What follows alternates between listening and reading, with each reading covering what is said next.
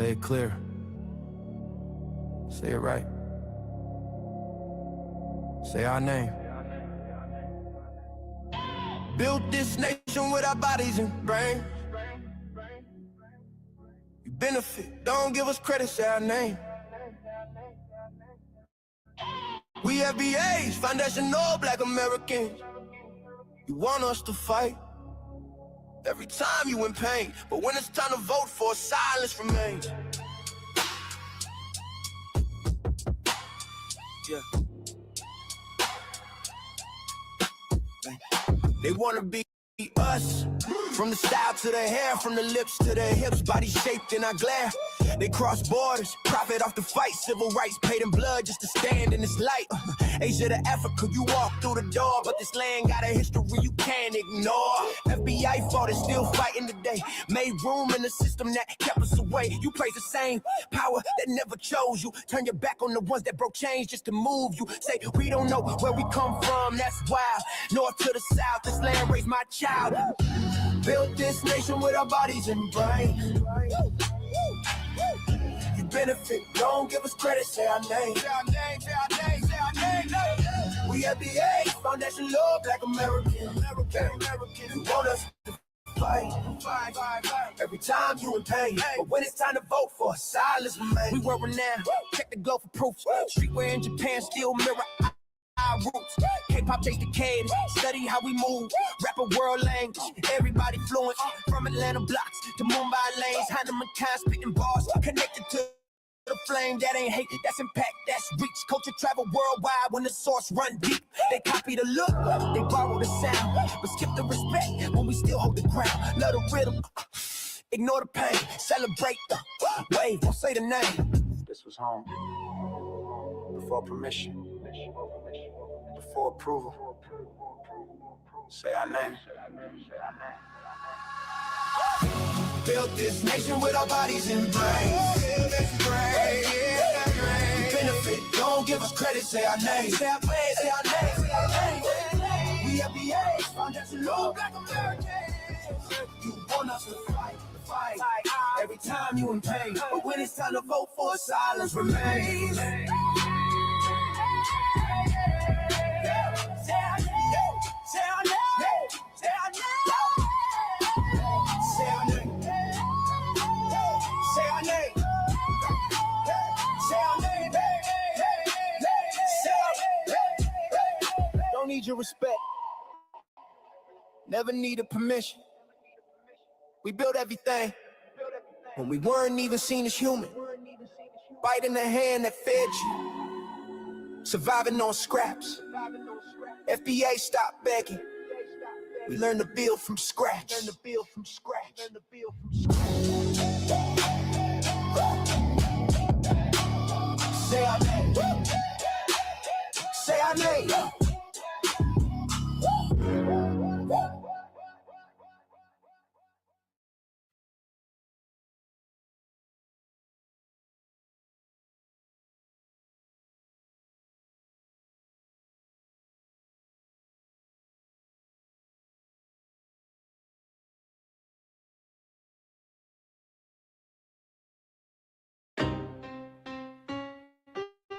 Y'all don't hear this. Pull up a seat and motherfucking listen.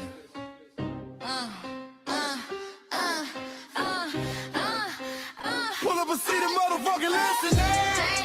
Pack your bag, time to go home. Talking crazy on our soil where our blood and bones grown. This our grind, we outside on it. While y'all fools on the outside looking, y'all show no respect to Black America, so leave. Hey. Y'all don't get it, so it's time to go home. Get the hell up out of America, take your digits, make it just fly on. Y'all don't get it, so it's time to go home. Get the hell up out of America, take your digits, make it just fly on. You landed on the tarmac, fresh off the boat. Talking about y'all building nothing, man, you choking on the note. My ancestors the reason that this country even breathes. Picked the cotton, built the White House, planted the seed.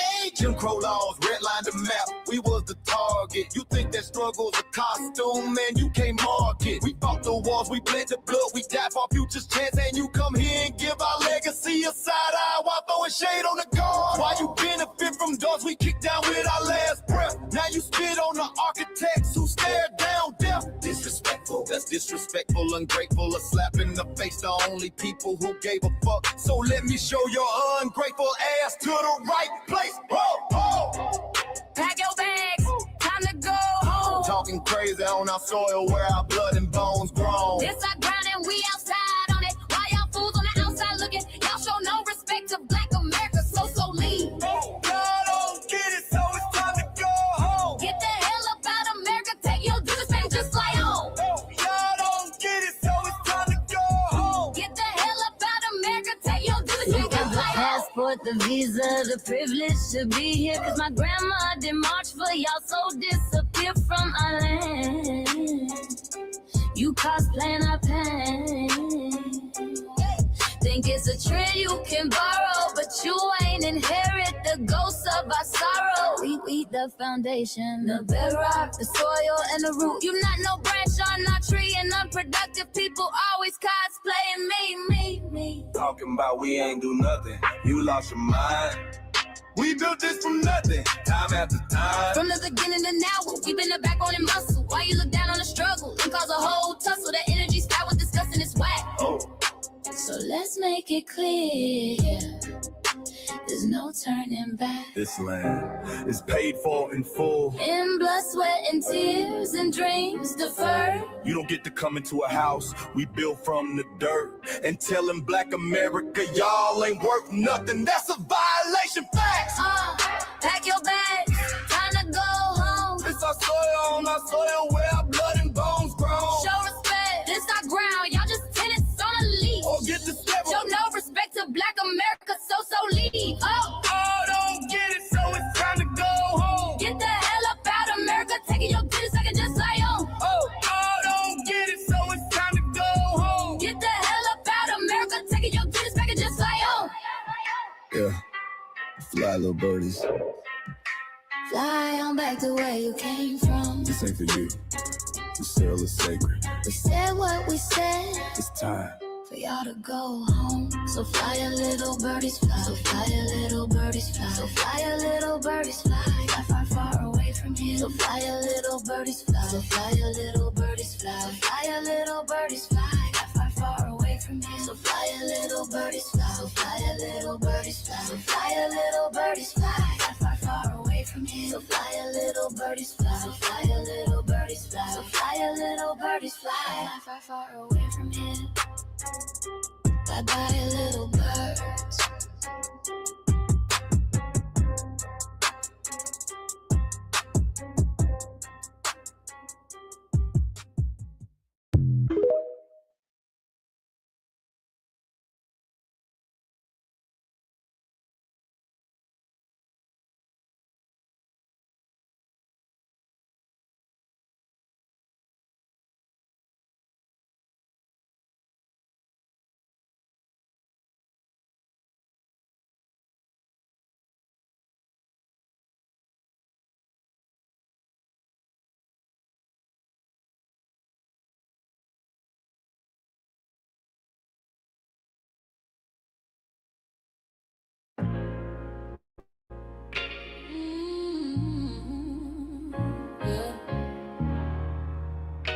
They thought we forgot, but we never forget.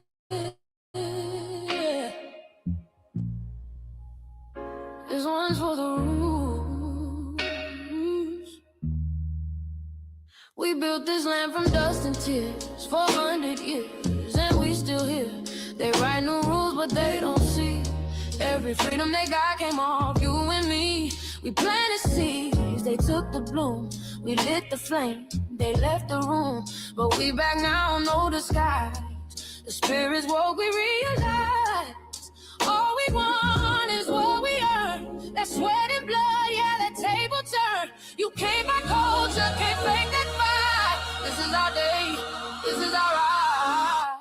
We LBA. Say it loud, say it strong. We the heartbeat that's been here all along. Foundation of Black Americans, stand tall. We ain't begging for nothing, we built that all. Born from pain and grace, you can see the truth written in our face. We the soul, the sound, to fight the flame. Foundational Black Americans say our name. They love our rhythm, but they dodge our blues. Use our voice when it fits their news. They take our sound, but not our scars. We the backbone, we the stars. Now the veil is gone, the mask is clear. We see the game, we know it's here. No more silence, no more lies. We lift that flag and watch it rise. Rise up, rise up. We the ones that made this nation breathe. Our veins are power, our roots are trees. We know world it's rhythm and grace, and now we reclaiming our rightful place. Can't copy courage, can't steal pain. You can't inherit soul by changing names. Our story ain't done, it's the revival. We guard the gate, it's about survival. We FBA, say it proud, say it loud. The world dances on what we vow. Foundational Black Americans, still we stand, still we fight, still we demand. Every block, every song, we've been right here all along. The soul of a people strong and free. Foundational Black Americans.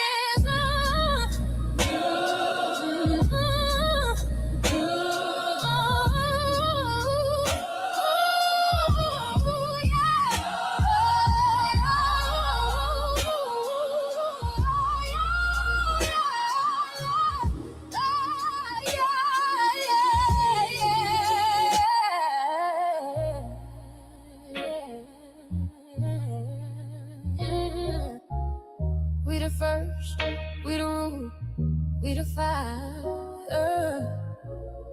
Still rising, still here. Foundational Black American.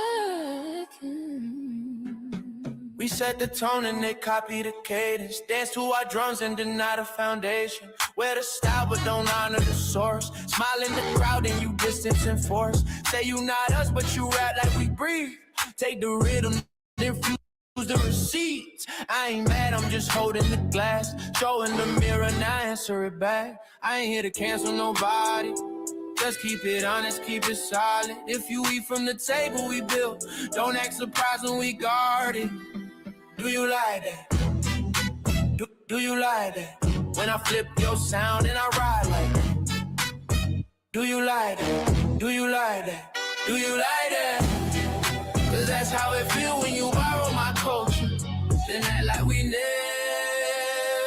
never matter. Hip-hop.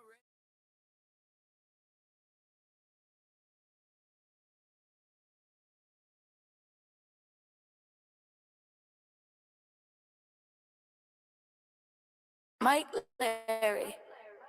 Now this shit here, it's what I see it is. We're not fighting your battles.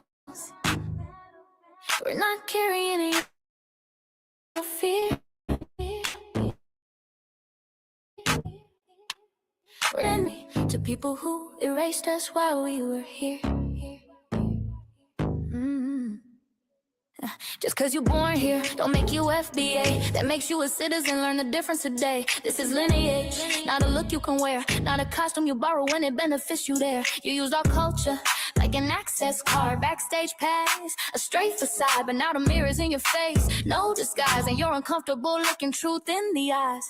We didn't leave our land to beg for a chance. We stayed, we fought, we took every advance. That's the separation, that's the line you cross. We paid the price, you learned the cost. You waving your flag on our soil, but fighting not to go back home.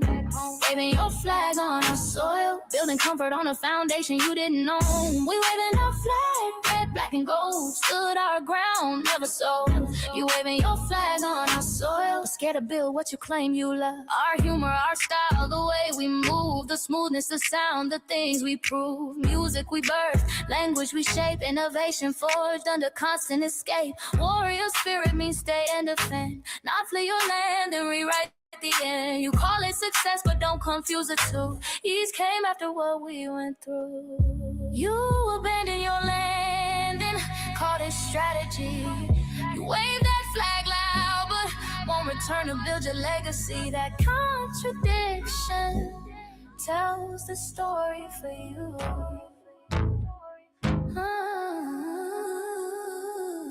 You waving your flag on the soil, or fighting not to go back home. We waving ours where we were forged, every inch earned, every brick known. We can't be deported, and that truth changes everything. We can't be deported, and that truth changes everything. We know who we are, and now we see who you are too. Just because y'all born here doesn't make you FBA at all. It makes you an American citizen.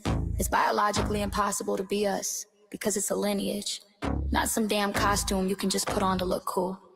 You immigrants and immigrant Americans has used our culture as an access card, a backstage pass to our culture. Now y'all have to look in the mirror. Our sense of humor, the aesthetics, mannerisms, the style of dress, the smoothness, the creativity, our genres of music, innovativeness, our slang, our warrior spirit by staying on our homeland and fighting and not fleeing to somebody else's land to beg for a better life and shit on the very people who fought to have us there. That's who we are. And we know who the hell y'all are waving your flag on our soil and fighting to make sure y'all don't go back.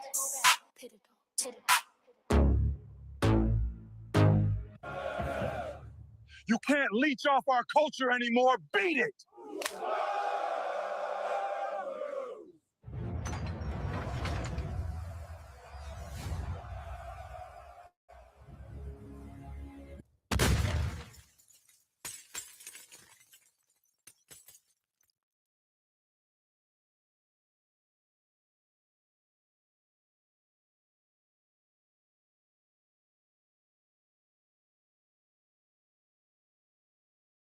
Like Larry, man, you did it again. We really making history. Let's go. Do you like that? Do you like that? Flip your sound, how you like that? Do you like that? Do you like that? Say it loud, don't walk it back. Do you like that? Do you like that? You grew up mimicking us, now y'all switch it up. Turn the carbon copy, y'all ain't black, what the fuck? It's funny y'all connecting to our culture like it's Wi-Fi. Wi-Fi.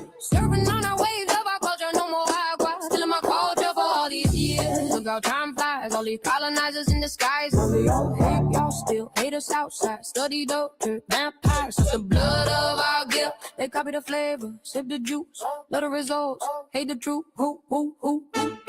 Do you like that? Do you like that? Do you like that? Flip your sound. How you like that? Do you like that? Democratic shields, talking points, the road they fill. Fish and chips, agent on the mic, judging FBAs, but ain't you half white?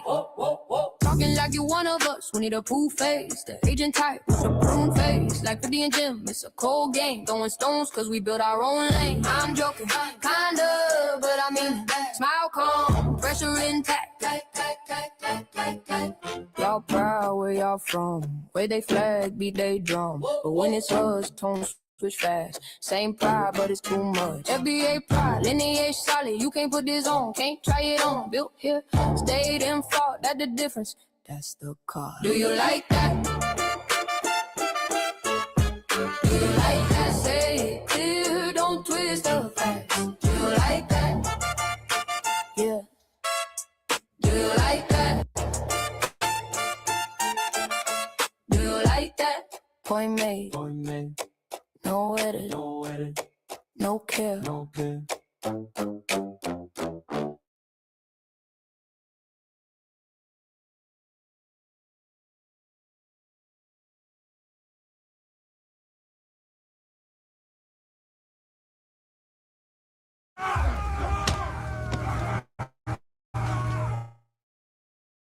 You know, Erasing history is something that you have to do when it comes to conquest, domination, and destroying a people. If people knew who they were, and what they were capable of in the past, they will understand they have a possibility or a likelihood of doing in the future.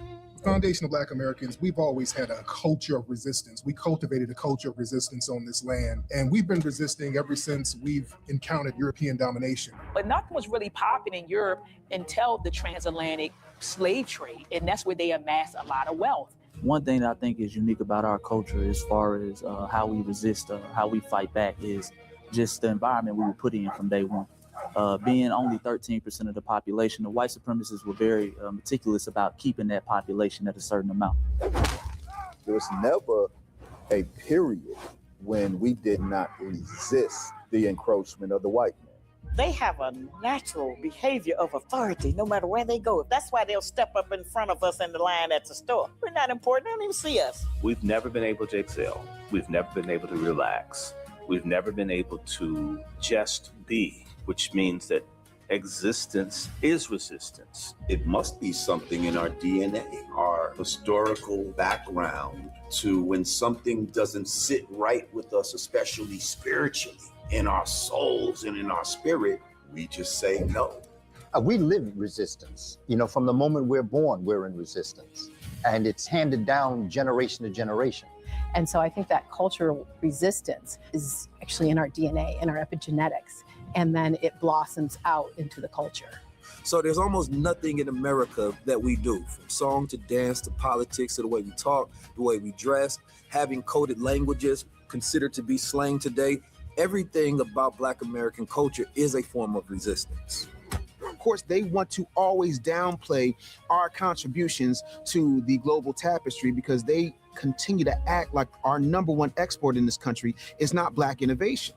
Everyone understands that our resistance has been the cornerstone of what foundational Black Americans have always done. We are the life that breathes everything into this nation. The further back you go, the further Black you go. It's just simple like that, brother.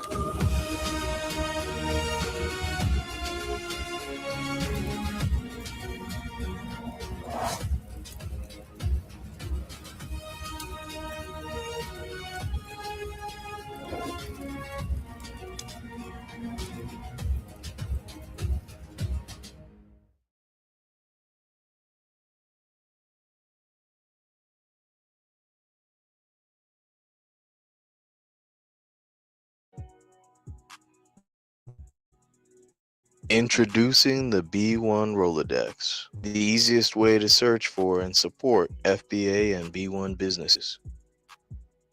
Hundreds of entries from the Black grassroots for the Black grassroots.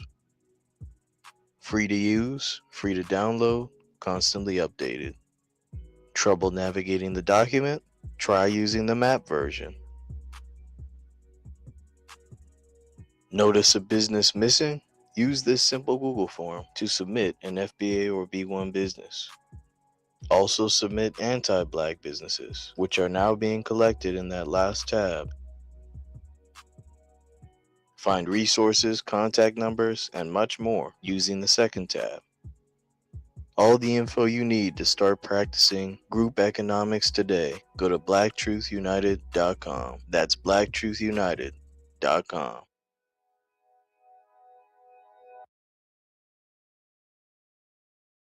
Greetings, Black family. Greetings, and thank y'all for tuning in to another episode of the Frontline Black News. We've been on a marathon this evening. And on this season 6, episode 29, part 3, part Trey of the Frontline Black News, part 1 of the Frontline Black News, we'll be discussing several topics on this continuation of part 1 of the Frontline Black News. The part 3, continuation of part 3, part 1 of the Frontline Black News. We'll be discussing several topics. The first one is the very unfortunate news. Our brother KARMELO Anthony was found guilty. But before that, we're going to give you the dark history of the FIFA World Cup. Another Lego video, y'all. Then we got KARMELO Anthony found guilty of murder and the death of Austin Metcalf. Boo. Boo. A clear injustice was done.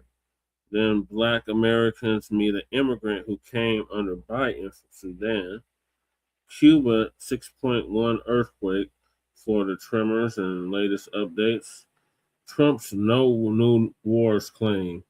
Fact check and analysis. SpaceX IPO could make the musty man, otherwise known as Elon Musk, a trillionaire at your expense, and massive wealth transfer. Then we got Eric Gardner, the battle for Los Angeles. Pratt out as Bass and Raman to face off in November. Then our unhoused neighbor news, our illegal migrant news, and our local Denver/Aurora news. And we are based out of East Denver, North Aurora, Colorado. We get the news from our frontline and Black First perspective. We are signal boosters of the new Blacc Media and also a part of the new Blacc Media. We have been around for 6 seasons now and counting. And we have several platforms that are part of the Frontline campaign. Frontline Black News is the first one, which we started back in 2020, 2021. And Shabaka's Black Experience Enhanced is based off the 50th anniversary of the founding of the original Black Panther Party for Self-Defense. We started on Blog Talk Radio back in 2016 and have been around for 11 seasons now. Shabaka's Black Experience Enhanced covers the Black experience from the beginning of time until 10 minutes ago. It is also a part of the Frontline campaign and has recently, within the last 2 years, moved from Blog Talk Radio to StreamYard. Remember, family, hit that like, share, and subscribe button. And join us. We just did an episode on Shabaka's Black Experience Enhanced previous to this, where we were discussing the Atlanta child murder. So make sure y'all check that out. And please join us on StreamYard, YouTube, Frontline Black News. The links to all of our channels are in the description, including Frontline Black News, Frontline Black News 2, our backup channel. Make sure y'all sub to that for real, just in case they try to take Frontline Black News down again. Then we got my main page, or my personal page, Jesse Paris, aka Chain Criminal. Make sure y'all subscribe to that as well. So I'll be abreast to all the city council meetings here in Denver and Aurora and what's happening in regards to Denver politics and regarding Black people and community events and the Sunday morning food bank, which I've been doing for the past 10 years. And then we got Lady Chase backup channel, Seduction Doll. Make sure y'all sub to her channel as well, so she can start going live on that channel. Seduction Doll 5991. And then we got her main channel, the RBA, the Revolutionary Agenda. And make sure y'all check out the episode she did this morning on the RBA. In her previous episodes, she's been covering them data centers extensively. So check her out. Let's help get her to 100 subscribers tonight. Then we got Shabaka's YouTube channel, Janet1. Make sure y'all sub to Shabaka's channel so he can start going live again on YouTube. He needs about 10 more subscribers. So let's try to make it happen tonight, Black family. Then we got our cousin, our Lokester out the Bay Area, Jay Militant. Make sure y'all sub to his channel as well. We're like pretty much neck and neck with him right now. Salute to our cousin. Then we got our brother Kookeezy out the Mile High by way of the Bell side, the Bellows, Montbello. He's a dope MC and rap artist out of Denver, Colorado. And he also came up with the FBA Culture Reports. So make sure y'all check him out. Let's get him to like 500 subscribers. Then we got our brother Breeze Omega, my brother from another mother, who's also an MC and a content creator. Check him out. He is out of VA, Virginia, by way of Hempstead, Long Island. Then we got our brother Church of Black Power out of Watts, California, who's now in Houston, Texas. Make sure y'all subscribe to him as well. He does similar content to what we do over here, and he shows us love, so we show him love back. Then we got our brother Toy and Rain Reloaded, who is out of the DMV area and has been around for a decade plus now. And shout out to Professor Black Truth. He shouted him out on one of his hiatuses. So salute to that. Check him out. He showed us love, so we show him love back as well. Then we got our brother Black Alpha Network, our brother Afro Elite, and last but not least, our brother Black Truth United. Make sure y'all check him out. He came up with the B1 Rolodex as well, which is a modern day green book for FBA and B1 businesses alike. Then we got the merch from Church. Make sure y'all check that out. The Freedman Reparations Party merch. The website is in the description. Then we got Council the Congressional Black Caucus and create a foundational Black American Caucus. The link to that is also in the description, and that's long overdue, Black family. Then we got the Anti-Reparations Fund that the Supreme Court just shot down. Were you to target of politically motivated actions by the Biden DOJ? Yes. Was the Biden DOJ weaponized against you? Yes. If this is true for you as well, hit the link for that. It's in the description. Well, you could have hit the link for that, but the Supreme Court shot that down. Then we got Sister Brooks' call to action from the U.S. Freedmen Party. Is it the party or commission? Is it the Freedmen's Party? Something. Anyway, submit those letters. Sister Brooks' call to action. The link to that is also in the description. There's about 4 days left of that. Then we got the reparations for the descendants of the Freedmen's Project. Yeah, make sure I support the Freedmen's Project. And then we got the reparations for the descendants of American Slaves Act. That link is also in the description.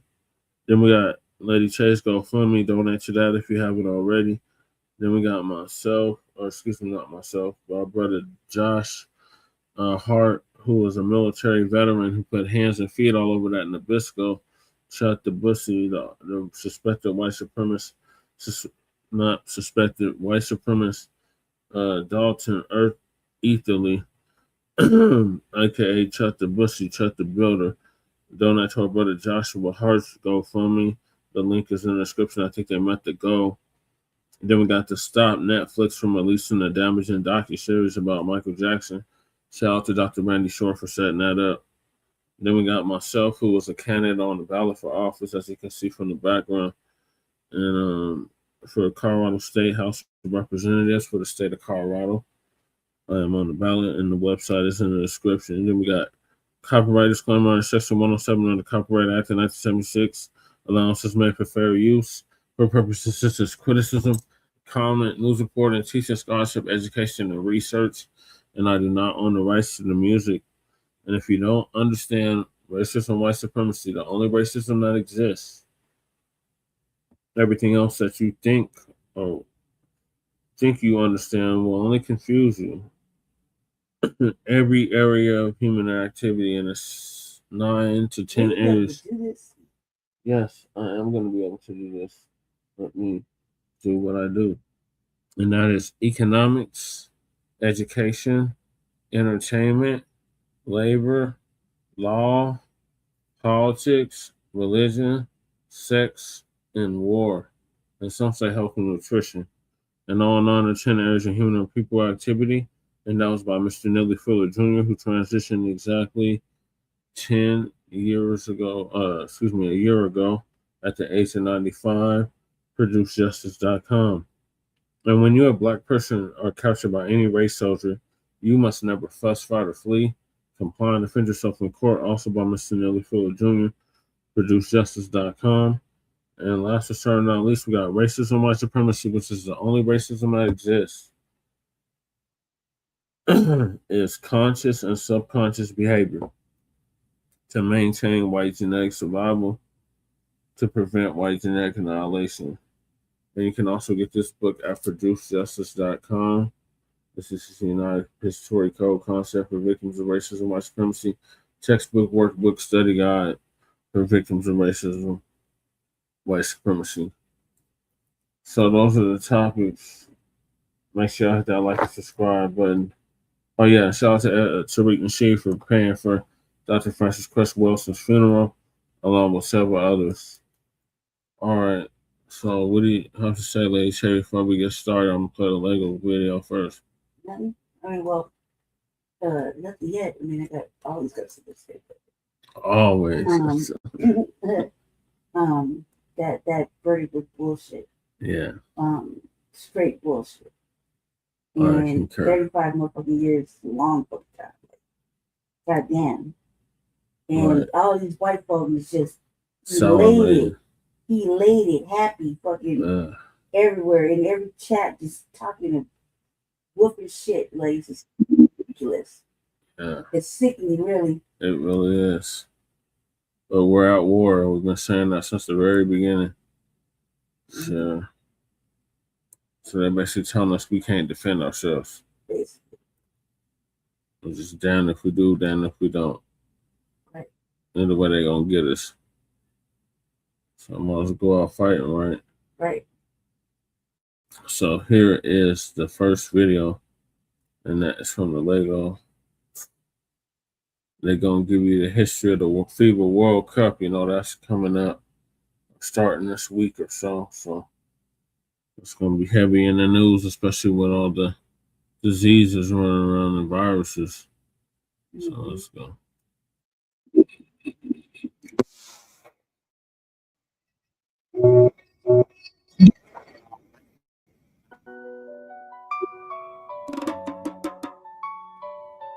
They sold you a celebration.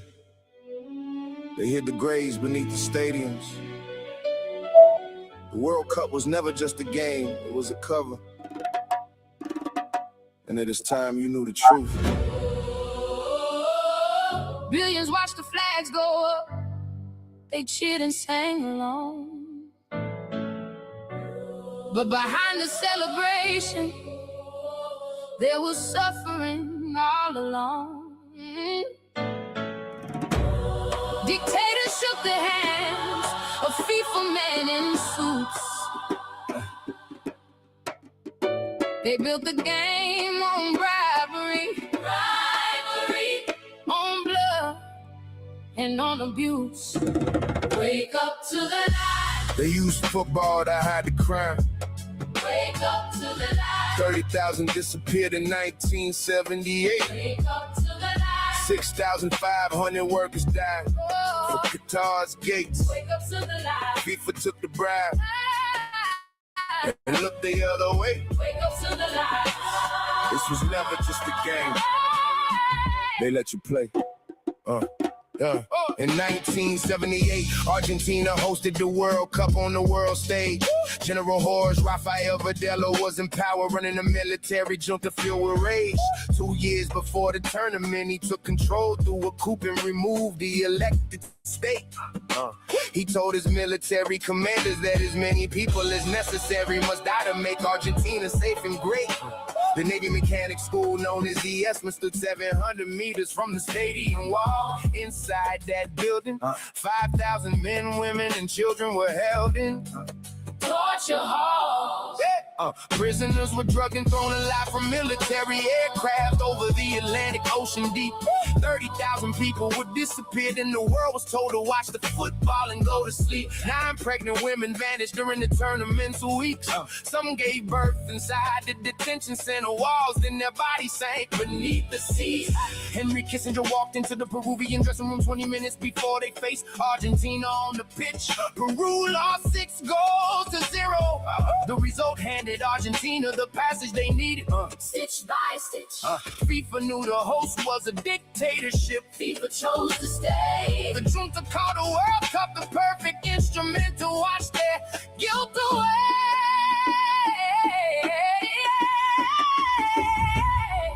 Billions watched the flags go up. They cheered and sang along. But behind the celebration, there was suffering all along. Dictators shook the heads of FIFA men in suits. They built the game on bribery, on blood and on abuse. Wake up to the light. They used football to hide the crime.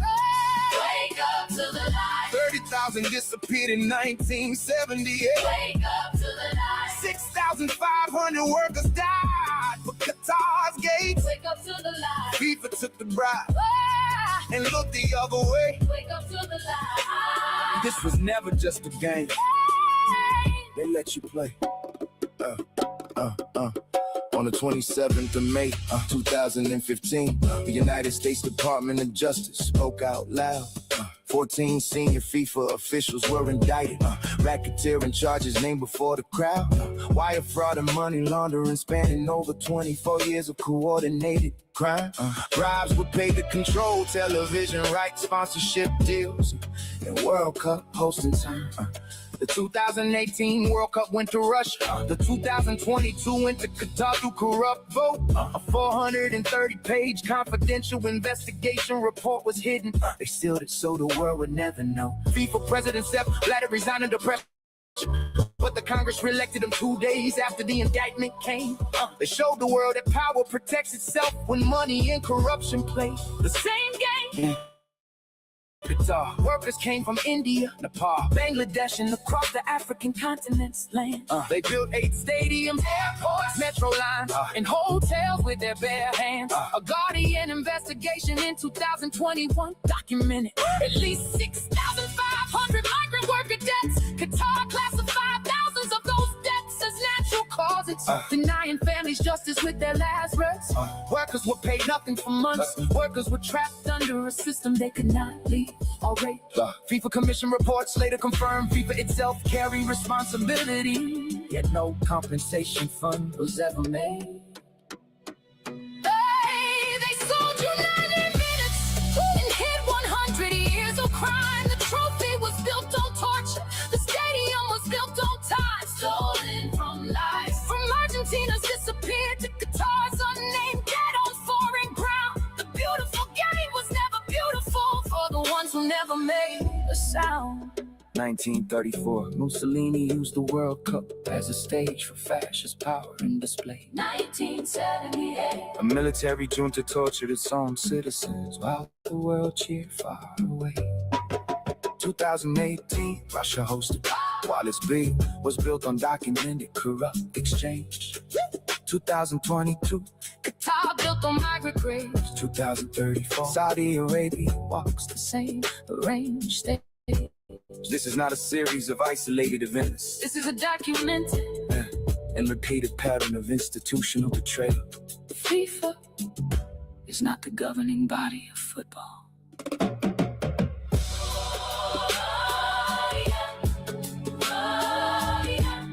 They lied to you. The dark history of world. Cup will shock you.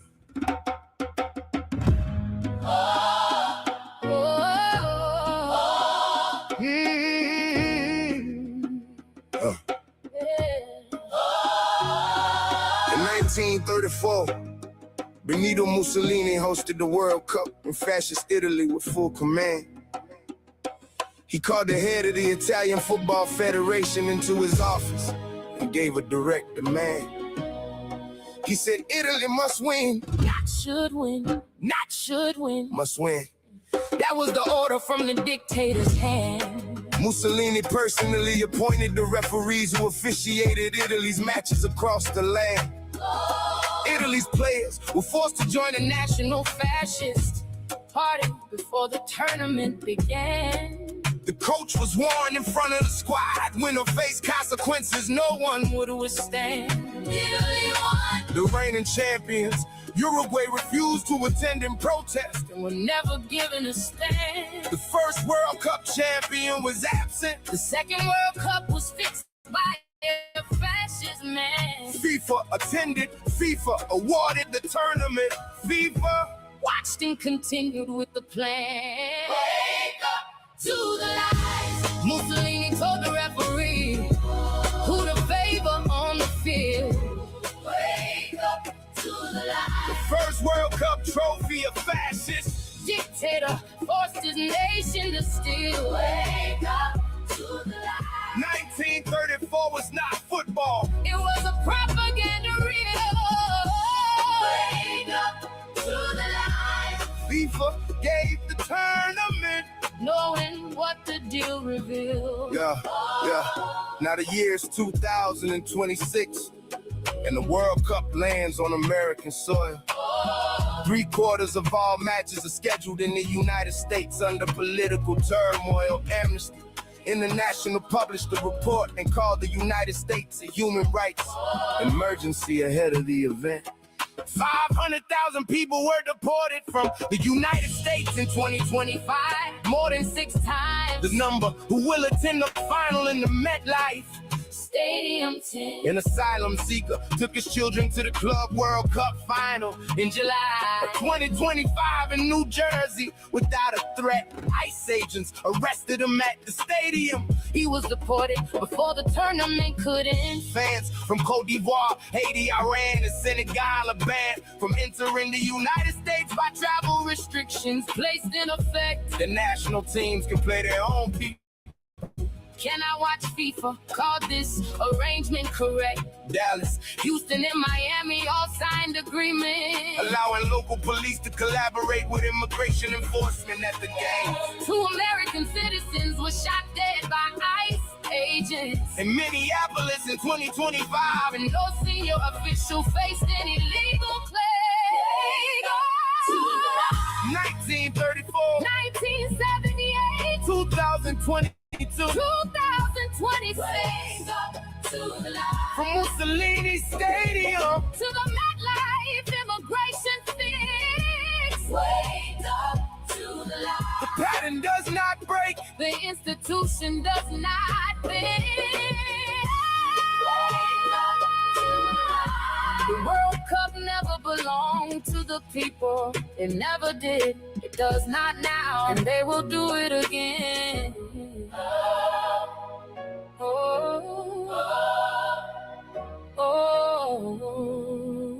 And they will do it again.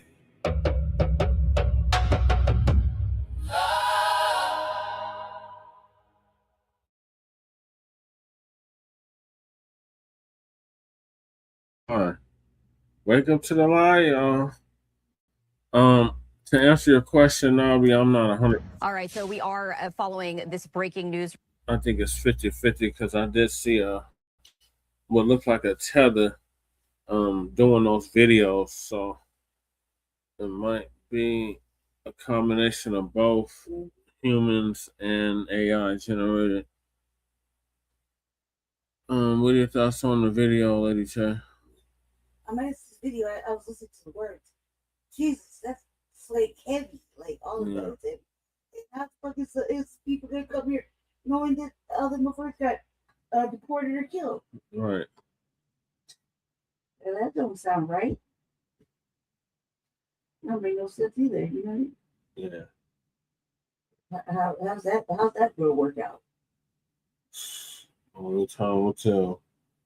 All right, so moving along, I enjoyed the video.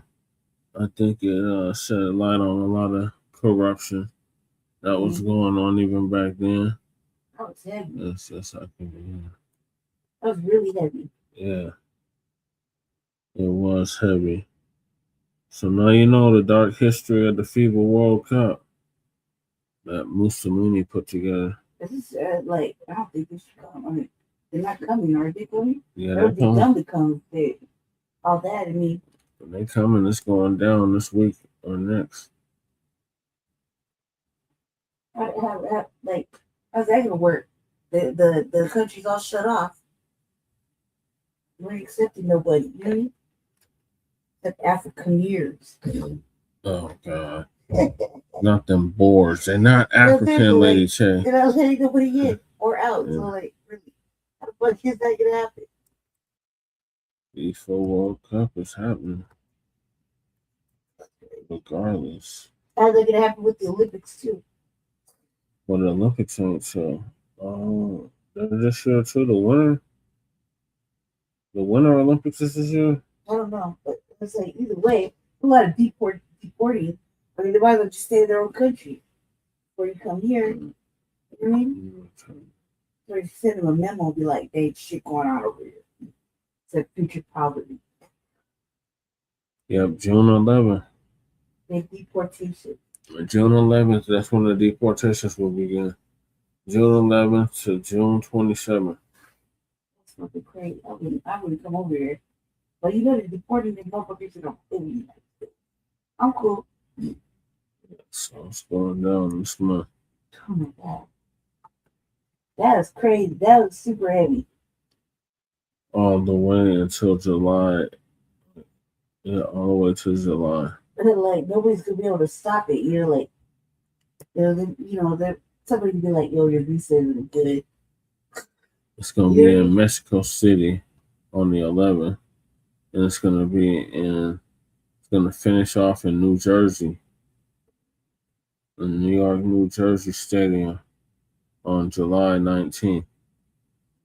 16 host cities: Atlanta, Boston, Dallas, Houston, Kansas City, Los Angeles, Miami, New York, New Jersey, Philadelphia, San Francisco Bay Area, and Seattle. Okay. Of course. And then we got Guadalajara. I think that's how you say that. Mexico City and Monterrey in Mexico, and then Toronto and Vancouver in Canada. Or is it Canada? No, it's Canada. That's how you say it. Yeah, it's an indigenous name. They did a whole Lego video on that. The defending champions are Argentina, who won the 2022 tournament in Qatar. Oh yeah, I remember that. Yeah, I watched a little bit of that. Yeah, following an iconic final against France. Yeah, I do remember that. Yeah, they were playing France.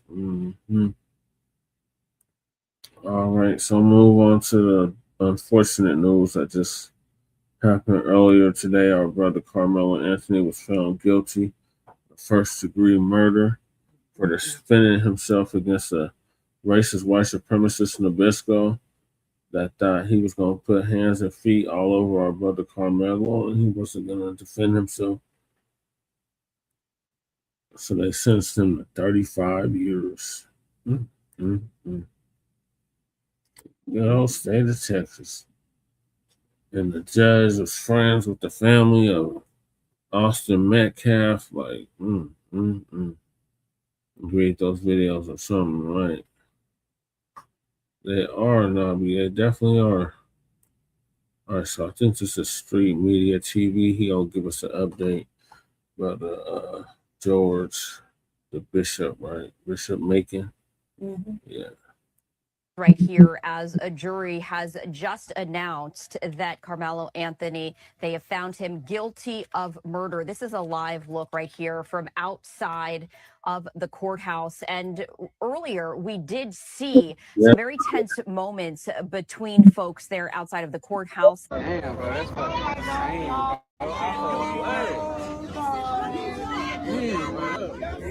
Oh, he's guilty. Guilty of murder. Just like that. What do we want? Y'all guilty.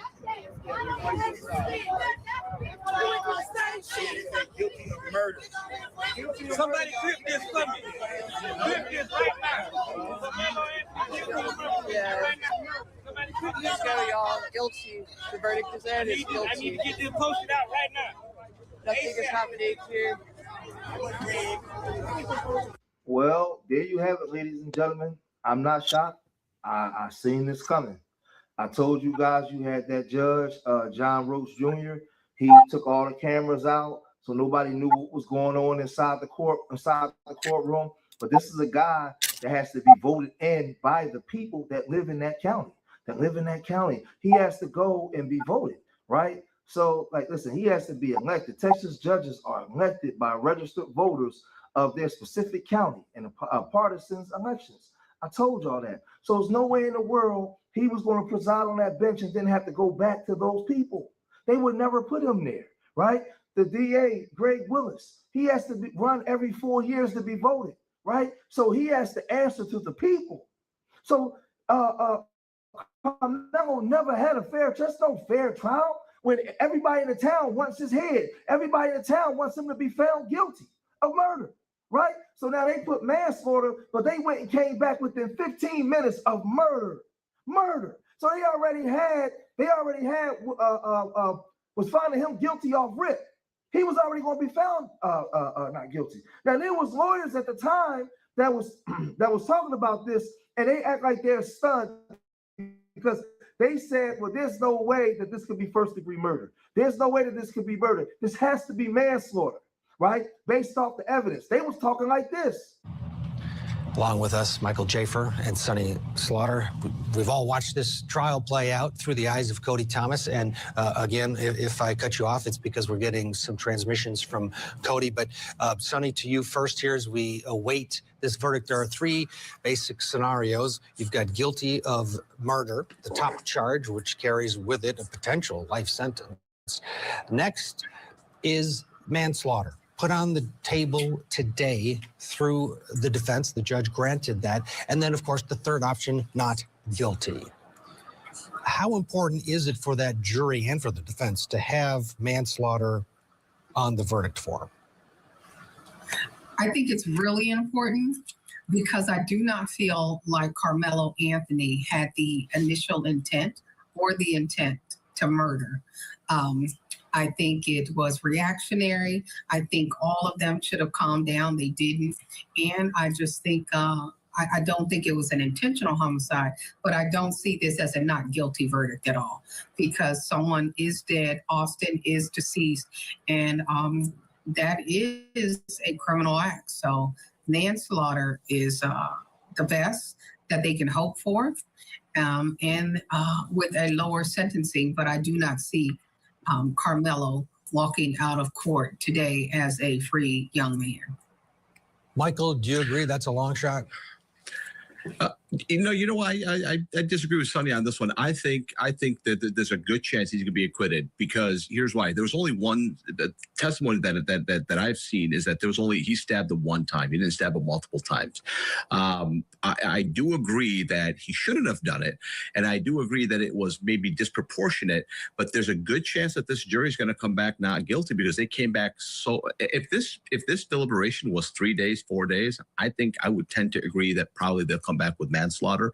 But coming back in 3 hours, man, I can't imagine them coming back in 3 hours and finding him guilty. I feel like they're going to come back and find him not guilty. It's just I question the 3 hours. I just question that. So I think there's a good chance of that. But look, could it be that they came back in 3 hours with manslaughter and manslaughter was got to cut you off. They are back on the record, according to our Cody Thomas inside the courtroom. The jury is heading into the courtroom. Carmelo is looking very serious, but expressionless. Now, as a content creator, I've seen black lawyers online just really, really wanting Carmelo to go to jail. I see so many W folks want Carmelo to go to jail. They're united in the united front of putting this boy away for the rest of his life. But I see black people. I was on a panel yesterday with this black guy. He was just talking so bad. Your regular sellouts and Sambos, they want this. Remember, this kid doesn't have a police record. He come from an intact home. So y'all say that y'all don't like the so-called YNs, right? But now this boy ain't even a YN. It don't matter. You could be perfect. You come from a great home. You got black people that want to see this boy go to jail for the rest of his life because they want close proximity to whiteness. This is the sad. This is you know what it is though. And I always tell you guys, man, just take the emotion away because you can actually see how this thing play out. You could just see it play out, right? So now these people, they were talking about the case, but then the guy cut right in the middle because remember the defense rested yesterday. And they came right back today, deliberated and guilty. So he was already guilty. Or we do know what comes next. Guilty of murder. This is Cody Thomas. The verdict is guilty. Guilty of murder, the top charge against Carmelo. Wow. Anthony. Wow. So, wow. Wow. Yeah, wow. Indeed. We'll watch the crowd outside. They will start to get this information momentarily. And if we could keep that camera up on the outside there, because it'll just be a matter of seconds before this crowd reacts. Wow. There's a live look outside the courthouse as people have gathered. Again, if you're just joining us, Carmelo Anthony has been found guilty of murder, the top charge in this case, after just 3 hours of deliberation. Sonny, but besides wow, which a lot of us are feeling, thoughts? I was not expecting the top charge. I really was thinking that they would see manslaughter, still guilty, but manslaughter, different sentencing, but guilty of murder. So, that's heavy. Wow. And I hope everyone just does not seem like everyone's going to be calm. It seems like we're going to have a problem there. Wow. This is dumb. You can see the. This is dumb. Yeah. What is dumb, Michael? Yeah.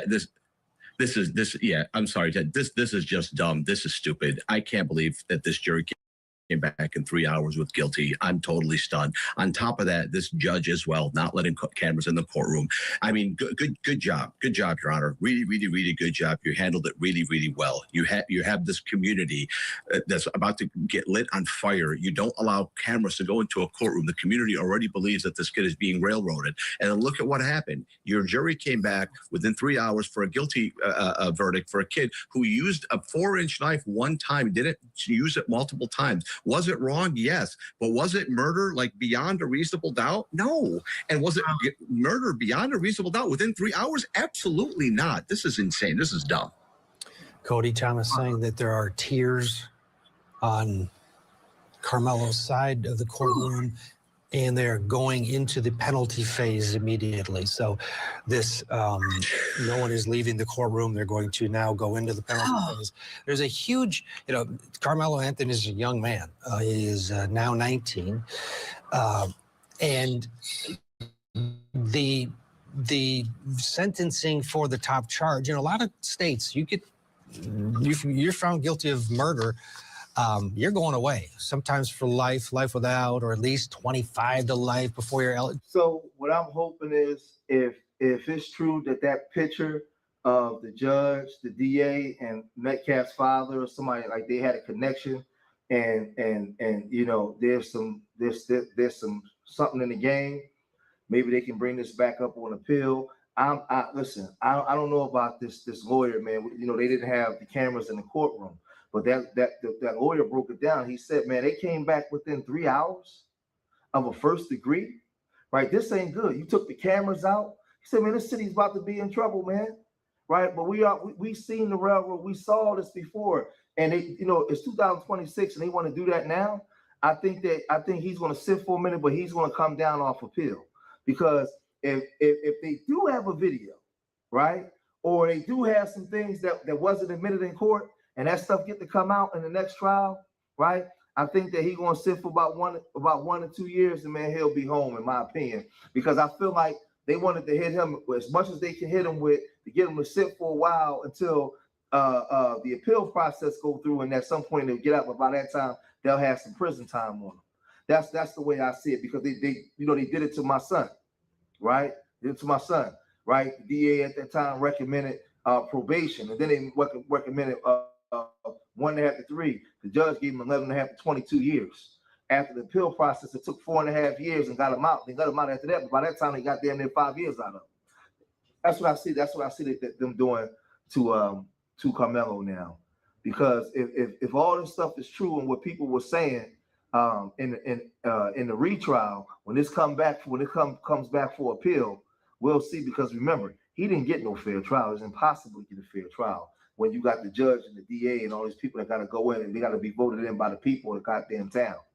But y'all, let me know what y'all think, man. If you made it this far in the video, hit that like button, subscribe to Street Media TV, leave your comments in the comment section. And remember, I love y'all. Till the next time. Peace.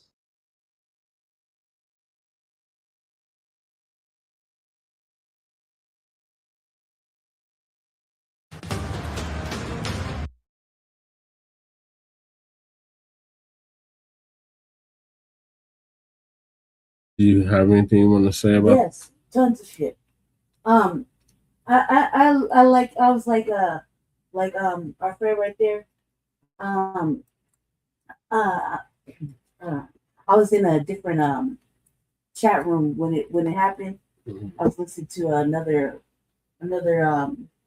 podcaster that once in a while I frequent. You know what I mean? Kind of like a coon, but just kind of want to see what he was on because he was live streaming it and he said that Vertigo came in or whatever. So I would have jumped on that, right? I'm listening to it. As I'm reading the chat, there's nothing but motherfucking white folk in there just talking the most shit, just saying the ugliest shit. And he just kind of like triggered me, to trigger my black nationalism like all day. So I was in there just talking shit, they were on some white supremacy shit, talking about, their blood was pure. I was like, motherfucking blood is fucking polluted. They're like, I love being white. I was like, I love being black, bitch. Things like that. I was just going in. I was fucking like, just super fed up. Then when they said that he was guilty, I was like, man, what the fuck? This is like the shortest motherfucking trial ever. You know what I mean? In my opinion.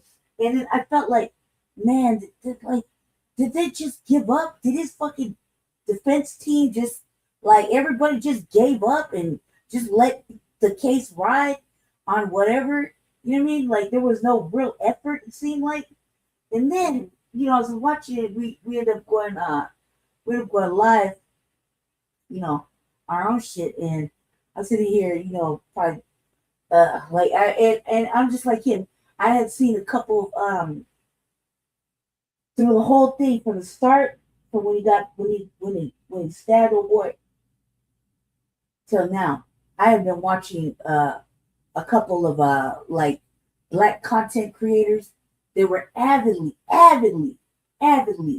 against Carmelo Anthony, and just off of basis of being black, they were not having it. They were on some other fucking I don't know how to explain, Officer Tatum type energy. Like some real they're like maybe they forgot they were black. You know what I mean? That they were just on some old white shit, and it's not about race. It's about what he did. I'm like, no, it's clearly about race. Clearly about race. You know what I mean? Even if it wasn't at that moment, it sure was after that, And I was like watching these motherfuckers just talk shit, talk about our culture, how we just be blaming and all this extra shit, right? And I was just so fucking disgusted. I was like, I can't believe y'all motherfuckers. We gotta leave you fuckers alone. Like you're on the list of motherfuckers to leave behind. You know what I mean? I'm like, word of the day for me is race trader, right? Race trading coons. That's been my thing all motherfucking day, right? So then they say he's guilty, and then it was like maybe an hour or two later, they say guilty, and they gave him 35 fucking years. Yeah. 35 fucking years. He's just a little boy. He's just like 19 years old.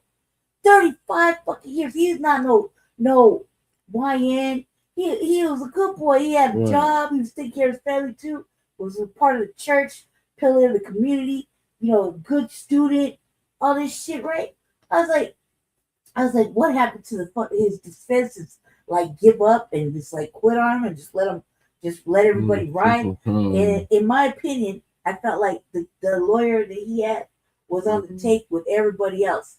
It was like, I'm white and I say so type shit. And I was like, well, what, man, what did they expect? It's only gonna take one or two more of these before we, turn all the way the fuck up. Right.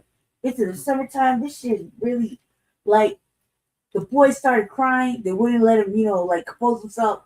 They hustled him off, talking about he's property now, of the prisoners. That's it. You know what I mean? Mother, whatever, tears. Nobody was really it didn't seem like there was really a defense for, they call him, a defense for him. Yeah. No witnesses for him. Nobody speak for him. The lawyer didn't fight for him. Right. You know what I mean? He could have fought for him, in the regards to a juror. Right. It was at least of his peer. Not out of 600 fucking jurors, not one fucking black person, not even a half breed, like a mulatto, high yellow, a red bone, fucking no black person, not a smidge of black, like nothing. So you just had a whole white folk. Everybody in there except for him is white and his mama is white. You know, everybody's outside tripping, and then they want to be like, well, you know, the family got to do their impact shit, right? 35 fucking years, 35 years. Like, you couldn't, that's not even reasonable time. That's not even reasonable time for somebody that instigated the fight. The white boy instigated the fight.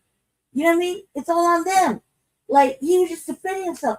So you basically, a young, what I was going off about was they hate us. They fucking hate us.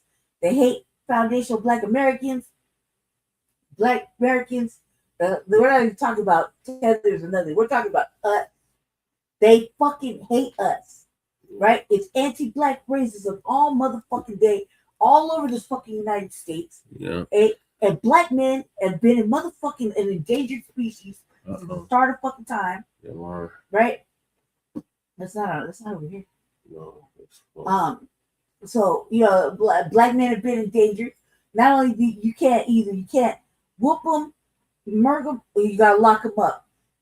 He had a promising future more than the degenerate fucking twins did. Okay, he had a fucking prominent future. He could have did something. He could have did something.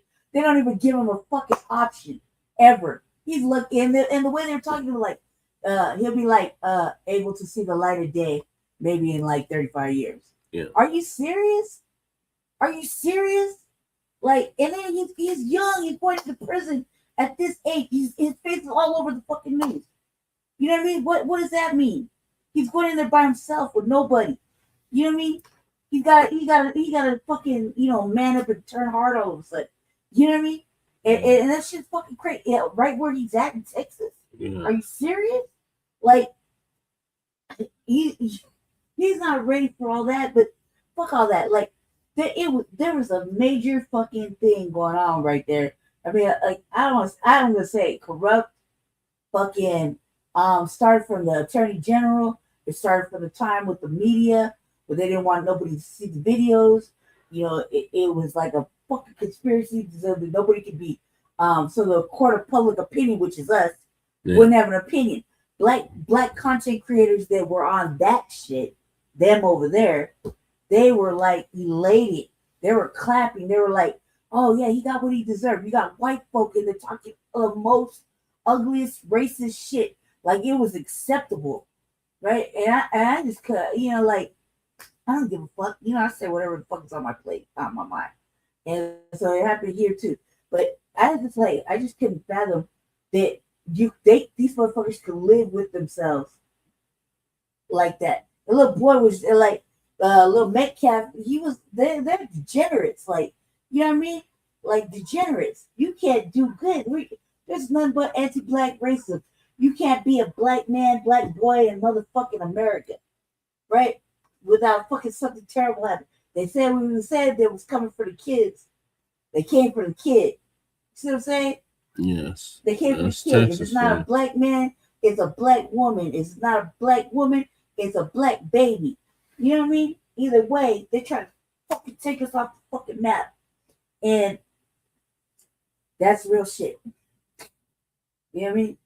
That's real shit. Like, I just couldn't fathom. That's what they gave him, girl. I couldn't fathom. And like, you know how you heard the people, the dude was like, "This is dumb." I said that too. I was like, "This is fucking dumb." I was like, "This is ridiculous. Who said this was okay?"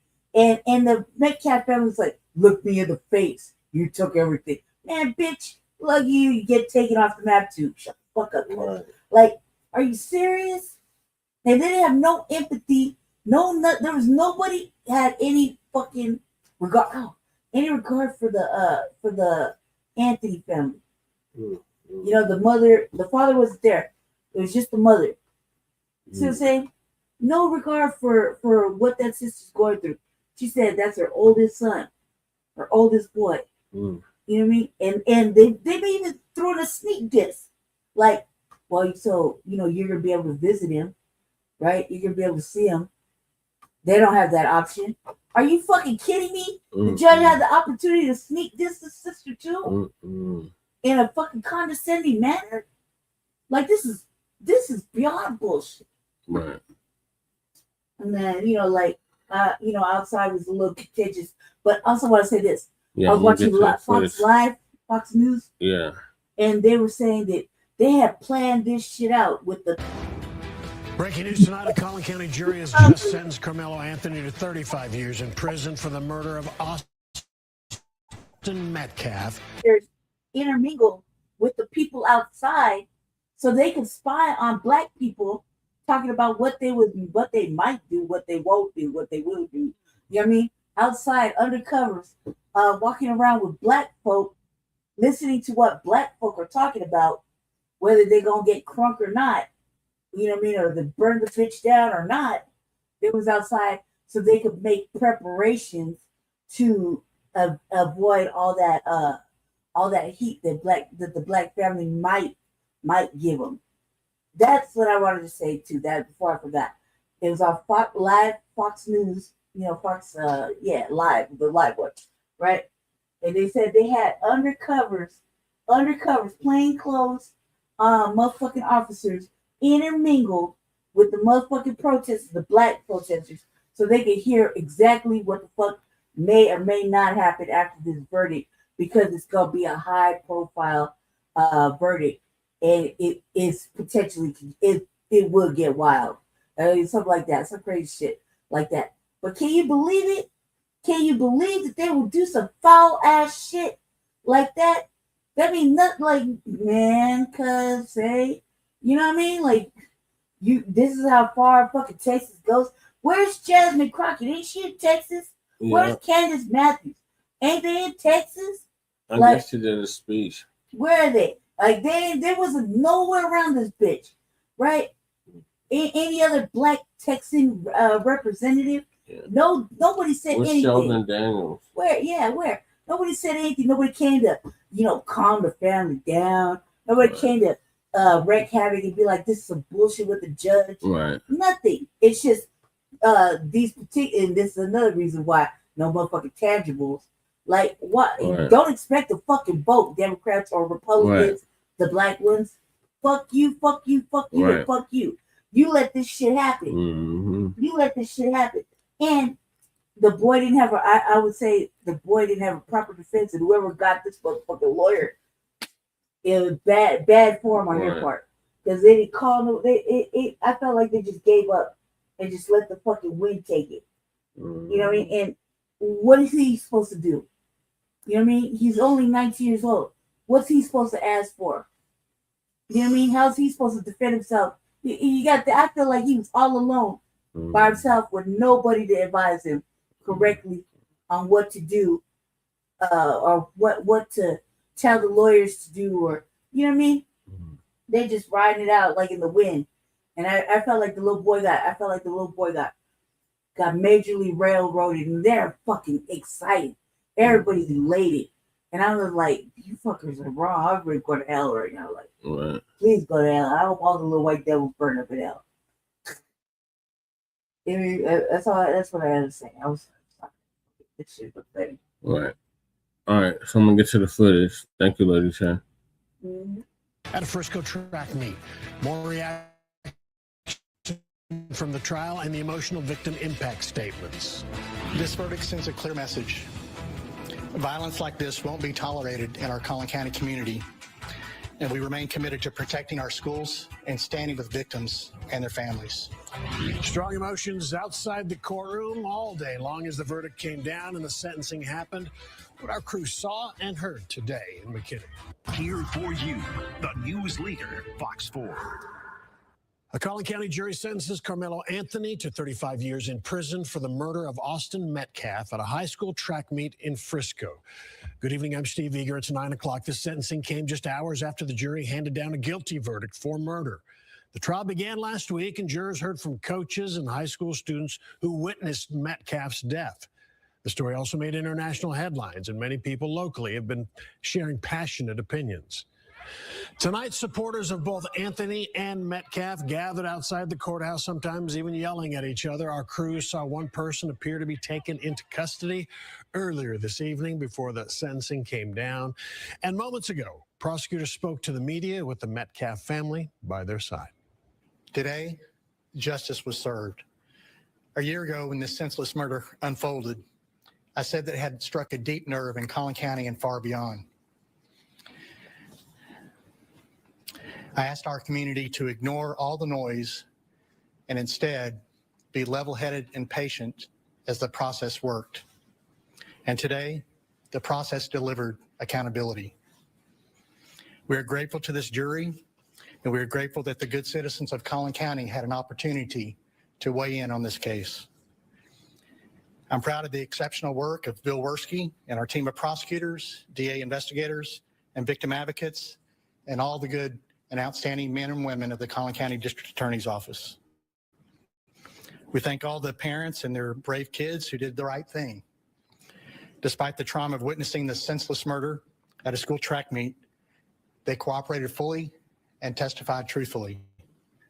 Their courage was essential to securing justice in this case.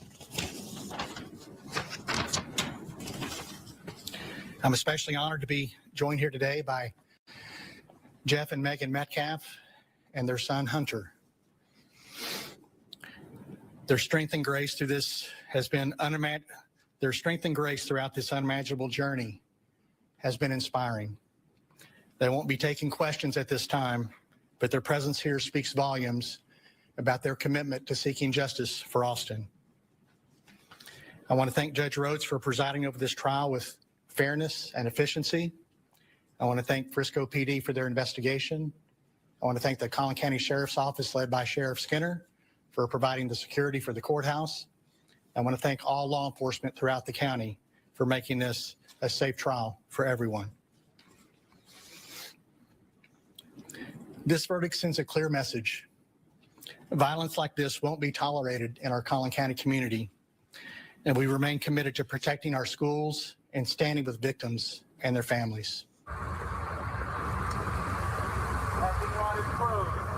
That's Collin County District Attorney we just heard from. Fox 4's Amelia Jones has been outside the courthouse all afternoon and evening, sometimes tense, sometimes quiet. Amelia, what have you been seeing overall? Hi there, Steve. Well, let's start with when the jury actually got the case. So the jury started deliberations at 10:52 this morning and deliberated through lunch, returning a verdict just before 2 p.m. The jury spent a total of 3 hours deliberating and returned the verdict guilty of murder. I was outside the courthouse when that verdict was returned. You could hear some gasps from the large crowd that had gathered outside, some outcries, and some people simply stayed silent, just processing the information. The jury then headed right into the punishment phase of the trial. They heard from 19-year-old Carmelo Anthony's mom. She was the only one who took the stand in the punishment phase, and she pleaded with the jury for mercy. The jury spent a total of 2 hours and 20 minutes deliberating the sentence. The jury sentenced Carmelo Anthony to 35 years in prison with the eligibility for parole after half the time served, which would be about 17 and a half years, the age of Austin METCALF when he was killed. When the sentence came down, people swarmed in large groups, many live streaming reactions of others on their cell phones. Some were very upset, visibly crying and talking about it. Others told me they believe justice was served with that sentence. After the victim impact statements, Carmelo Anthony's family, including his parents, walked out of the courtroom and into their cars. A large group of people and media swarming them as they made their way to their vehicles. There were some very strong words of emotions exchanged. We saw Anthony's mom hold up a heart in the window as well.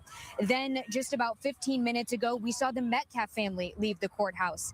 Emotions still running high from those who were here in the parking lot. Sheriff deputies helped them to their car. Now it's just media that's left as the Collin County Sheriff's Office is working to clear the parking lot. And again, media was allowed to stay here. A lot to digest as this very long day wraps up. For now, though, Steve, I will send it back to you. That's Amelia Jones reporting from McKinney. Amelia, thank you. So Fox 4's Lori Brown has been our only reporter inside the courtroom all day for the dramatic moments. She heard the emotional victim impact statements. Lori, we're counting on you to tell us how all of that was for you today and tonight. Steve, the emotion of this full trial really finally was able to be released in the victim impact statements as 4 of Austin Metcalf's family members finally released from a gag order, finally able to express themselves.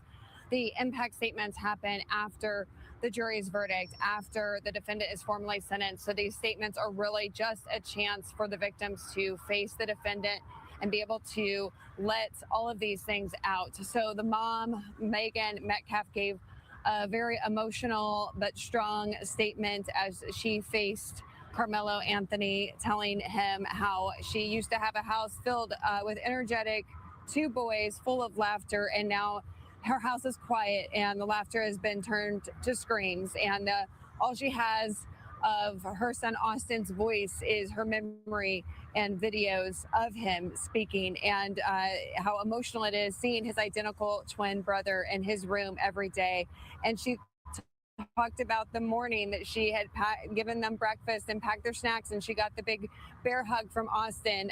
Certainly emotional moments in that courtroom as she told these things, and she made this statement: "You have been given a sentence of 35 years. You should feel lucky. I have been sentenced to a lifetime without my son." Next to take the stand was Austin Metcalf's father, Jeff. He had a video up playing photos of his son Austin over the years, many of them with his brother who was there in the courtroom also. And he talks about their faith helping them to get through this, but also he came to a shout telling Carmelo Anthony, "We were robbed," and to suffer such a loss is tragic, and how this whole ordeal has just taken a part of himself, and he is not the same person anymore. And he said that his son's death didn't just change who he is, but it destroyed the person who he used to be. And then it was very impactful as Hunter took the stand. We did not hear from him during the trial, as many were expecting, and he took a very respectful tone. The father of Austin Metcalf had really pointed out that he wanted Carmelo Anthony to look him in the eyes, and Hunter did the same thing, asking in a polite way that he would really appreciate it if he would look at him as he had his statements for him. And he said that you still have air while my brother is 6 feet under. But he went on to say that his brother's legacy will continue to live on. The family later appeared in that news conference that we showed you, but they chose not to take any questions tonight. Stephen, Heather. Understood. Lloyd Brown, Adam McKinney at the county courthouse. Thank you. Sean Rabb has been following a lot of this trial too. We're going to check in with him now for more. He's on our digital studio, spent most of the evening in there. Talk about what's next and you know, the verdict and the years and how he could get out in half those years and all the things that facing well, both these families tonight, I guess, Sean. Yeah, there's a whole lot. You know, we got in the studio here, I don't know, a little after 1, I guess. And so we've been here in the digital studio since before 2 o'clock today as this has played out and come to its conclusion. And there's a lot of emotions riding, as you can tell. People get engaged in this trial, Steve, and they don't want to disengage. Our Lori Brown didn't want to come out of the courtroom. Mm-hmm. You know, managers were trying to get her to be replaced this afternoon. She wanted to stay and see it through. We saw that from hundreds of people in the parking lot. People were coming to the parking lot of the Collin County courthouse. They couldn't get into the courthouse. Well, even going over the weeks of this trial since last week, 1 a.m, people are driving up, waiting to try to get in for, you know, 4 handfuls of seats that are available to the public. That's the kind of trial this has been, drawing people in. So what happens now? Well, first of all, Carmelo Anthony now goes into the Collin County Jail. There'll be a new mugshot of him, bookend photo tomorrow from the Collin County Sheriff's Department. He will be transferred to the Texas Department of Corrections, the prison system in Texas. He'll go to Huntsville for intake, and then he can be moved to any place in the state. He could stay in Huntsville. could be moved west, could be moved hundreds of miles from Dallas, Fort Worth. We won't know that until he is there, because the pickup and transfer is always secret, as you might imagine. Many bad actors, not talking about Anthony, but many bad actors would attempt to possibly have somebody, if you would, sabotage that trip and pull them out of those buses. So he won't be traveling by himself unless Collin County Sheriff's deputies take him. He'll be on the chain. They bring a bus from Huntsville. They'll make several stops along the way, and then they'll return down I-45 to Huntsville for his intake, and he'll be then sent to a prison farm to begin serving his sentence. While that's happening, his lawyers will begin the appeals process. Now, the court appointed, the court lawyers for the case itself, Mike Howard, Toby Shocc, they may bring in someone else for the appellate process or file some of those themselves. Remember, there was the concern about no Black jurors. The three who were qualified were summarily struck by the state. And tonight we're hearing from the Collin County NAACP saying it's an outrageous rendering tonight. The punishment is outrageous. They are upset that there are no Black jurors on this high-profile trial. They say certainly a life was taken and justice had to be handed out. They don't feel it deserved to be this. And so they're, again, pointing to the lack of representation, people of color, African Americans on that jury. That's going to be a theme that we're going to hear going forward. As for the family of Austin Metcalf, well, they have to try to continue with their lives. And that's not going to be easy. We heard their pain tonight. We've heard their pain from the day one in April of 2025. And we heard that pain again tonight. It is a searing pain that no parent should have to experience. No sibling should have to experience their twin taking their last breath in their arms. How do you get past that emotionally? How do you stop and begin again? And that's the challenge for this family, to try to keep their lives together and move forward as well. And so too for the Anthony family. Many people have said there are no winners tonight, but this is justice.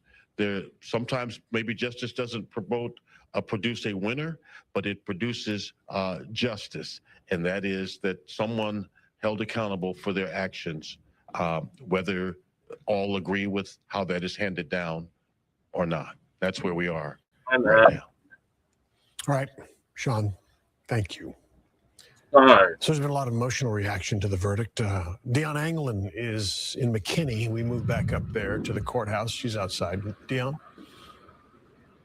Hi there, Steve. That's right. From daylight to darkness, the presence of supporters on both sides of this case have been here and remained until they were physically no longer able to. An order from the judge came less than an hour ago. The parking lot is closed as of 9 p.m. We have seen that taking place.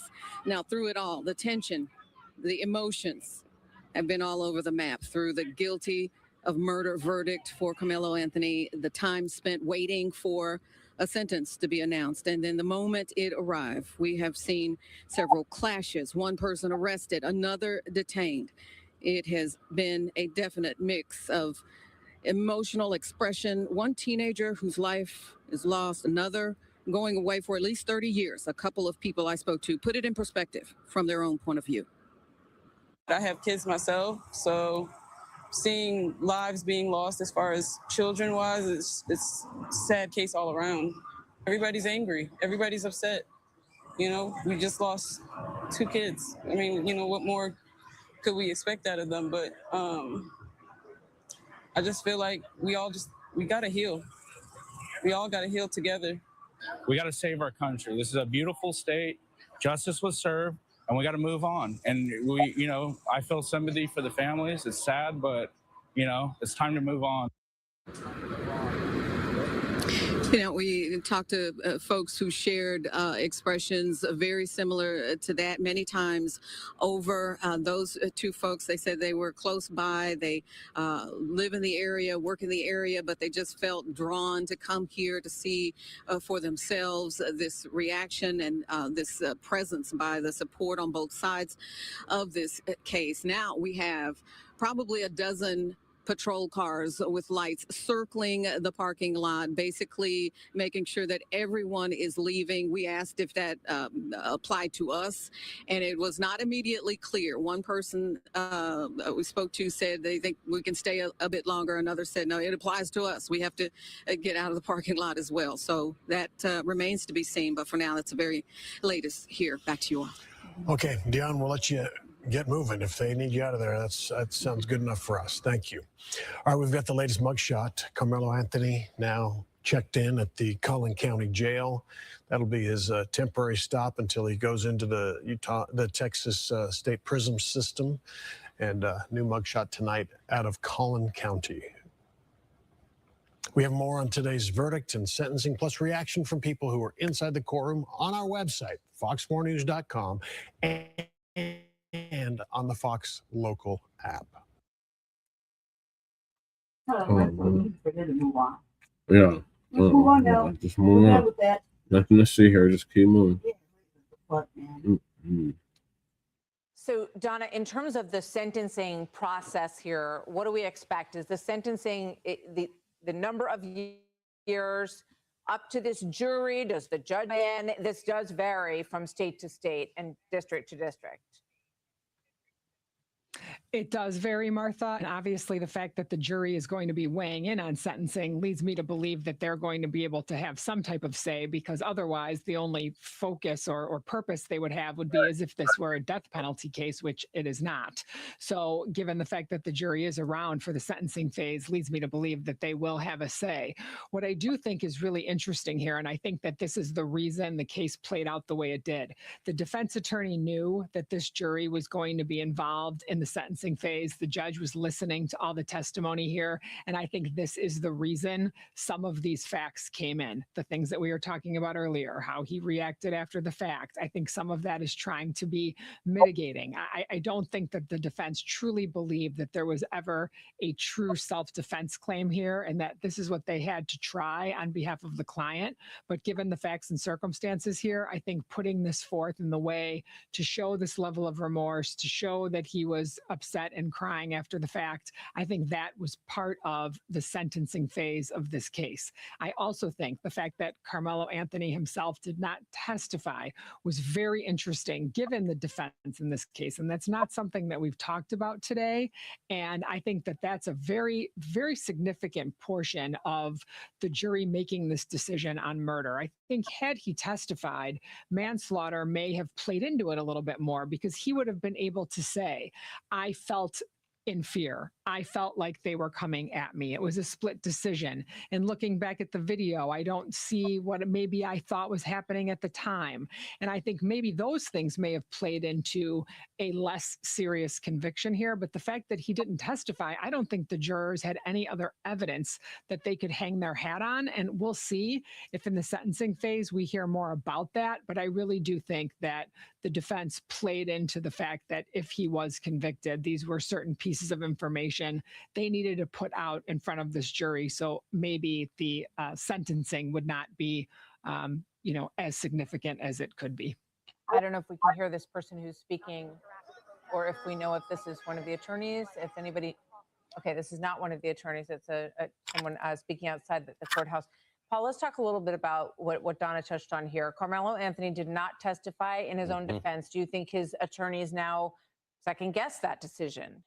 Well, in light of the fact that he's guilty of the highest charge, how could you not? And all I can say is if the cynical ploy here was to say, leave him off the stand, take the guilty verdict, and let's hope we get some kind of a minor victory at sentencing from this jury, I think it was a mistake. The way this went, and in light of the tenor of the defense witnesses who, as I said earlier, some of whom were reportedly black. There's no cameras in the courtroom, but that said, reportedly black testimony from black witnesses, and testimony on the defense side, wherein at least one of them started crying. It broke for the prosecution. So at that point, if you're sitting where the defense is and you're about to continue with your case, you probably have to go back and say, hey, look, we got a Hail Mary here, and that is we put you on the stand to play for a sympathetic jury sentence after a top charge conviction. Feels to me like the kind of 1 in a million shot you never want to put your client in the position of. Right. Feels to me like it would have at that point, the way things were going, to Donna's point, say, you know what, let's try to elicit some sympathy. Carmelo, get up there and do your best. The only thing I can think of is that they felt like, for some reason, there are some facts that we have not heard that the prosecution may have been able to draw out of Carmelo that they felt would have even further hurt their case. Things like why he went to the tent, why he had the knife. There may be things that come out that we didn't get in the and this happens, that we didn't get for various evidentiary reasons in the four corners of the case that we're going to hear subsequent. Because one of the things you notice you didn't get a lot of is character stuff here.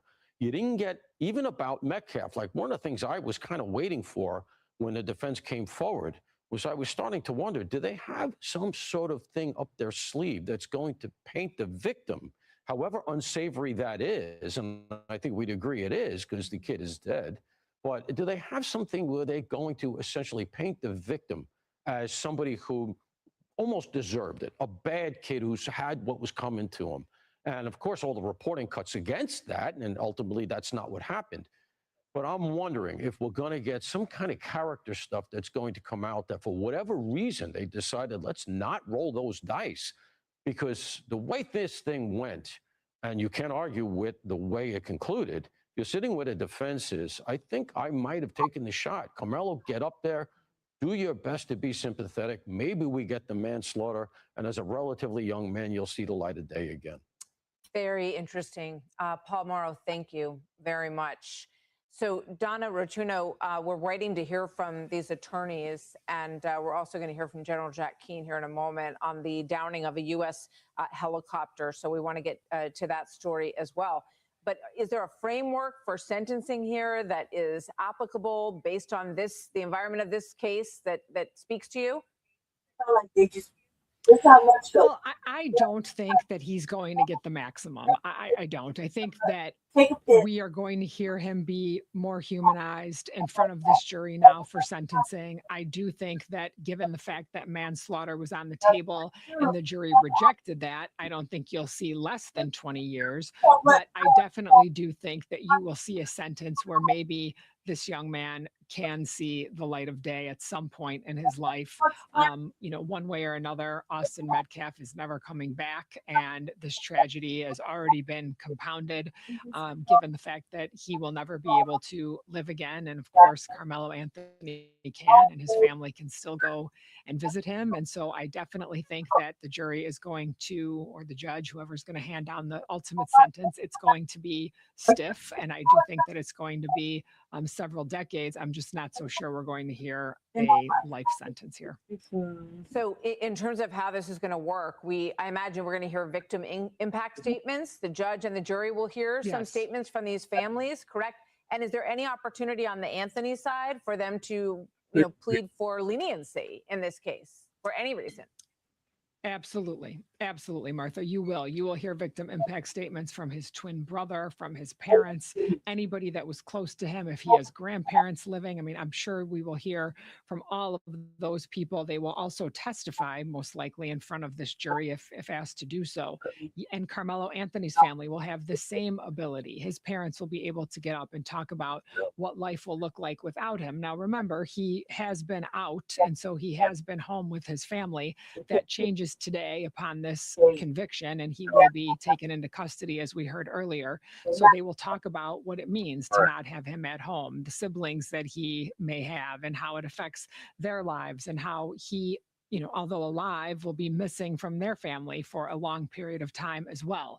And so they will talk about that impact. They will talk about things in his life that are different from this, because remember, this is a, you know, 4-minute aspects of his life. And so we're going to hear about the other 17 plus years that he's lived and the things that he has done and the impact on his family. And so again, there are no winners here. So no matter what happens, this is a tragedy. Indeed, it is. Indeed. Thank you very much, Donna Rotuno. As we wait for the sentencing phase and to get more information on how that's going to work, Donna, thank you very much. Be sure to like and subscribe for all the Fox News latest on YouTube and catch full shows streaming now on Fox One. Look, look what they did with Elijah McClain. Just overturn that.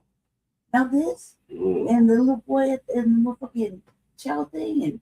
And well, then we just had Keith Harris has joined us. Keith, you were in the courtroom when the verdict came in and also during the punishment phase. Just walk us through what you saw and heard. So as they were bringing everyone in, they brought the METCALF family in first, and then they brought the Anthony family in, and then the general public. Everybody had a seat.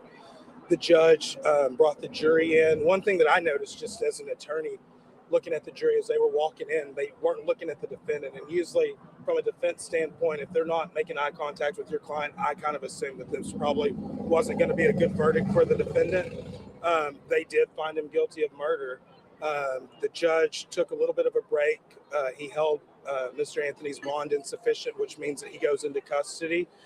They took him away for a little while.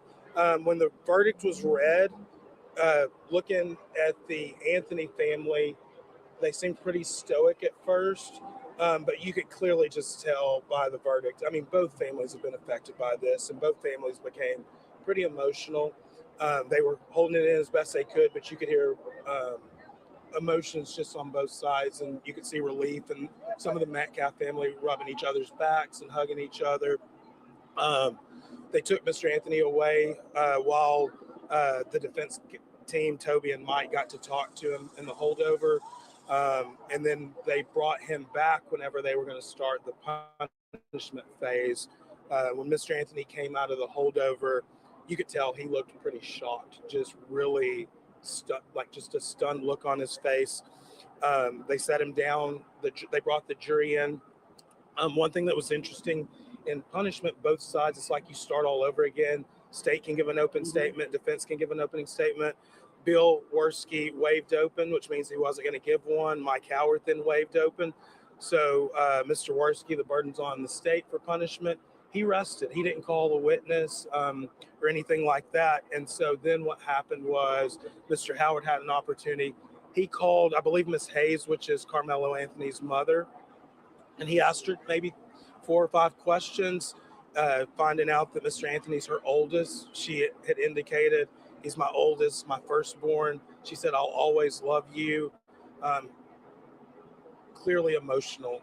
After that, Mr. Howard rested passed her as a witness, allowed Mr. Worski to ask her a couple questions. And I think he asked her 2 questions. He said, at the end of the day, you love your son. She agreed to that.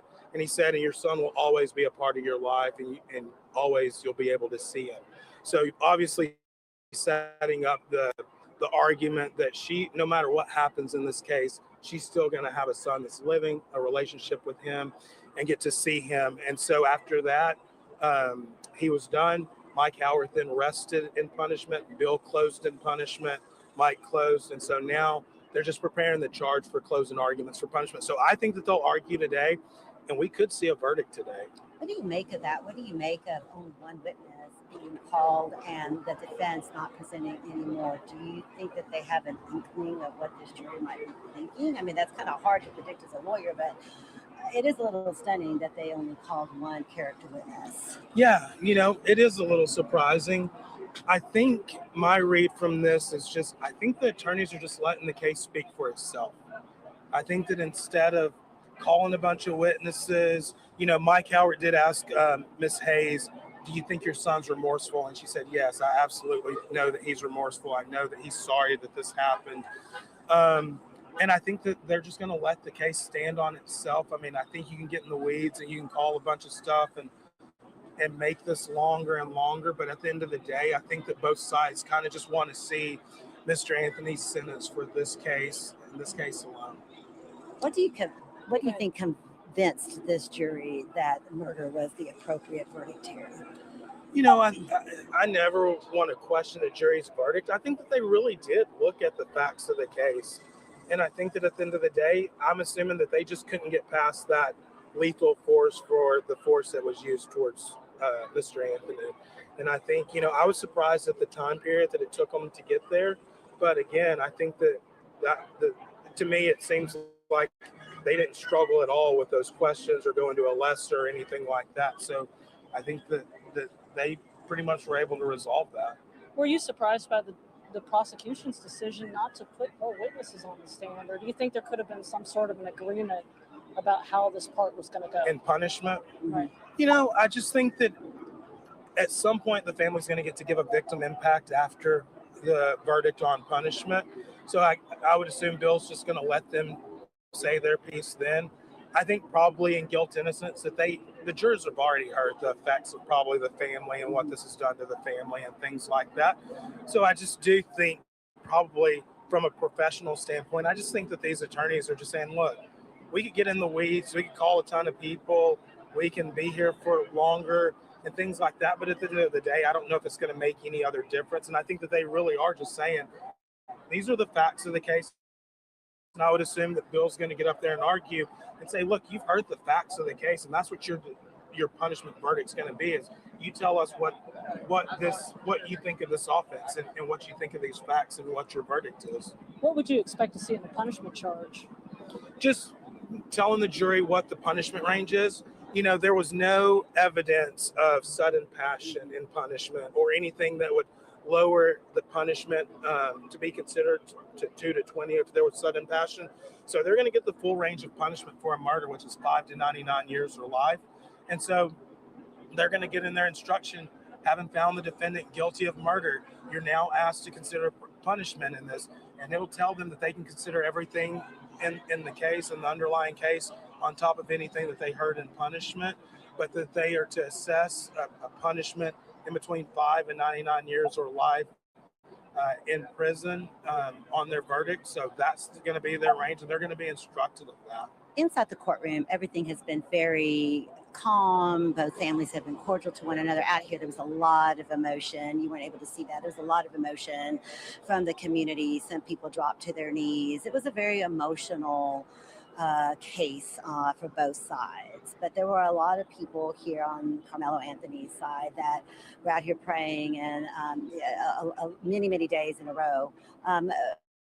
Why do you think that there was just such a reaction like that? You know, I think that you have people that have followed this, people that have been inside, you know, being here and seeing the deputies, how professional they are here. They've been amazingly well in controlling everything, being so professional and respectful to everyone. Seeing the people that actually get in to like listen to what the evidence has been, they've just been people that have wanted to know. I haven't gotten a sense of people with agendas that already have minds made up. A lot of the people that I spoke with earlier today waiting in line, they just said, hey, I just kind of want to see what the facts so I can make a decision on my own. And I think that that they just have been really, things have been really professional in there, really quiet. Again, the deputies have handled things really well. I think the excitement and the emotions and back and forth out here is not indicative of what's going on in that courtroom. Yeah, And walk people through what they can expect next. What they can expect next? Yes. So they're going to get the charge. They're working on the charge right now. I came out so that I could be with you guys and discuss all this of what's going on. They're going to get a charge. Both sides are going to talk to the judge about the charge to see if there's any objections to the charge, if they want to add anything to the charge. At some point, they're going to have an agreement of what the charge is going to be. The judge will then bring the jury back in, read the charge to them, and again, prosecution is going to get to open punishment. Defense will then go, and then prosecution will be able to give the close or rebuttal to the defense's argument and punishment. So we'll get to see what the state asked for, if they asked for anything, you know, in punishment. And, you know, with the verdict that came in that amount of time, it might give the state a little bit of freedom to ask for a number versus, hey, you've heard from the facts of this case. We're just going to defer to you. You understand what the punishment range is. they might ask for a number that they feel might be appropriate, where maybe they wouldn't have before, but with the verdict and how it was, and it doesn't seem like the jury struggled. I don't think we saw anything about them having any questions during deliberation. So I think that it really could be something to where, you know, the state might ask for a number, or they could just say, I can't tell you what a life's worth. I can't tell you what this young man's life is worth, but you've heard everything, all the evidence, we've brought everything to you. And so we're now just going to ask that you determine what that is. And the state could say, you know, we want you to tell this community what you think of this case, what you think of these actions. Obviously, defense is going to try to personalize their client. Hey, you didn't hear all these extraneous bad acts by our client. The state would have brought that to you if there was something that else that they wanted you to consider. His mom told you that he's been remorseful, that he's remorseful of this. He's going to go down to prison. He's never been to prison before. That's going to be a eye-opener for him. Take that into consideration. He was 17 at the time. They're going to argue, don't throw this young man's life away. Give him an appropriate sentence to where he can come and learn from this, and hopefully be a productive member of society. Well, and one of the things that they asked during voir dire when they were selecting this jury, that was a very big part of picking this jury. Can you look at the lower end? Would you have a problem giving somebody 5 years for a murder conviction? And so they kept hammering that. So you're thinking that the defense is trying to get the people that are saying, I absolutely cannot give somebody 5 years if they committed a murder. So you're trying to make sure that the people that you are selecting, if you're the defense, can look at the whole range. But if you're the prosecution, you want people that are also going to be able to look at the whole range. Well, the deal is that they say, hey, I could never give life, then they're disqualified. You don't have to strike them. They're disqualified by law. Just like if they say I could never give 5 years, because they can't consider and assess the full range of punishment. They can't follow the law as it is. And so those people, that's why they're looking for those two extremes, because obviously defense wants people that say that they could never consider 5 years. Prosecution wants people that say they want to strike people or to cause people off the jury that say that they could never consider life. So you want someone that consider that full range of punishment. Jesus. That's horrible. Yeah, Those are horrible parameters right there. Yes. Welcome back to Unapologetic Truth. So what they should be asking like, hey, did you hear anything about this case in the media? Shit like that. Not whether or not you feel comfortable of sending a young black boy to motherfucking prison for the rest of his fucking life. Right. Like, are you serious? To 5 years of life. That's what he was looking at. 5 years to 99 years. Like, are you, damn, that's fucking ridiculous. That right there sounds messed up. You know what I mean? And I just really question Carmelo's lawyer and shit. Like, this is what did you do? Like, did you do any work? Did you do anything to help this boy? You obviously didn't fight for him. You know what I mean? Obviously didn't fight for him. Nobody fought for him. It seems that's how it seems. You know, and it's not one-sided. We've kind of explored different media outlets, you know, different things. Like, it doesn't seem like anybody fought for him, which is really shitty. Really shitty. Like, you know, we made sure that you know, he had the right, you know, some proper fundage to file appeals or file you know, paperwork or whatever with the court. Yeah, what do you call them? Discoveries. Yeah, file appropriate things, like, you know, whatever he needed to do, you know, to get a proper lawyer, like legal counsel. Yeah, with legal counsel. You know what I mean? Somebody that can advise him correctly. Like, what the fuck? What is it? You know what I mean? Is this all that Texas had to offer? Yeah. Like, this is horrible. You know what I mean? And then they're like, this is a new mugshot. Like, ugh. Like, I don't know what's, you know, other than that, you know, I can't stand motherfucking white folk, but this is black people too. You know, that motherfucker, that dude was like, oh yeah, this is that, but you don't see that this is a young brother. that was good. He was good. Like, Right. you know what I mean? Like, we don't have, like, this is our warrior class family. Mm-hmm. See what I'm saying? This is our warrior class. Like a good boy. You know what I mean? Yeah. We don't have, we you know, when we have them, they always try to make them like, they always try to make something happen to where we don't see them shine. Mm-hmm. You know what I mean?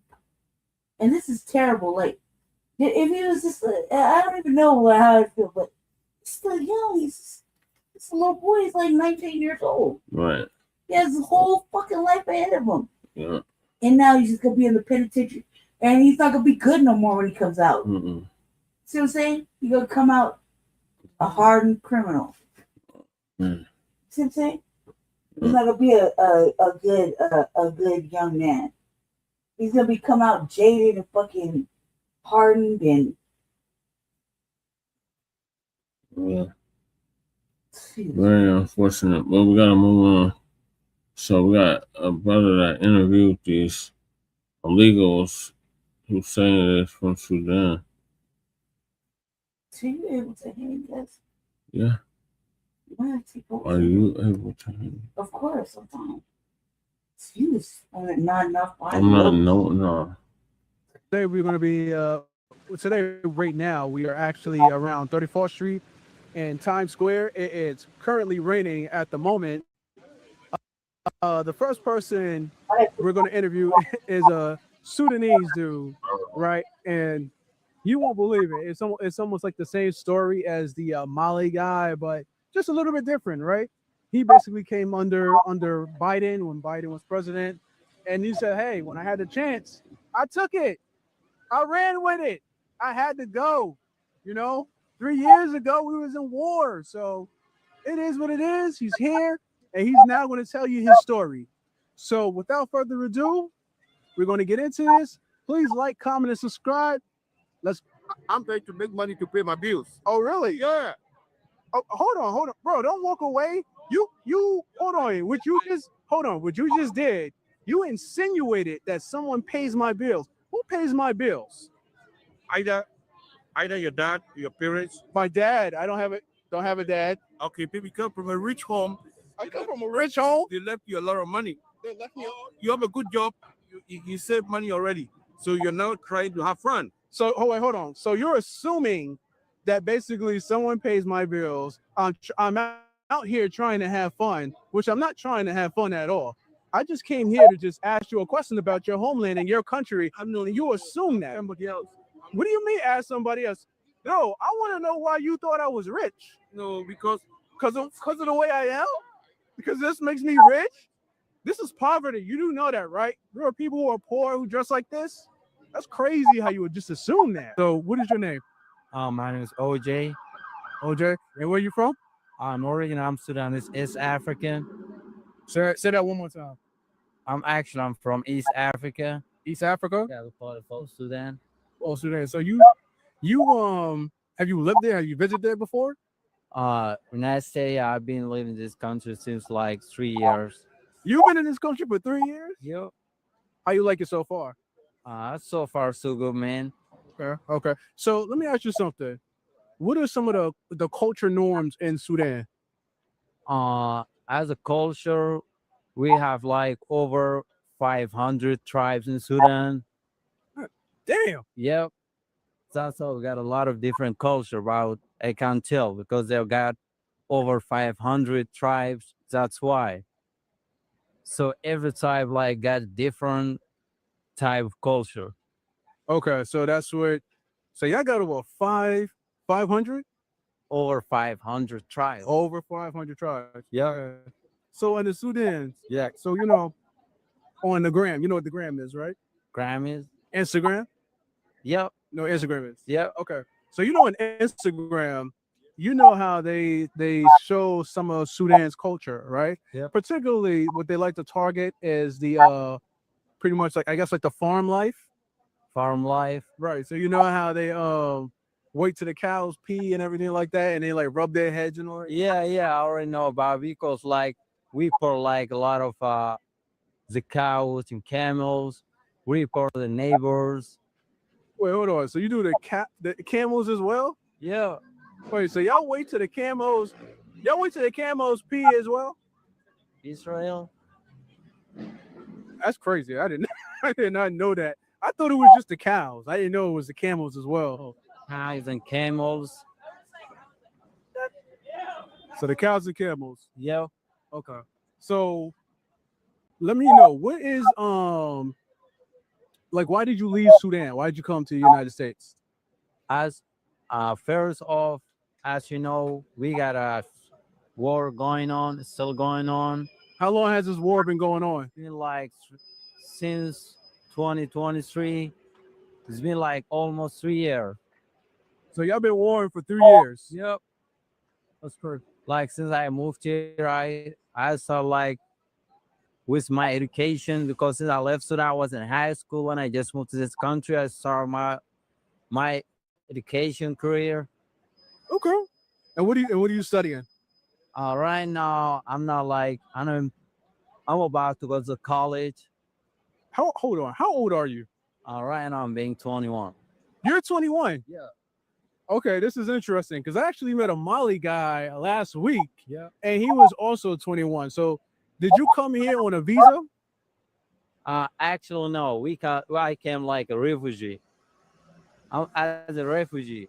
So you came as a refugee. Yeah. And they set you up for school already. So the U.S. government helped you out? Yeah, it's already helped me out.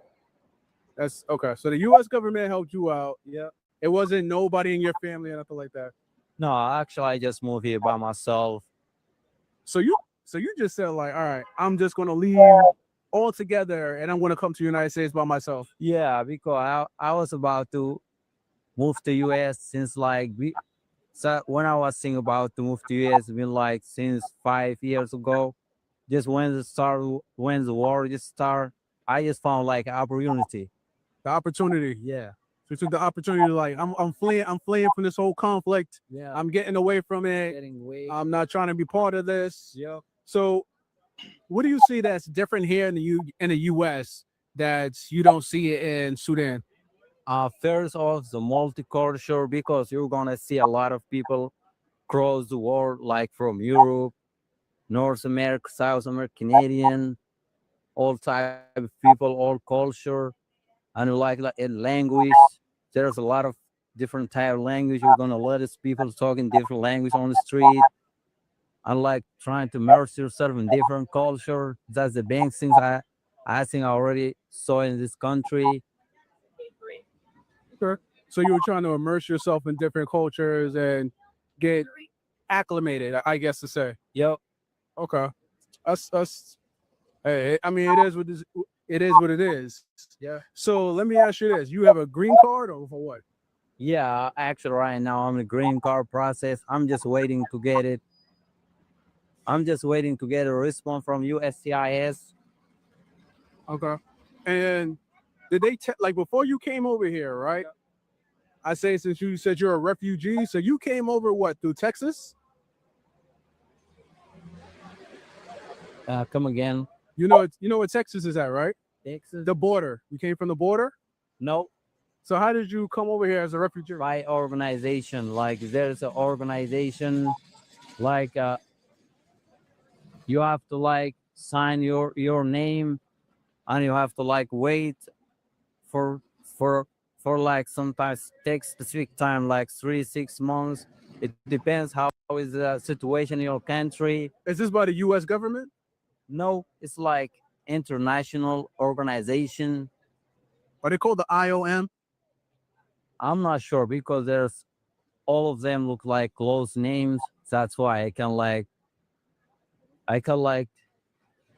recognize which ones are ones like iOS or you start like with the U. So let me ask you this. I'm going to ask you some things about your own country, your own native homeland, right? Yeah. So you said there's war going on, right? Yeah. So is it like brutal over there or what? It's actually brutal, man. I can tell. Describe some things that go on over there that you probably seen yourself.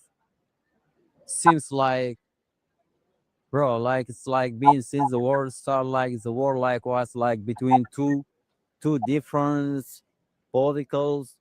So the war just started to be like between the tribes. You know what I'm talking about? So how many tribes are fighting? Seems like all the tribes across the country like divided into different group. Every group like fights the other group. Damn. Okay. So all the tribes are basically fighting. What are y'all fighting for anyway? First, all there's like fighting for the. It was like for a country like the fight was between the army, and there's troops close to army. Army. Yeah. Okay. So like the other troops like opponent. So you guys basically came together and became one new tribe, like basically the whole tribe to fight another tribe, other tribes, right? Yep. So what is that? It's like 250 tribes versus another 250 tribes. I can like tell how many tribes fighting the other tribe. All right, because you said it's like five. All the tribes are involved. All the tribes are involved. Yeah. That's crazy. Yeah. So let me ask you something. When you have tribes, right? Do you have sub tribes as well? Sub tribe. Like No. a tribe within a tribe? No. Really? Yeah.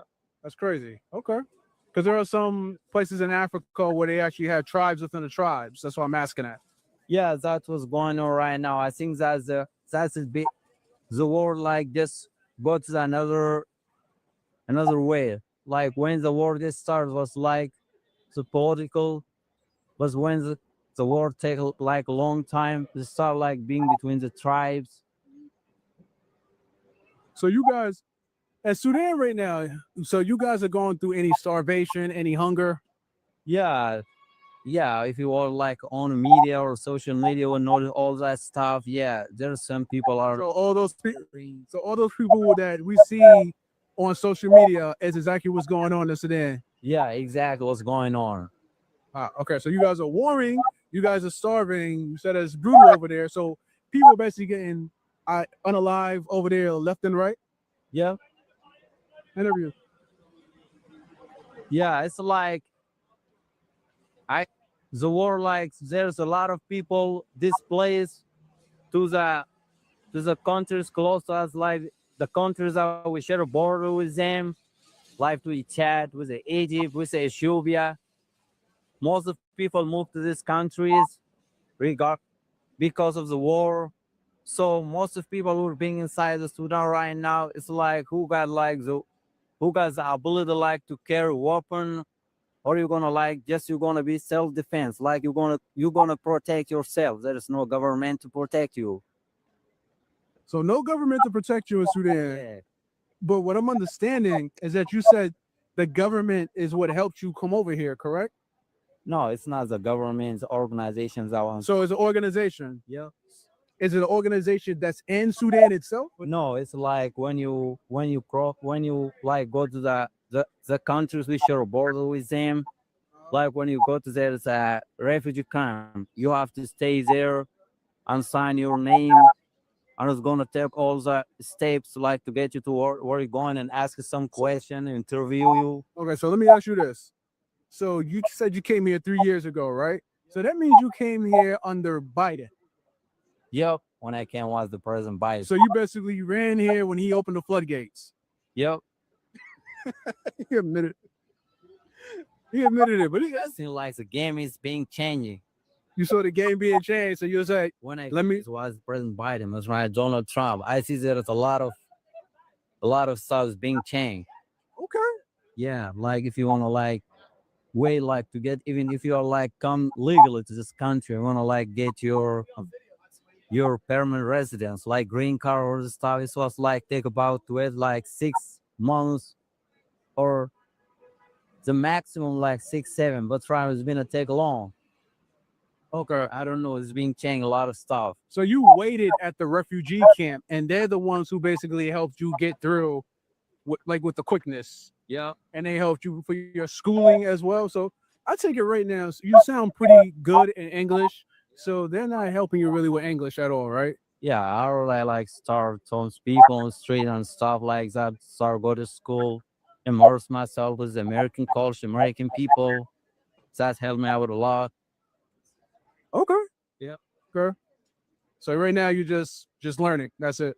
Yeah, I mean, I'm being focused on education. So you're in high school currently, right? Yeah. So you're 21. You're in high school. Yep. That's the same thing with the guy I interviewed from Mali. He was 21 in high school, except for his situation was different because his father, what is it? I think had a visa, got him through with a visa. In your case, you said, yo, the game is changing. I heard this man open the floodgates, and now you have over 20 million plus. And I don't even believe it's 20 million. I believe it's way more than that. But a lot of illegal immigrants have flooded the United States. Yep. Exactly, man. As you know, this Clinton was Biden was the president. The border was like, it was randomly people entering this country. Yeah, I know. It was a lot of people crossed. Whoa. Yeah. I didn't think he knew he was like, giving up the game like that.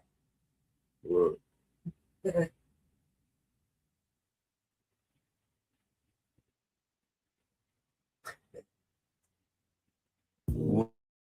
What's up, world? Let me tell you about this beard growth oil I got from 12 tribes on Earth. 8 ounces of oily goodness with a nozzle that prevents sprays and spills, and soft ingredients that make it perfect addition to anyone's morning routine. From coconut to castor, all these oils are hand chosen. After using this herbal blend, the biggest thing I noticed is how soft, how strong my hair was, and how good I feel. Pick up your bottle today and make your beard the star of the show.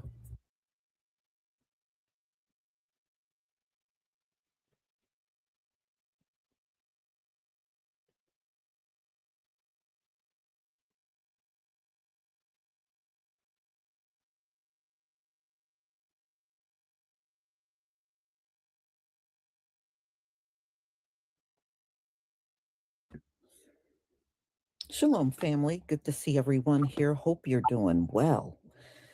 I don't know if any of you heard about this, but yesterday there was a pretty strong earthquake. It was a 6.1, and Cuba felt it, and parts of South Florida felt it. And, and they were talking about how unusual it was for Florida to get hit with that kind of earthquake, but they did. But we know we're going to see things we never saw before in these final days. I know I have, especially over these last several years. So it's not unusual, but ladies and gentlemen, they're fixing our road out here, and some of that heavy equipment that they use shakes the whole house. I'm like, wow. You don't realize how powerful some of that stuff is until it's near you. So anyway, yeah, the Philippines 7.9. Yeah. So I noticed the earthquakes, at least the last few that I have seen that hit different parts of the world, these earthquakes are getting, man, they are getting strong. They are getting strong. So let's get into this, y'all. Let me share my screen.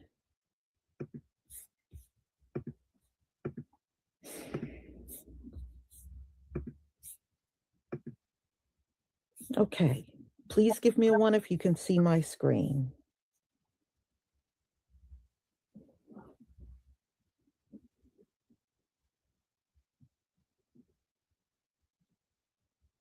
Thank you.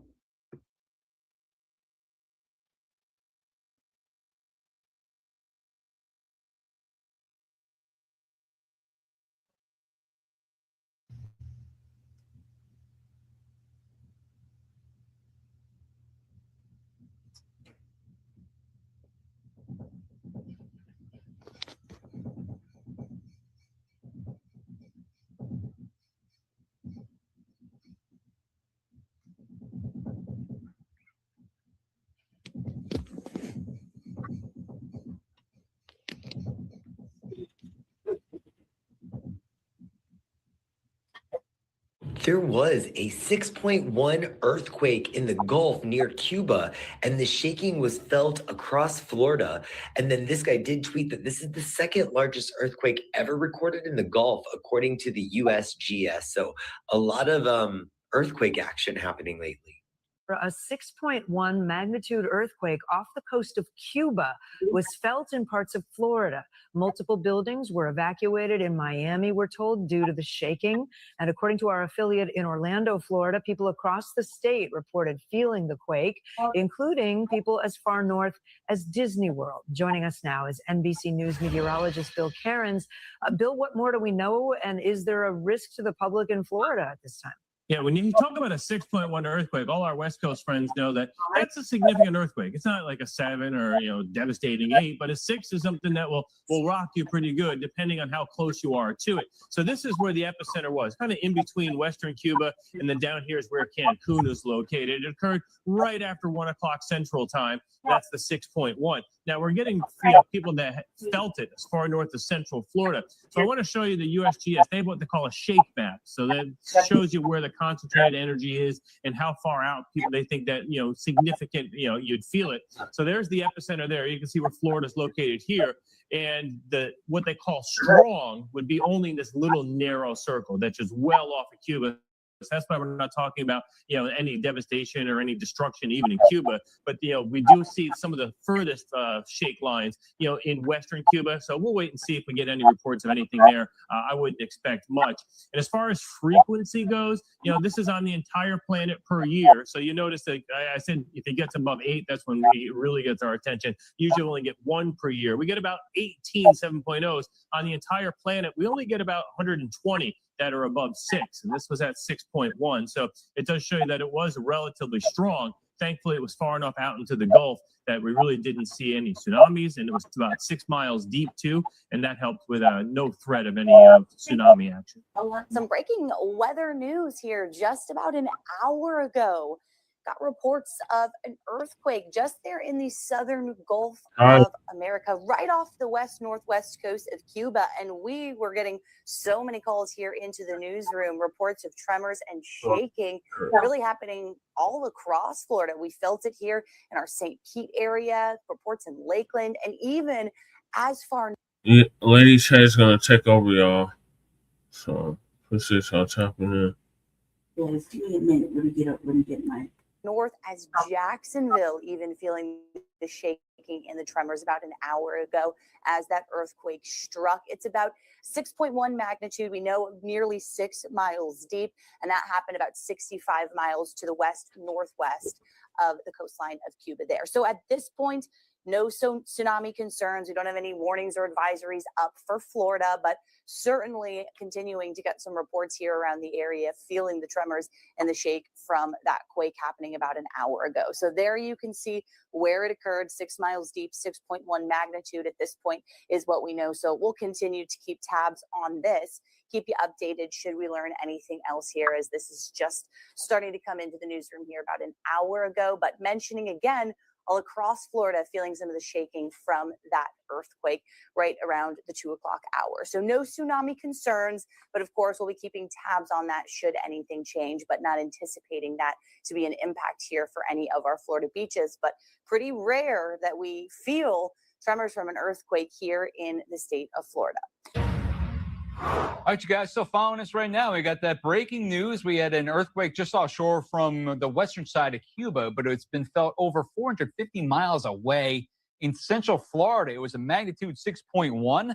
6.1 is a strong one. The good news, I can tell you this, there are no tsunami warnings, which is great news. But here's what it looked like. It was 2 p.m. Eastern time, right on the nose when it happened. Magnitude 6.1. So let's get right down to it. Let's go in the zone. Let's go back to Orlando, the Fox news station right there, and listen to their coverage. As we continue to track this, getting an email from someone saying they felt it in the southernmost section of the villages. That's from Lauren Lewin sending us that. Gail Rivera in Kissimmee says she felt it, lives in the 3rd floor of an apartment. Ceiling fan in the office trembled. Several minutes later, the living room entertainment center with the TV and windows shook, saying she never experienced anything like this before. So, Christopher, have you noticed any damage or anything? How strong was that? And have you noticed any cracks or anything like that that have come from this? Not that I've checked. Funny enough, I do have a Lego set that was on my entertainment system, kind of like on the edge. That did end up falling. Seeing kind of like the kitchen lamps shaking a little bit was a really weird, scary feeling because they weren't shaking extremely fast, but they were moving enough that you notice it. But as far as checking for cracks, I have not looked yet as far as damage goes. Well, Christopher, we appreciate you joining us here on Florida Live and sharing your experience with us. Kind of a scary thing there. We appreciate you walking through all of that. Christopher Marin joining us live from Horizon West. We appreciate it. Thank you. Yeah, and like you heard him say, just not something you would necessarily expect, not something that many people have kind of dealt with here. So we are going to continue to track this. We're getting a lot of new information. We've got to step aside, though, for a quick break right now, but we'll be right back with more Florida Live here on Fox Local, on Fox 35. So don't go anywhere, and we'll be right back. All right, here we go. Just watching the live coverage right there in Orlando, Florida. It's a magnitude 6.1 earthquake that happened just offshore from western Cuba at this point. You can see it happened at 2 o'clock. So this thing is still fresh, and people are reporting all over the place. In fact, my buddy Mike Boylan down there from Mike's Weather Page in Tampa reported that he felt it too. So the shake net's coming alive right now as we have reports of that going on. Good news is, at this point, it looked like it was a 10 kilometers deep. They always say that's where it's going to be. Right now, that'd be 6.1 miles deep. It's also magnitude 6.1, no correlation. But I didn't see any tsunami warnings out of this, which is some terrific news at this point. So I don't see any danger when it comes to that. It's more of a novelty. I haven't seen any reports of any kind of damage out of Florida. You wonder what's going to happen out of western Cuba because they are closer to the epicenter at this point. But the magnitude 6.1 is what we've got. So what about this? You see, it was felt over 450 miles away. Get that shaker map going on right there. You can see some weak to light shaking being felt just outside of Miami. So you've got that near Lake Okeechobee. Those regions right there, the brighter shade of blue. I'm highlighting it right there. These are the reports that are now filtering in of seeing some weak to light shaking. And again, if you live in South Florida, when was the last time you felt an earthquake? I'm pretty sure never. I mean, I don't remember reporting on an earthquake the 30 years I've ever been doing this right now. January 2020 was the last earthquake that they had just offshore from western Cuba. So January 2020. That one was south of Cuba, too. So I don't remember reporting any kind of being anybody feeling that one. This was a bigger one, though. This is magnitude 6.1, which, you're getting closer in on that strong side when you're talking about that. Again, no tsunami warnings at this point, but this is what we know. Keep on refreshing the map just to see if they did any kind of upgrades on it. No, so far so good. Nothing out there. But again, it's just offshore, and I bet you they felt it in Cancun, but they felt it in areas away from Florida too. So we'll see if they felt it get into lower Alabama. See if you felt that around Mobile. Those areas right there.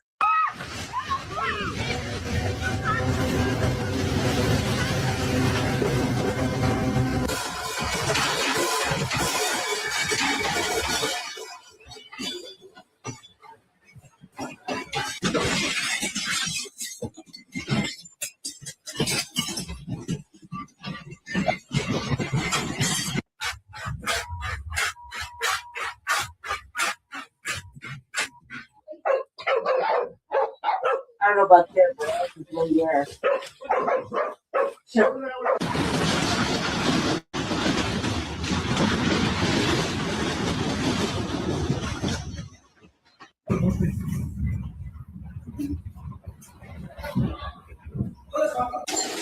Oh my god!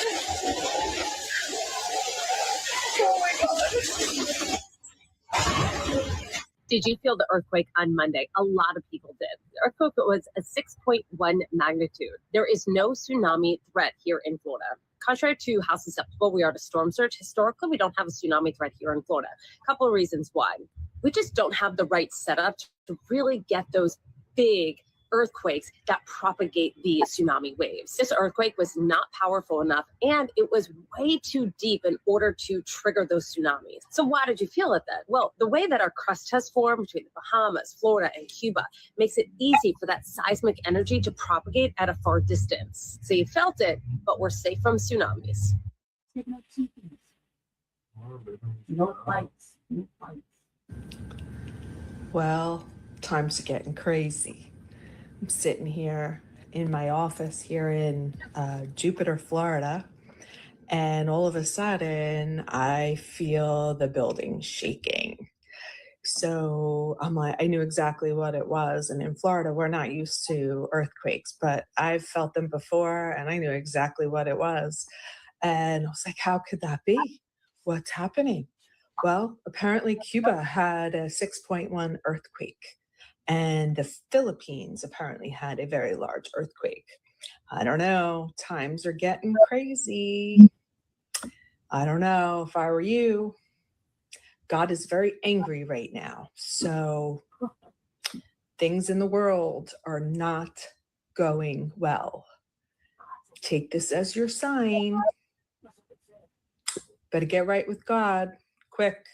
So I'm just sitting here, I'm chilling. I'm in St. Pete, Florida right now. And all of a sudden, everything on my walls just starts vibrating back and forth.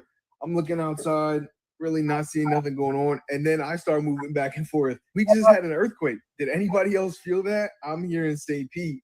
And yeah, first thing to go was my mirror over there. It just starts like tinking on the wall. And then my dog started like acting a little funny. And then all of a sudden it felt like the whole ground was moving. Who else felt that? And where in Florida are you at? So did we just experience an earthquake in Miami? Because my building was shaking. Unsettling movement sent our way after a 6.1 magnitude earthquake off the western coast of Cuba. Some people deciding to get out of their Miami high-rises and sending their reactions to Only in Dade. And I stepped out, and now there's a bunch of people out here. People sharing their shots of the shaking on social media, from a condo chandelier to a water cooler in Fort Lauderdale. People all over South Florida feeling the tremble. 7 Skyforce over a building in Kendall that was evacuated just to be on the safe side. What? According to the National Weather Service, reports of shaking started coming in around 2:15 Monday afternoon. Earthquakes are very, very distinctive. A man who lived in Northern California for much of his life says he knew what it was right away. Well, I've been through 100 of them, let's say, over the course of decades, but and it's always the same. It's the same. It's kind of a twisting, creaking, swaying, and there's some noise involved in them. It's obvious as day to me. And of course, that's what it was.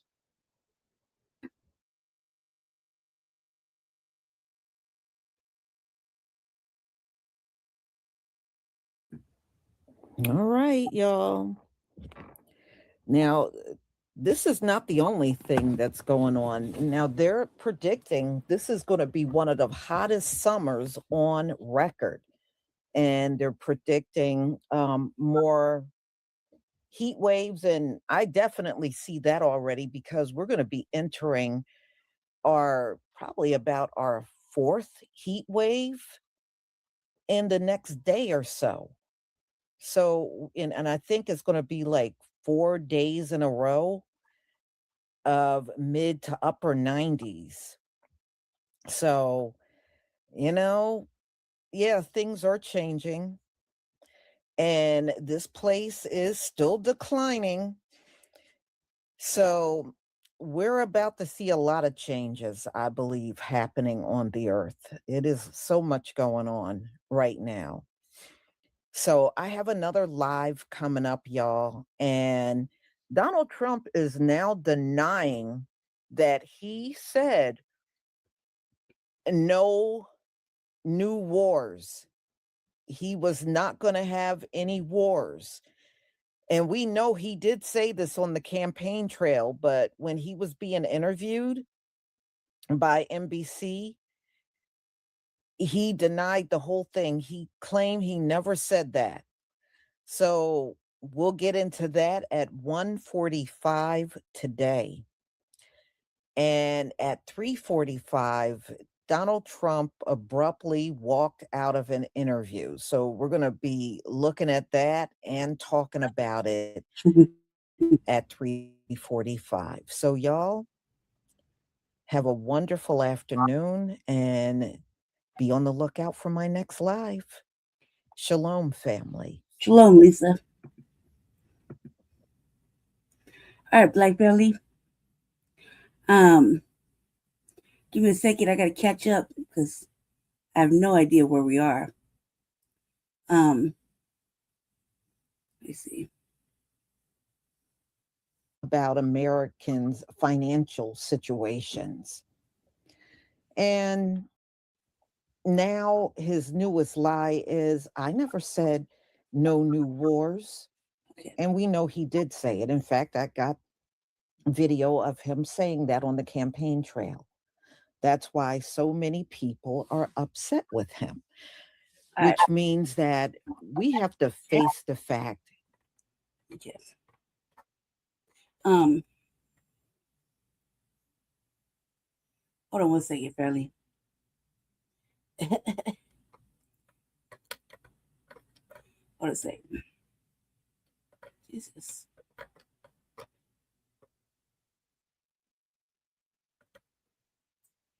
Kind of craziness.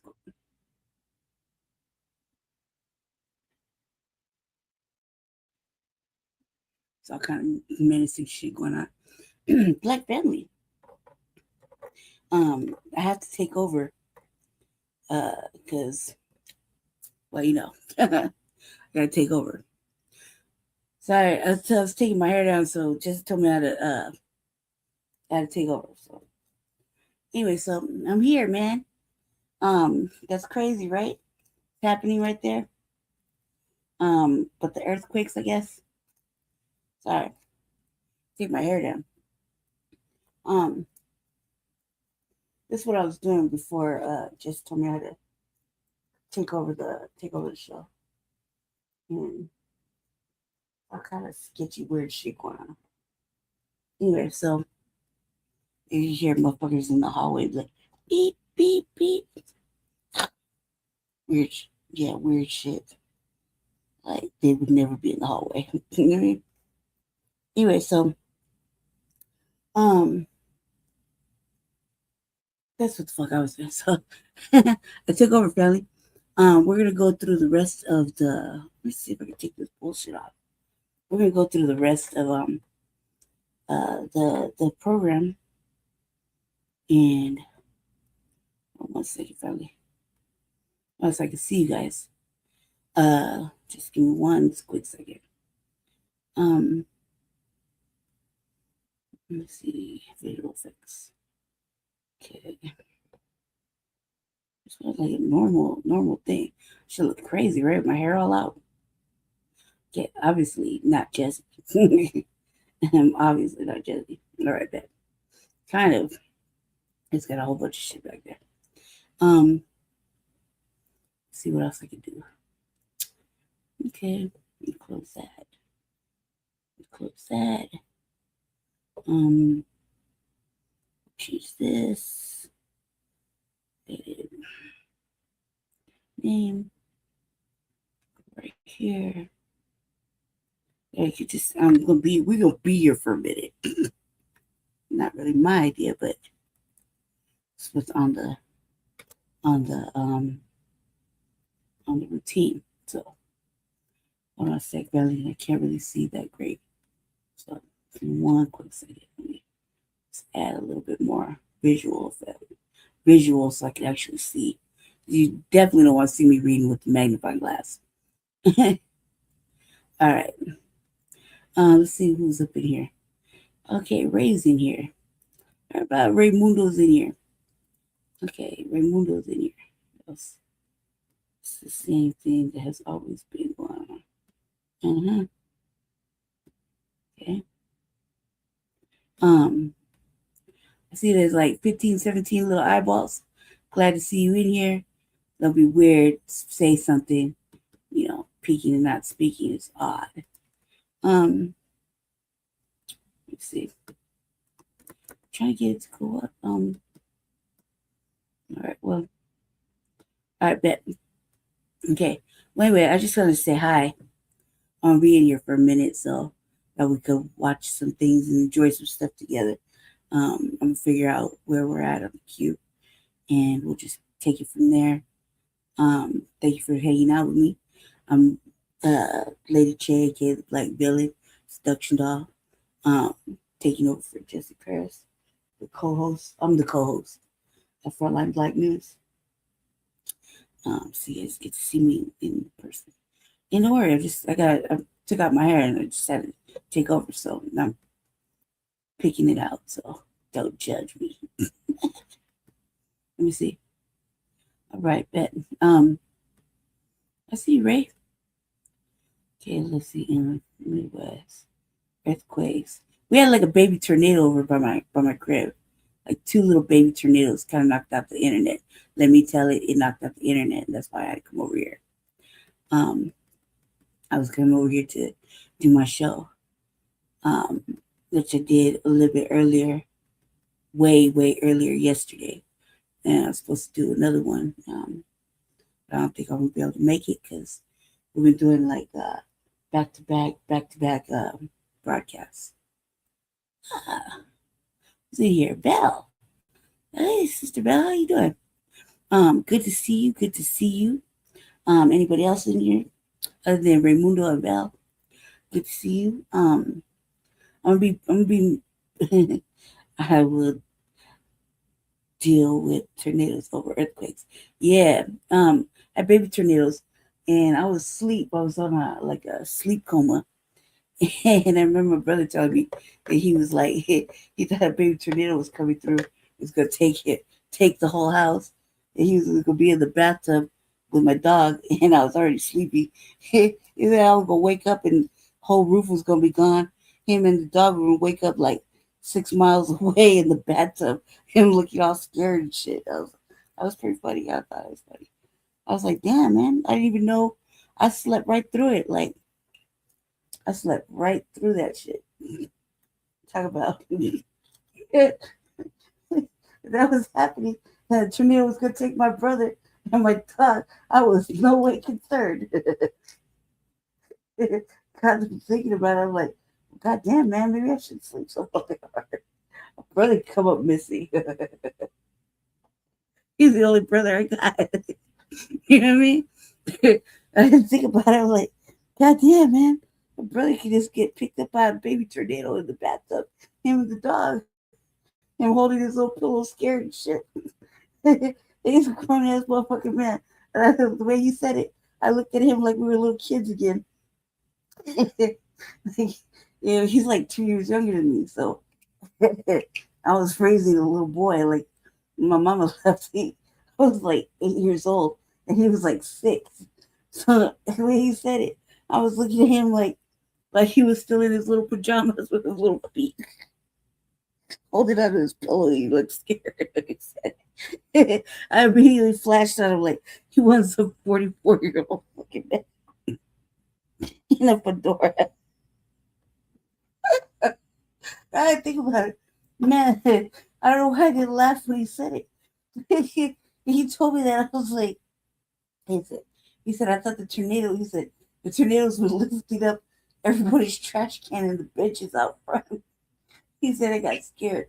He said I thought I was going to take the dog in and my pillow and go lay in the bathtub. He's like, you were laying down on your bed. He was like, the roof could have just blew off. You'd have been all right. And I looked at him, and I looked at him like we were just little kids again. And he was 6 years old. I was 8. He had a little fucking dinosaur pajamas on. With a little pillow following me around the house. Talk about what we're going to do now, Brady. Like, I immediately flashed out like that. And I'm saying it out loud.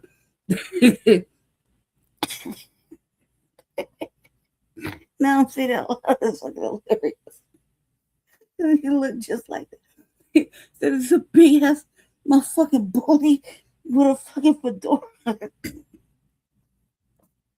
44. He bullies me.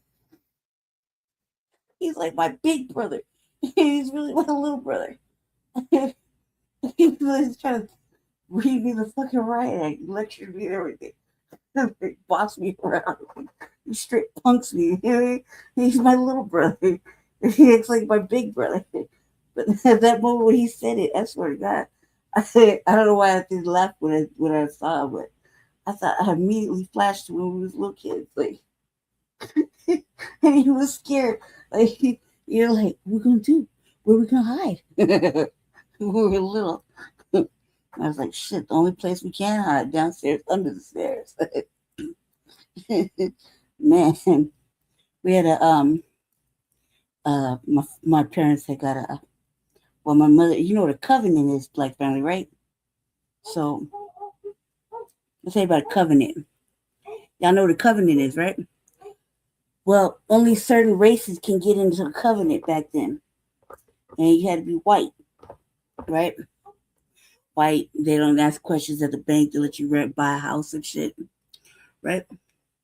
Well, so you know, my mother, the villain, is like is white, like a French Canadian, sort of French, okay.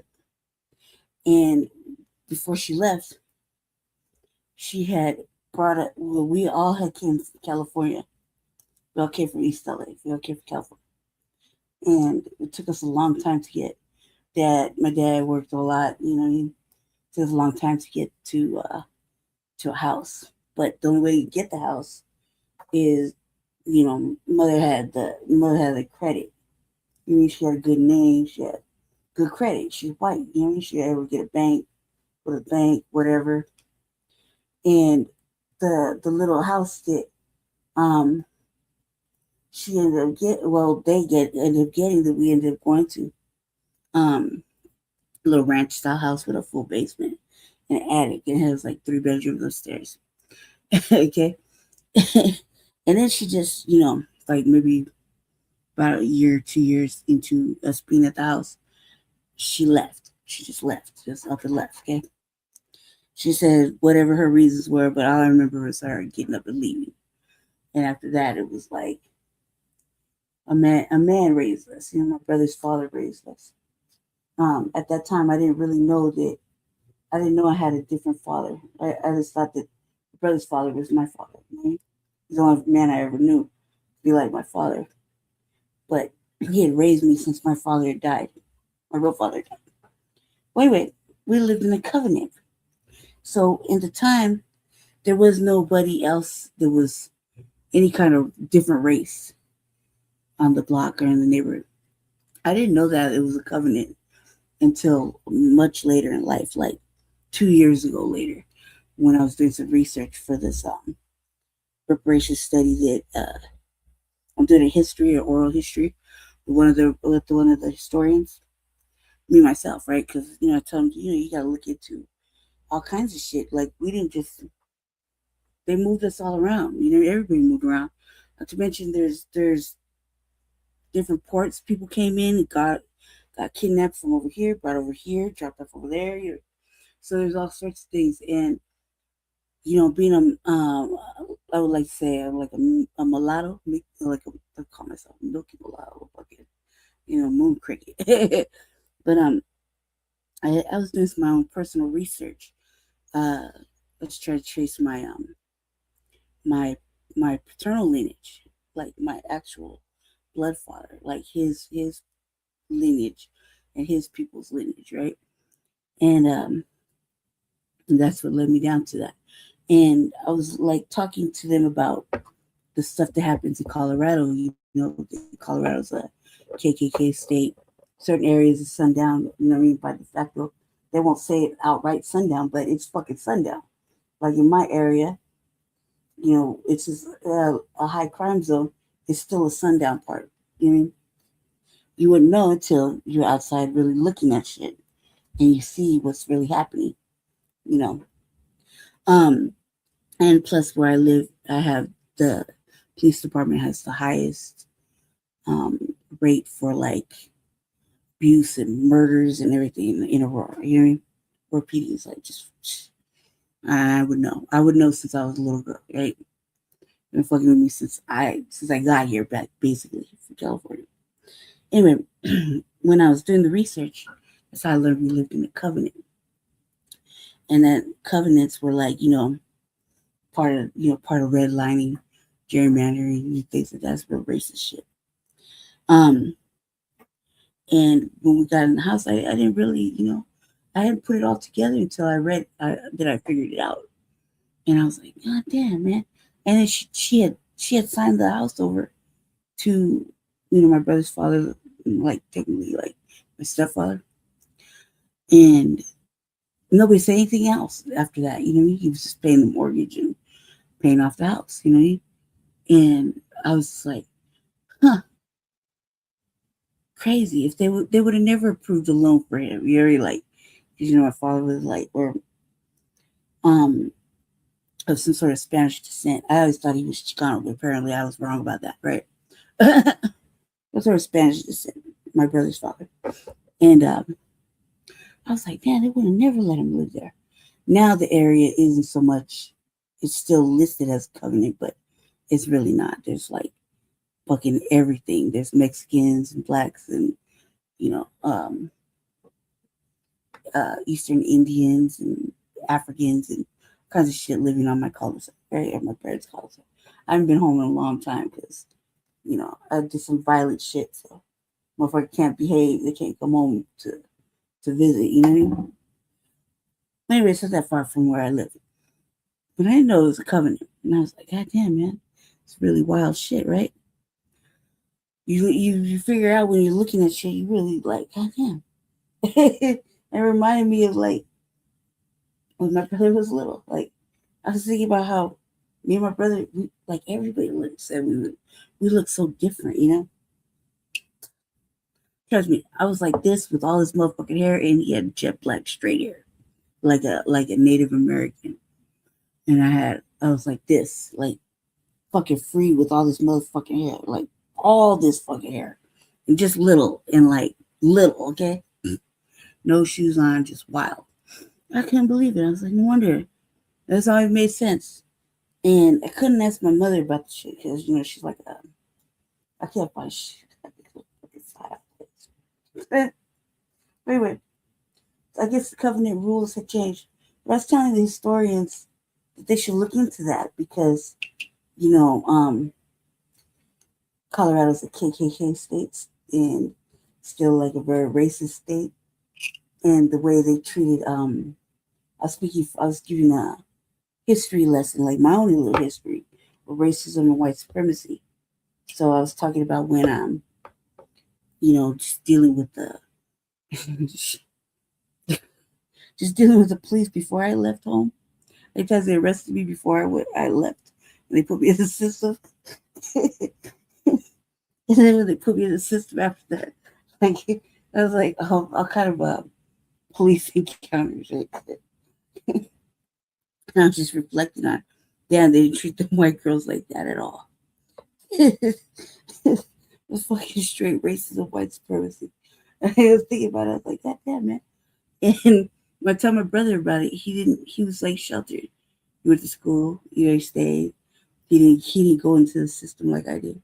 So he didn't get to see all the fucking racism and fucking police manhandlings and shit that they did to me. He didn't get to see all that for himself because he went to school, he had, went to work, got an apartment, stayed at work. Where I was out in the fucking street. I didn't learn how to balance a fucking checkbook until I was like 30 years old. No education. He graduated everything. I was like, God damn.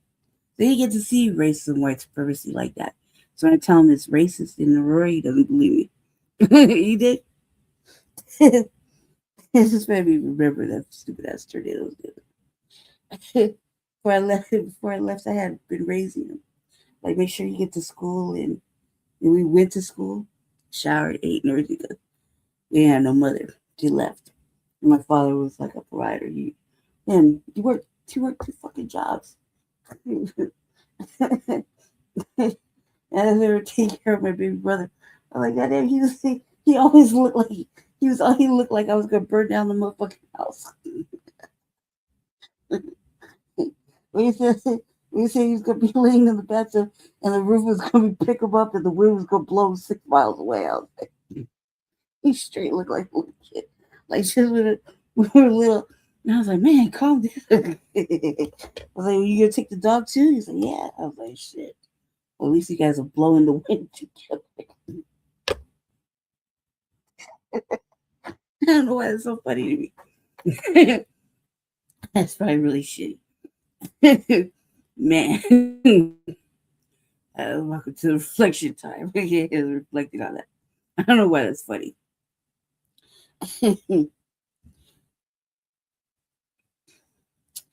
Oh, you better not do that, Ray. Yeah, leave them. Yeah, no, he's bigger than me, and he's strong too. I was slow dragging in the hallway. I was slow dragging trying to walk in the hallway. That motherfucker football pushed me into the pantry. He's like, hurry up, move. I got he's trying to get to the restroom. He fucking pushed me into the pantry. I was like, hey, cuz. I went, what the fuck? He's like, I gotta go to the bathroom, move. And he got these fucking hard ass fingers like our mother. My mother used to do this fucking ugly shit to me, poke me, and she had hard ass motherfucking fingers. And I was like, I'm a girl, stop. Like, bitch, poking on me like that. You're like, I said, you're like that when she wanted to. And then she thought she was playing with me or whatever. We didn't know each other. And coming to find out, like, I started to wonder if I even have a mother. If I'm this motherfucking, Cabbage Patch Kid. Really starting to wonder. No, he acts like the big brother. He's constantly lecturing me, and then him and Jesse are like the same person. Like the same. So if Jesse's giving me shit, then I gotta go home and listen to my brother give me the same fucking speech. Totally fucking up my vibe. Real shit. Like all day long. If it's not him, it's him. It's not him, it's him. You know what I mean? And no giggles, no laughs. It's serious shit all day long. Shit drives me crazy. I don't like it. I'm dealing with a Pisces and a motherfucking Capricorn. I don't like the freedom I got. I like it. And they don't think I'm funny either. I mean, climbing around, they want to be serious, especially my brother want to talk about. Brother's a conservative Republican. So he want to talk about conservative Republican viewpoints. And I just don't give a fuck. He would try to stress these points to be able to like miss me with that shit. And then it's really super, super militant, pro-black and crippish in my crib. So like, man, cause I don't want to hear that bullshit. Fuck you. Super, you're black, aren't you? Yeah, like questioning to test my temperature. He's always testing me. I mean, I'm just laughing because, man, he had these motherfucking pajamas too. I hardly had any clothes on or shoes. What's real shit?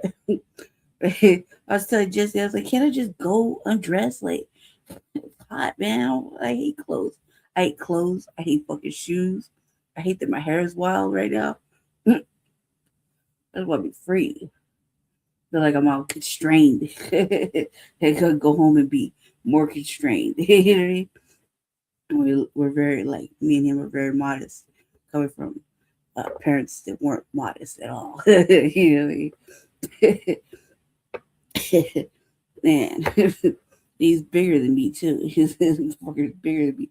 He pushes me, like sit there and like, what you doing, fucker? He pushes, like, he'll sit on my bed and like poke me in the arm with his fucking hard ass fingers, or push me down or something. And I'm like, God damn it, man, I'm a girl. Stop it. Are you gonna bruise me? Because I bruise really easily nowadays. They try to give me lectures and shit. I'm like, man, can I just eat my cup of noodles in peace and watch this movie? Like, fuck. Let's talk about politics. It's really bad when Jesse's running for campaign. Because then he got all the thoughts. I'm like, Jesus Christ. And then I'll be like, don't talk to him. You don't talk to him. And I'll be gossiping in the fucking kitchen like girls. Talking about politics and I don't know what else. And like, so my brother stop eavesdropping. He seems to know everything. I'm like, God damn, man. Everybody just loves my brother. Like, I think people they're supposed to come to see me and they really just spend 45 minutes up front talking to my brother before they actually make it to come talk to me. I'm like, it's hard to not feel anything. Man. He would know what to do if something happened to me. He would just be lost. That's the first roommate. There was one before us, you know. We were supposed to have an older brother. And I was telling him, I was like, man, it's survival of the fittest up in that bitch. Because you had to fight to get out that motherfucker. And if you didn't make it in there, you weren't going to live. You know what I mean? I was like, that motherfucker was too weak to fucking come out. Plus, if he would have lived, we would have been I would have fucked him up. Like, not like nobody trying to dominate me. Yeah, I would have had an older brother. Oh no, I'd beat his ass. We're fucking him up, left and right. Man, I don't know why it's so funny thinking my brother was gonna blow away in the tornado. I'm going to hell for that. All right. Okay. Enough about that. Okay.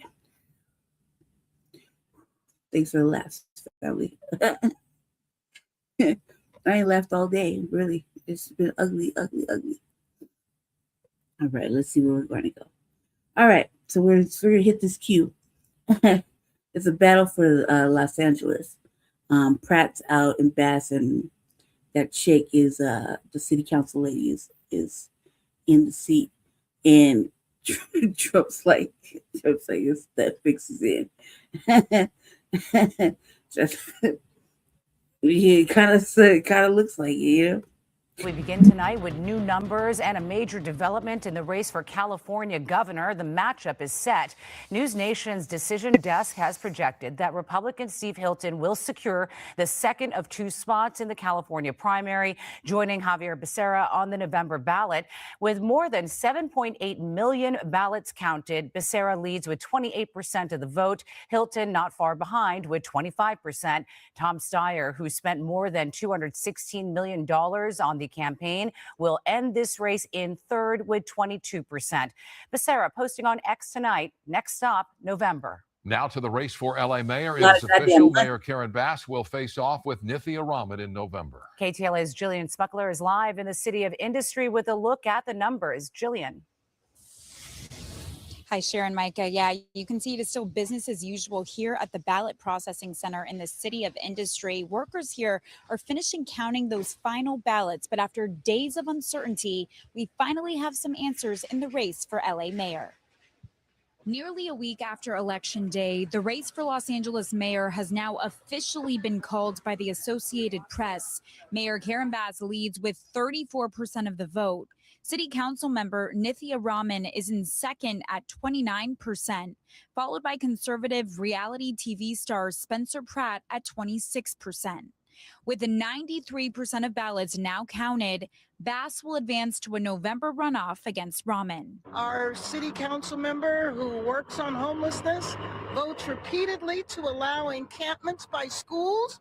I do not believe there should ever be encampments by schools. Those lines of attack are emerging as the race takes shape, even as questions about the integrity of the count are being amplified by President Trump, who over the weekend renewed claims of election fraud. The election was rigged. It was a dirty election. And it's happening again right now in California. Presented evidence. It's happening right now in California. The county official overseeing the vote count is pushing back She was on those right in claims. This is really a narrative we're seeing nationwide, that when you're not happy with the outcome of the election or the projected outcome of the election, you poke holes in the process. After the AP call, Nithya Raman released a statement saying, quote, "I'm incredibly honored that voters have given us the opportunity to advance to the general election for mayor of Los Angeles. To the thousands of supporters who knocked on doors, made calls, sent texts, donated, and opened their homes for events across the city, thank you from the bottom of my heart." And while we now know who will face off in November, the results won't be officially certified until June 26th, of this year, of course. Reporting live in the City of Industry, I'm Jillian Smuckler, KTLA 5 News. Okay, Jillian, thank you. And with more, we are joined by legendary political journalist John Regardi. He's here in studio. And John, we've been talking about the recent weeks, and you even titled one of your articles, this being the weirdest mayoral race that LA has ever seen. Do you still stand by that? Oh, no doubt, Cher. I mean, for so many reasons. We start with the fact that Karen Bass, the mayor, still only at about 35%, astoundingly low. And then over the past week, as we've all seen, the race for second place has gone from Nithya Raman down 40,000 votes to now suddenly up 21,000, to the point that the president of the United States and others are questioning the validity of what is really being clearly defended as an honest process. It's just the way the vote plays out in Los Angeles. So weird all the way around. Yeah, today, thanks to a public records request, LA Material revealed a late-night text that Mayor Karen Bass sent to Nithya Raman the night before Raman announced she'd be challenging her former ally. A tweet from KNX reporter Craig Figner with a shrugging emoji. What do you see with this campaign, these two heading into November? I mean, this looks like it's going to be very contentious, and we have to think about why. I mean, if we go back just 2 years, Mayor Karen Bass played an integral role in Nithya Raman being reelected to her council district 4 seat. That was very close. And then right before, about a month before Nithya Raman entered this race, she had endorsed Karen Bass. So these were two strong political allies who are suddenly going at each other. I mean, in terms of contentious, just right around 5 o'clock today, a Karen Bass spokesperson said Nithya Raman allows encampments near schools and cuts the police force. 6 minutes later, Team Raman decries the broken status quo. This is June 9th, and they are already June 8th, and they're already at each other like this. We've got 5 months to go. We certainly do. Let's talk about Spencer Pratt. He posted on X today that there are still hundreds of thousands of votes outstanding, saying that LA officials have given us until the next 3 weeks to count. We even heard that in our report, June 26th. What's next for him? And with this count and after, he did say that he would leave LA if he doesn't win. He said that last month. This is one of the great questions and one of the great unknowns. And again, if we look at the scope of this, Spencer Pratt gets in the race in January. Most people dismiss him. He roars. He becomes someone who, with his authenticity and his outrage over homelessness, over the fires, connects with angry Angelenos. That does not happen easily. That does not come easily. He's at 207,000 votes now. So the question is, does he actually leave LA, or does he recognize that he's tapped into something and seek to augment that? I don't know what the answer is. I'm not sure if Spencer Pratt knows what the answer is, but there is a rare opportunity for him here if he chooses to utilize it. Let's talk about the city council. A number of the high-profile and expensive races we've been talking about in recent weeks: Ulysses Hernandez, Hugo Soto Martinez, Tracy Park, well, not officially, Carl, appeared to be locked up and not headed to a runoff. The lesser-known candidates and districts, CD3 and 9, appear to be headed for a runoff. What do you see? Well, first off, I think 1, 13, and 11 are strikingly interesting because they're almost polar opposites in a certain way. District 1, Ulysses Hernandez. District 13, Hugo Soto Martinez. Both progressive, DSA-backed Democratic Socialists of America-backed candidates. Both of them faced moderate challengers, 3 or 4 in each race. Both of them easily rolled to victory. Sort of the opposite over in Council District 11. Tracy Park, she's a centrist Democrat. She was being challenged by Faiza Malik, a hardcore DSA type, and Tracy Park just crushed the competition there, ahead by over 17,000 votes. So both of these incumbents have moved on. And then you get these other races you mentioned. Again, different, but so important, because we're talking 260,000 residents. Both of them are moving on to runoffs. In District 9, you've got Jose Ugarte, who is an aide to termed-out Councilman Curran Price. He's going against DSA-backed Estuardo Mazariegos. In District 3, the other open seat, Bob Blumenfeld termed out. You've got small businessman Tim Gaspar. He's going against Berryworth Gervin, who has been an aide to various politicians for the last 2 decades. So smart people all around, combative races. Right. No runoffs in the 2 LA board supervisor seats that were on the ballot either. And we're talking about Supervisor District 1, Maria Elena Durazo. She appears well above the 50% threshold to avoid that runoff. And then in District 3, Lindsay Horvath, and look at her numbers, well over 65%. You know, and we had Horvath on here the day before she was going to either run or not run for mayor, and she toyed with that run for mayor. Do you think that she'll actually pull the trigger here on that campaign come in 2030? Well, actually, what I'm looking at for Lindsay Horvath is more 2028, because that's when a new post is going to be created. It's called CEO of Los Angeles County. Essentially, it's a turbocharged mayor's position. You will be mayor of a county with 10 million people, incredible power, and what people don't even realize, no term limits in that seat. There's a lot of people who think that when that measure was created to allow that, Measure G, which Lindsay Horvath was behind, that she was thinking that, maybe I might like to run for that post in 2028. I and many others think that she's certainly entertaining it. LA City Attorney does appear to be headed for a runoff, though the current City Attorney, Heidi Feldstein Soto, does not appear as though she's going to make it into that runoff. Does that surprise you? I think surprise is an understatement in this race, Micah. I mean, I was blown away when Heidi Feldstein Soto finished below 20%. And so we've got the situation, we've referenced it before, with, again, some DSA and other candidates. The person who's in first place is Marissa Roy. You know, DSA type, she's pledging to sort of make the office focus a lot more on tenants' rights, on protecting workers. Then you have John McKinney, who is a career prosecutor. He's in second place, moving on, and he benefited from $3.2 million in independent expenditures from the Police Protective League. So strikingly different races. You mentioned earlier DSA, the Democratic Socialists of America, that city attorney runoff, as well as some of the many other races in November, will actually test the power of DSA. Absolutely. And in the past 6 years, ever since Nithya Raman was the first DSA-backed candidate to come in, DSA council candidates have won 4 council posts. Obviously, now there is one running for city attorney. Obviously, as well, there is one, Nithya Raman, running for mayor, although she has certainly moderated. So, I mean, this has become, I like to say, Los Angeles is now a 2-party city. It's just not Democrats and Republicans. It's centrist Democrats and left-leaning DSA-type Democrats. All right. Political journalist John Rigardi. Always good to have you in and make sense of it for us. Good to see you. Thank you, Micah. Thank you, Cher. Yeah, nice to see you. Thank you so much. I guess the independent centrist progressive. The November face-off coming into focus tonight for the LA mayor's race. That's right. Nithya Raman nudging out now Spencer Pratt for the final runoff. I would like to think I'm an independent. Just this afternoon, CBS News projecting the former LA City Councilwoman will advance. Raman was about 3,000 votes ahead of that as of yesterday, but today that lead extending to about 22,000 votes. Jeff Lewin tonight with the ballot counters telling us what the candidates are saying. Combine skills about people.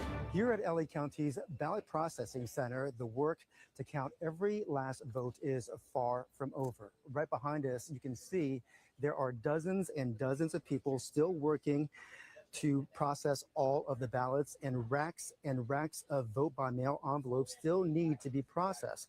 But as we reported earlier, CBS News has projected who will be in November's runoff for LA mayor. Earlier, Councilmember Nithya Raman widened her lead over TV personality Spencer Pratt, putting Raman on pace to join incumbent Karen Bass in the November runoff. Minutes after the news broke, Raman's campaign released a statement saying, I'm incredibly honored that voters have given us the opportunity to advance to the general election for mayor of Los Angeles. About 10 minutes before that, Mayor Bass's campaign said a campaign against Nithya Raman, who allows encampments near schools and cuts the police force, is one Mayor Bass looks forward to winning. Right before Tuesday's primary election, UC Berkeley's IGS poll had Bass with a narrow lead over Raman, followed by Pratt in third place. Take a look at this map. Pollsters say that Pratt was doing well in the San Fernando Valley and the West Side, while Bass performed strongly in South LA and Raman in the middle of the city in areas like downtown and Echo Park, where you have a lot of younger voters who tend to be renters. Those areas often have a lot of apartments and a higher concentration of registered voters. Mark DiCamillo is the director. It pretty much lines up with what now appears to be the rank ordering of the candidates. Even though CBS News has projected Raman and Bass in November's runoff, the work here is not done. Staffers still need to do what they have to do to finalize the tally to certify the election results. We have also reached out to Pratt's campaign for comment, but we are still waiting to hear back. Reporting in the city of industry, Jeff Nguyen, CBS LA. And thesis. And in the governor's race, CBS News has already projected Javier Becerra will advance to the general election. Tom Steyer closing in on Steve Hilton for the second spot. Hilton was ahead by more than 300,000 votes as of yesterday, and today that lead is just over 215,000. Oops. California primaries, they continue to drop some ballots. We haven't seen the latest one yet today, but we do want to take you out to what our Fox 11 team is diving into the latest there with what they expect, the latest count, as we do know that Nithya Raman passing Spencer Pratt in the LA mayor's race. Let's take you out to this coverage from a little bit ago on Live Now. Streaming on Fox Local, I'm Christine Devine. The Associated Press is projecting that Nithya Raman is going to advance and go against incumbent Karen Bass in the race for LA mayor. Nithya Raman capturing 29% of the vote compared to Spencer Pratt's 26%. Mayor Bass, as we've told you before, her campaign just put out a brief statement because she's already advanced. A campaign against Nithya Raman, who allows encampments near schools and cuts the police force, is one Mayor Bass looks forward to winning. So far, we've not received a statement from either Raman or Spencer Pratt. Are you shocked about yesterday, kind of the switch in the numbers? Nithya Raman's in second place now. That is surprising. Yeah. Is it surprising? What did you think? Who did you think were going to be the final two? Obviously, we're still waiting. I thought it was going to be Spencer Pratt and Karen Bass, yeah. Were you shocked, or do you have... No, not shocked. No. I'm not shocked. I think if you look at the way the population is distributed in Los Angeles, that's makes sense. But you just still had hopes.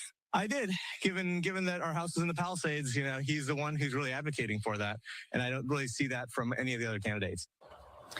In yesterday's Meet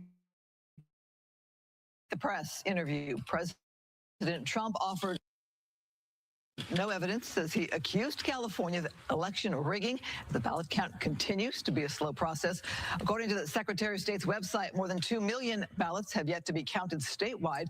Former LA City Council member Mike Bonin says the president is reacting prematurely. We're in this surreal world now where we're simply counting. And there are people like Donald Trump, like Spencer Pratt, who are making a conspiracy out of counting. It's like saying that you were winning at the half at the Super Bowl and you're upset that they kept playing the second half of the game. Right? All these votes have been cast and they're just being counted. That's it.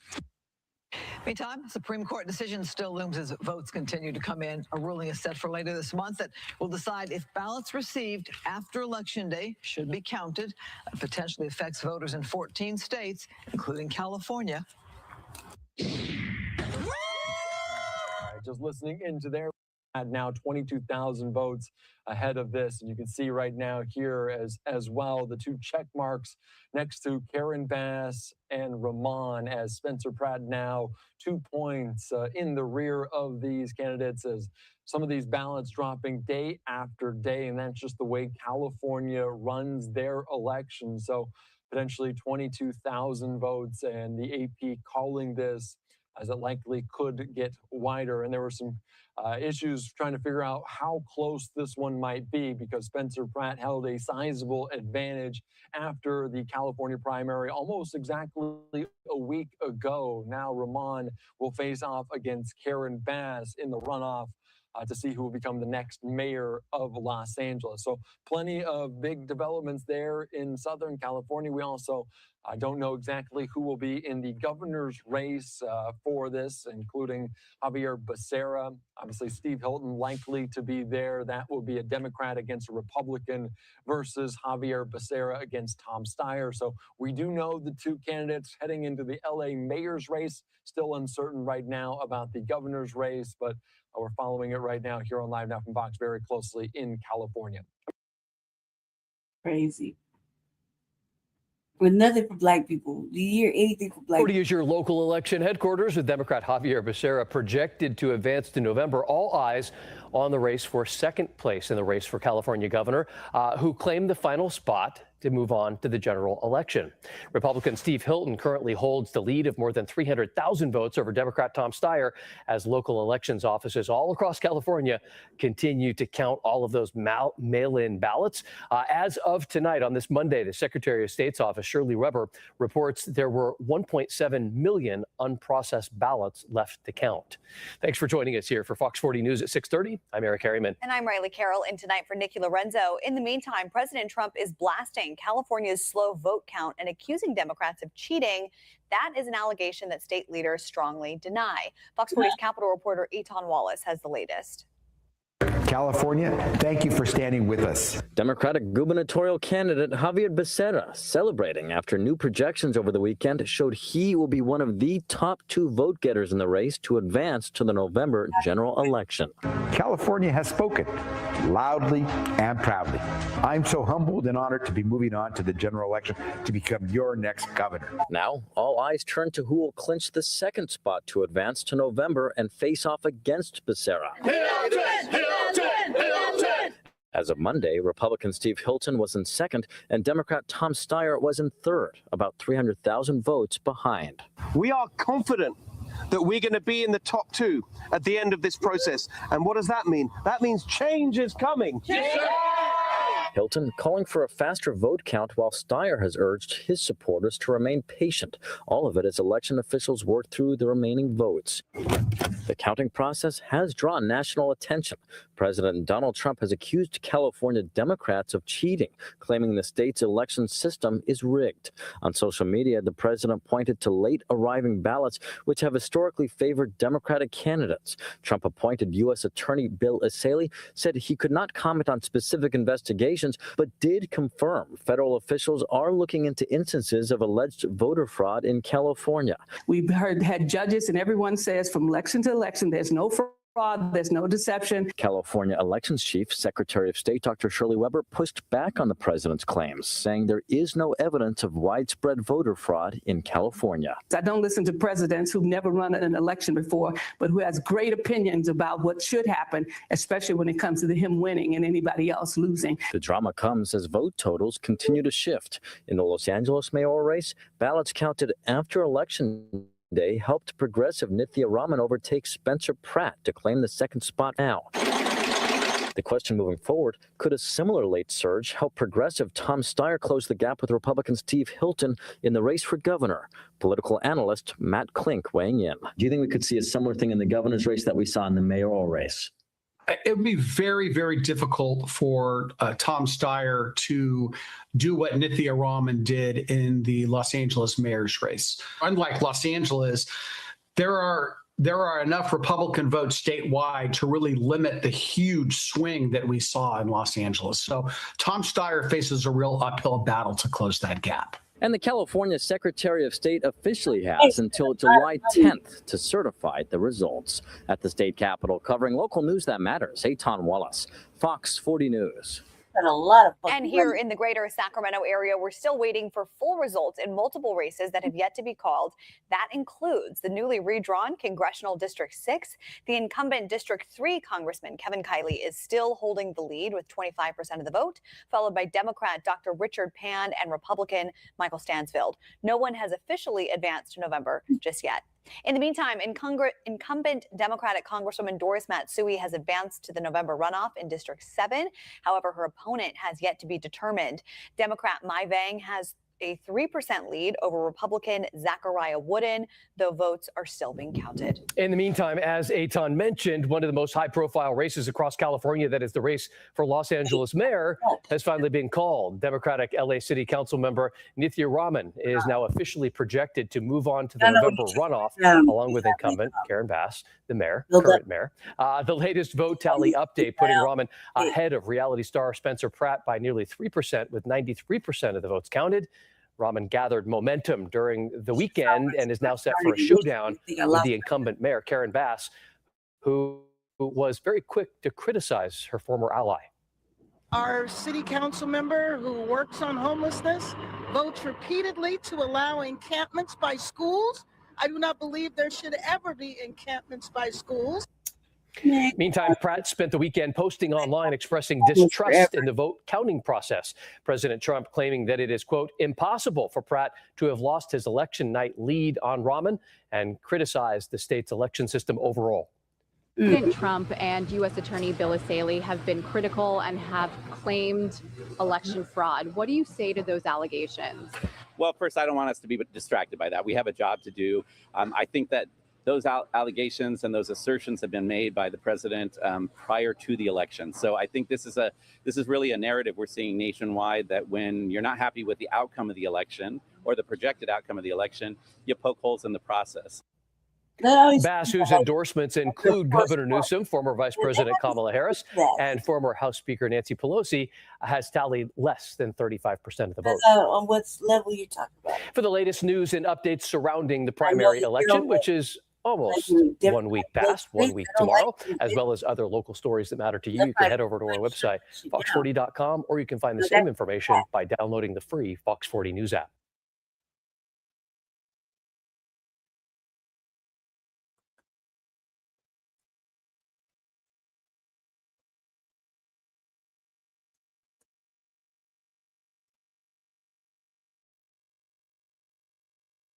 Right.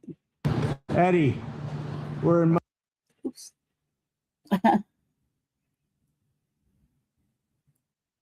Eddie, we're in Miami. You're out here homeless. Tell me about it. My name is Edward. Been often homeless for 30 plus years, since 1990. I didn't have a good upbringing. Ended up in the ward of the state, group homes, orphanages, and foster homes all my life. Aged out of the system. Didn't have a social network of people, family, friends, uphold me, keep me from falling into this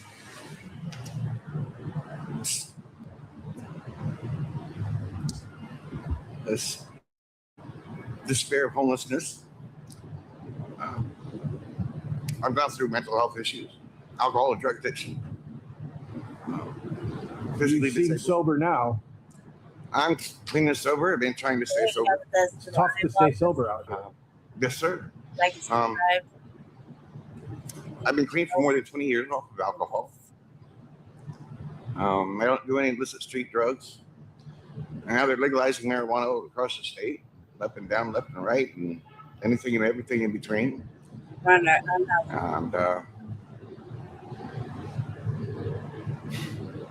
I left my home state to come down here in hopes of finding good work. Led down here on the premise of getting a decent job, being able to support myself and pulling myself out of bootstraps and getting myself back on my feet and becoming a productive member of society again. And keep falling through the cracks and being given false hopes and promises and told we'll be back out here to help you some more. Only to be left out here during Hurricane Irma, Hurricane Ian, and struggling to get back home. Well, when I came up on you, your legs were moving. Otherwise, I wouldn't have, because you're under a blanket. And I have a rule, I never wake anybody up. but your legs were moving, so I started talking to you, and you said you're struggling to find some sleep, and it's what, 90 degrees out here and humid as all get out. How do you sleep out here? It's tough. It's hard to find shade. Stay cool and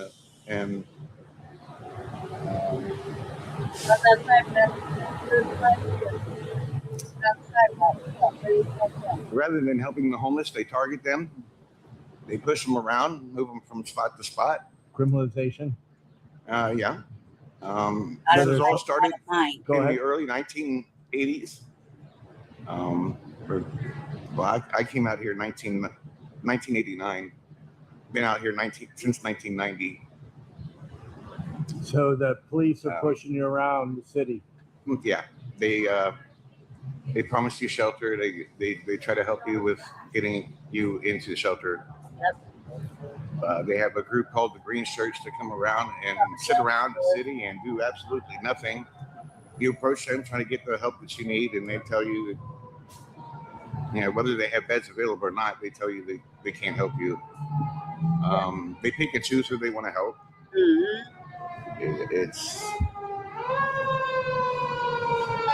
This is not humane.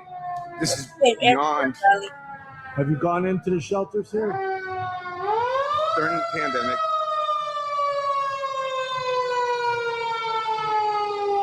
I was assaulted. Somebody tried to rob me at gunpoint in broad daylight in the middle of the park while I'm asleep. During the pandemic, they had a hotel there towards the... Right, though. You went into the hotel, but you didn't go in their shelters, because shelters are often horrible places. Go through quarantine. Went through quarantine 2 weeks. And they cleared me and said I would, COVID free. And they put me in the shelter. I stayed there for 2 or 3 months, trying to get my birth certificate, social security card, my ID. You lost everything. Reestablish everything.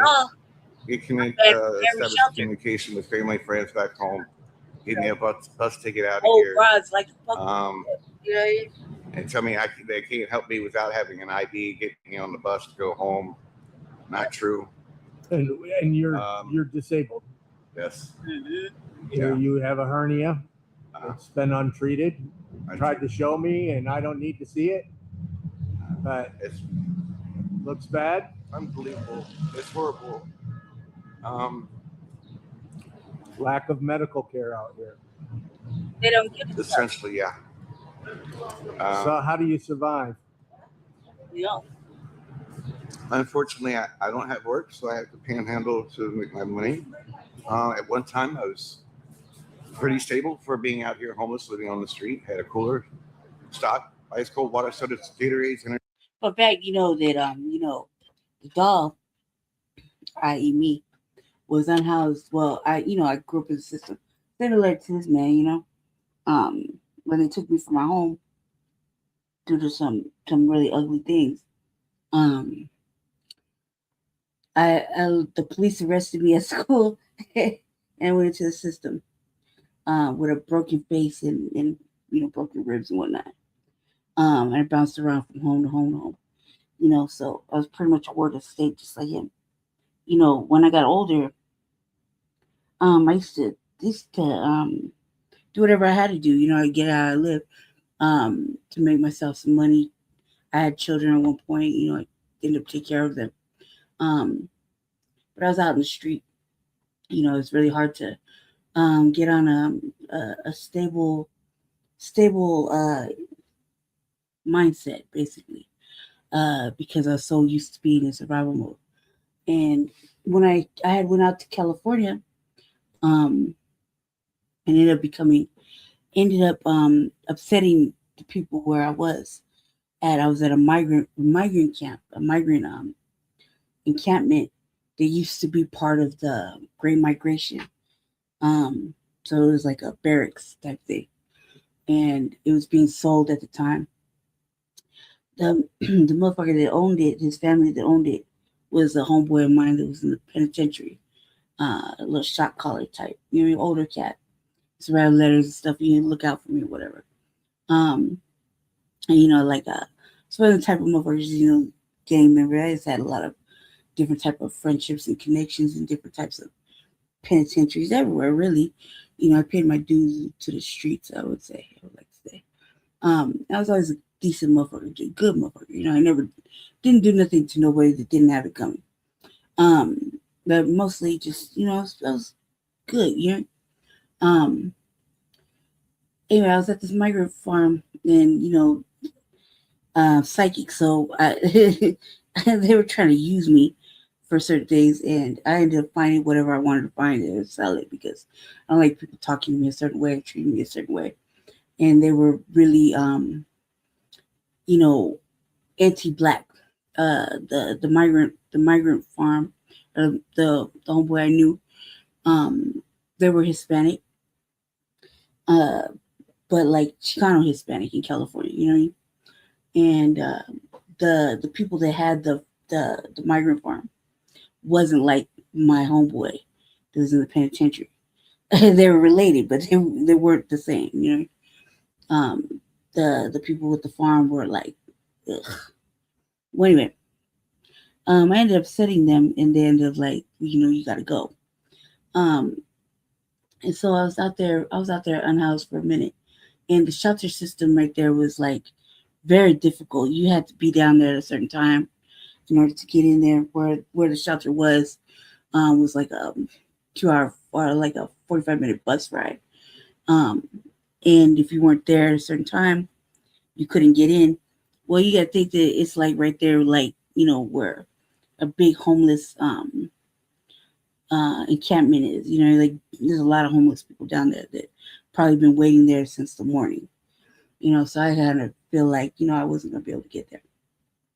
So, you know, I hustled up a little bread and I came back to the city.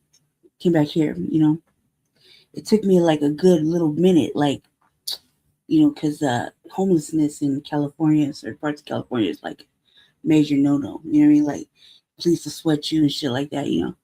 And I wasn't really familiar with the way being unhoused in like the suburban areas, or like in certain areas like the Bay versus the city was, you know, just kind of different parameters. I wasn't really familiar with it because I hadn't been home, and every time I go home, I'm not home for long periods of time. I'm only home for like a month here, 2 months there, you know, not really, you know, home like that. And I stopped going to California when my brother's grandmother died, because, you know, she would be able to enlighten me about my dead real father hearing. So when she passed away, it was like, that's it, there's no going back, you know. When I came home, it took me like about 2 weeks to rustle up enough money to get on the bus and get on the ground and, you know, have enough to get a room down here in Colorado or Aurora and feed myself for like about like 2-3 weeks. But it took me like 2 weeks to get all that together with, you know, serious hustling. When I got back, you know, I ended up staying in my room, whatever. That I was gonna be able to make it. I couldn't. End up going back outside, you know, to shelters. I got banned immediately. Like there's like only one female shelter, well maybe two. They're like long term, but one overnight female shelter, and there's, you know, like maybe a domestic violence shelter for women. And yeah, I had a bad experience. I lost my child there, and then there was like, you know, the ones for pregnant women and children, you know, things like that. I was a single woman at this point, so I go into the shelter there, got banned immediately because I got in a fight the same day that I tried to go in. Old people, old wenches, just fucking with me, like literally fucking with me. And you know, it's one thing I could tolerate rules and whatnot. It's another thing when people are fucking with me and they don't leave me alone. They're just constantly nagging me, picking at me and shit, and then they'll try to put their hands on me and it's a wrap, right? So I got banned, and I was outside. So I was outside for like 5 fucking years on the sidewalk, really sick. And, you know, it was very hard because I came back, I was already disabled or whatever, a bad heart. And I was out there just like the same way I've always been, in an area where people didn't remember me because I was I was well, and then when I finally came back outside, I was disabled. So it was like a culture shock. So I was like people didn't know who I was, right? And so I would, do what I had to do, whatever. I spent 5 fucking years. And it was difficult because to get housed, it was difficult to find resources for a woman, out there when you're banned, you know what I mean? We get snow, so they don't have like a resources for women, like products that a woman might need, because she's still breeding or, whatever. I don't want to say it's vulgar. I don't talk like that, They have, things like that. They wouldn't, you couldn't find no clothes. You know what I mean? It's just, it was really hard, very fucking hard. And when I finally did get housed, because Jesse helped me, but I finally did get housed. It was like 5 fucking years, and I didn't believe it because, they gave you a voucher, and I was under the impression that ain't nobody ever gave me a motherfucking thing in life to ever. I don't give a fuck how light I am.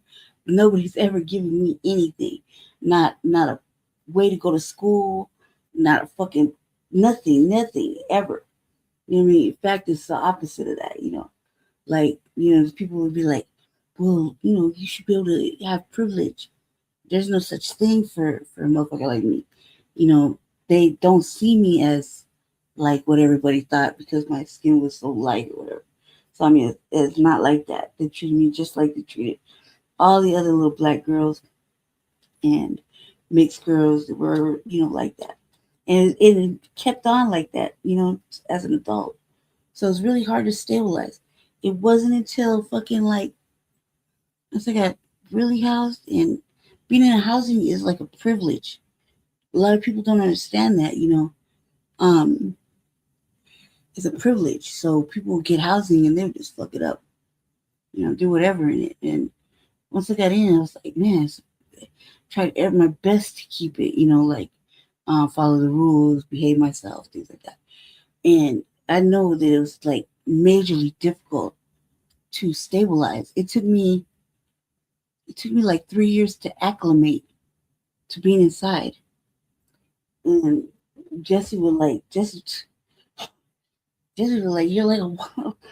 like you couldn't acclimate. I was having a hard time, and you couldn't understand it.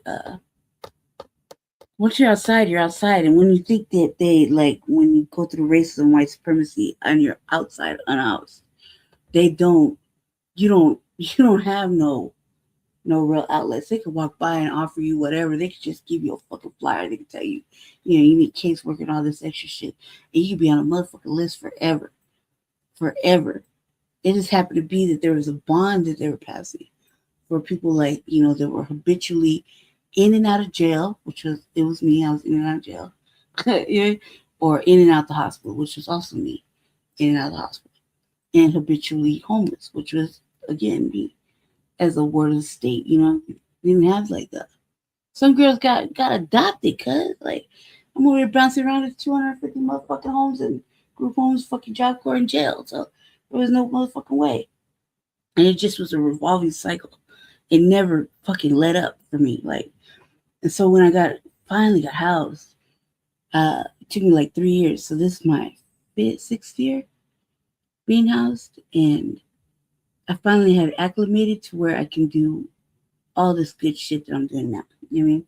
I never thought I would be helping Jesse out with the Buffalo campaign. That's for one, because I'm not built that way. I'm fucking thug. You know what I mean? He needed help, so we're just gonna, one thing I could say is that the ball dropped and I picked it up and kept it going, because I'm built like that. I can't leave, like, when I had a family, regardless of how bad the situation was. I managed to take care of my children, even if my kid was in my coat, my kid ate before I did, things like that. And it was just important to me. So it's just like this, and so when this dude is talking about this kind of stuff, it really reminds me that, like, the, there's no love for the unhoused. And what Pratt was talking about and everybody's talking about, they're talking about ridding the cities of the unhoused by, you can't jail homelessness. You can't jail them. Like, they're criminalizing it. Like, some motherfuckers are just bad. Yeah, okay, cool, whatever. But you can't just get rid of motherfucking people like that, put them in a warehouse like situation, like you got the fucking immigrants, you know what I mean, and lock them up in a mental hole. While, as adults, like, come on, man, that's not creating stability. But there's people out there like that think like that, and even in our city, like, let us tell you, like, number of black people unhoused outside. Like, when the migrants came, oh no, they got all kind of motherfucking freebies, giveies, and giveaways, fucking housing, special advocacy, money, things like that. You don't see migrants outside. Like, I can look outside right now. I don't see no motherfucking migrants unhoused, just kicking it under a fucking lean-to. Right now, I look at there'd be black folk out there. That's what's outside. You know what I mean? It's black people. And so when it upsets me that when they say they want warehouse the unhoused, basically they want to warehouse black people, black children, black families. You know what I mean? Like, check it out. As a black woman with a child, you couldn't have your kid outside with you in the car. Trust me, I know. I lost my kid. Okay, so you couldn't have your kid outside. You couldn't have your kid with you and be unhoused.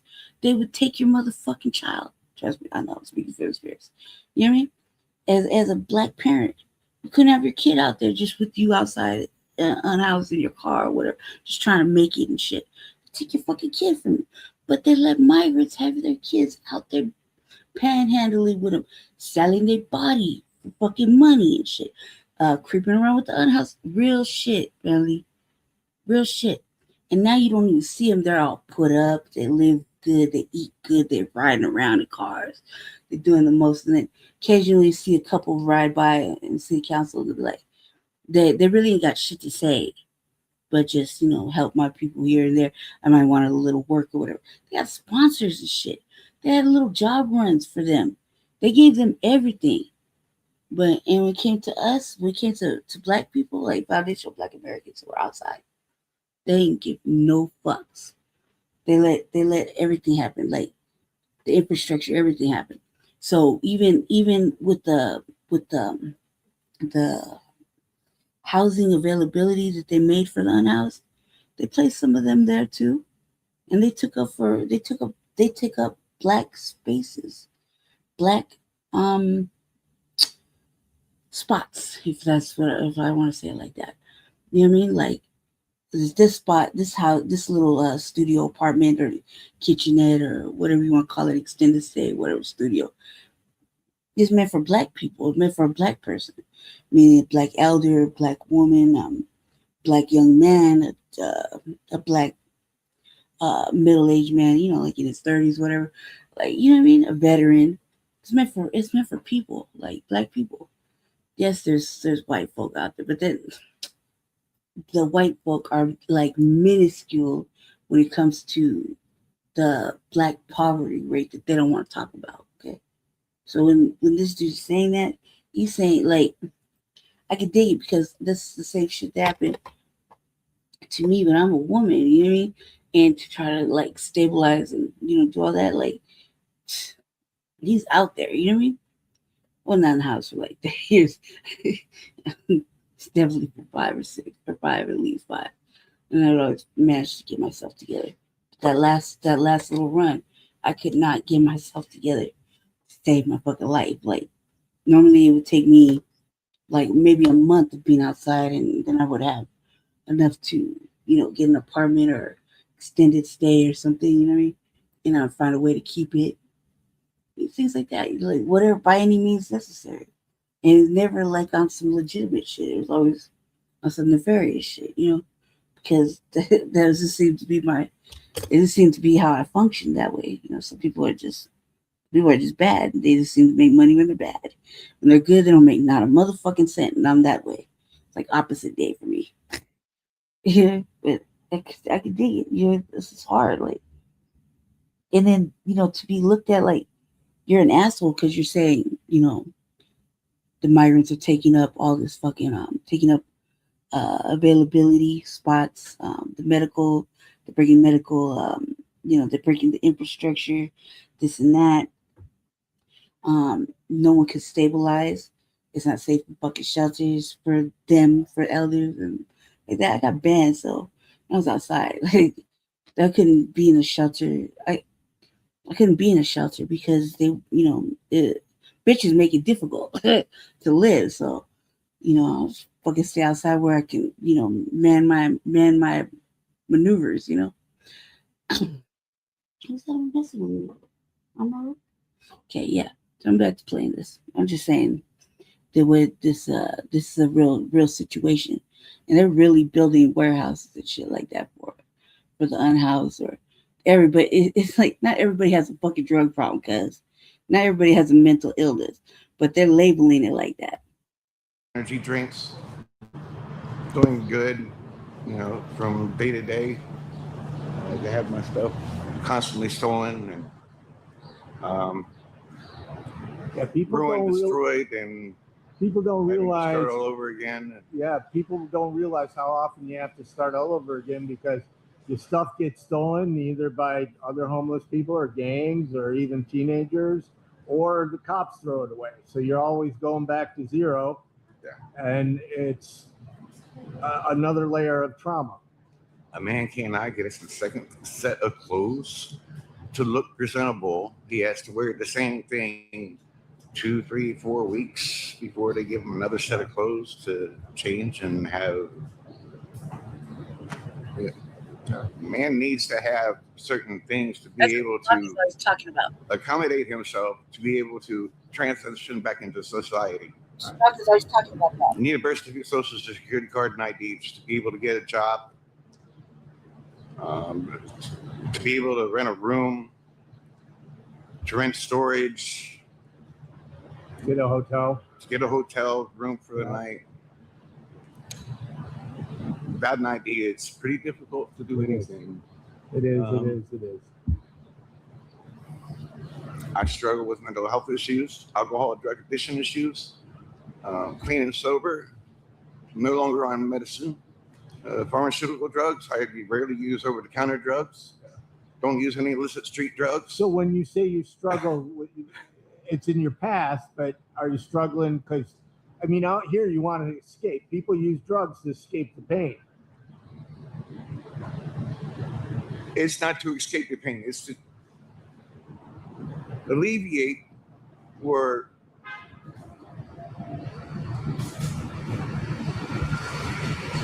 more to alleviate their issues, whether it's alcohol or drugs. It's pretty sad.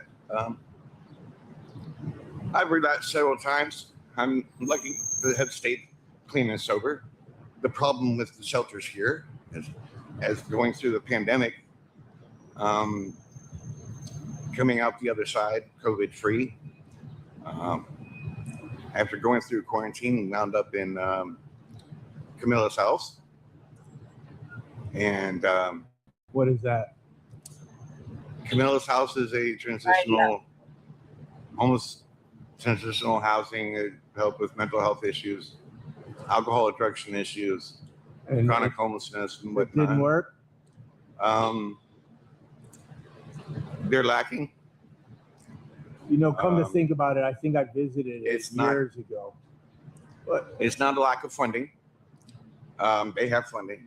From my understanding, they have over $50 million in the homeless trust, and they're not left much of a. Well, the problem is there, and this, living out here, there's more people entering into homelessness every day. The problem is that the shelters are full. They're compacted in.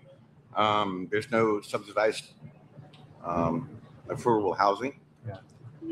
And so there's no place for them to really go. Some of them are sitting in there with with Social Security and food stamps. I can't even imagine what rent is like here in Miami. More than $1,000 a month. Oh, I'm sure way more. I'll look it up when we're done. But you know, all these high rises, and I saw so much money, and you know, there's Bentleys and Rolls Royces, and Florida. I mean, I live in it's Orlando. a lot of money to live here. And then I moved to a cold. What would you want people to know about homelessness? People watching this, what would you want them to know? People driving by looking at it. What would you want them to know about homelessness? What bothers me and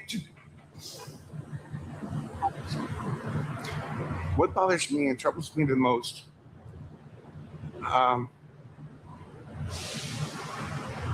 mainly is being ignored. People turning a blind eye and a deaf ear. Walking by. And losing heart. Not seeing you. Not having compassion or empathy for yourself. Your fellow man, who are struggling mostly. Many with alcohol and drug addiction issues, and rather be on the homeless on the street rather than getting the treatment they need and becoming a productive member of society again, where you have people out here a bit of trouble. The treatment is broken. The treatment, you go into treatment and they exit you back to homelessness, or you drink and use again. I was in a shelter. The trouble now is the drugs are no longer amidst, but I should say the shelters are in the midst of the dope holes. There's a lot of drugs. Now it's the modern day dope hole.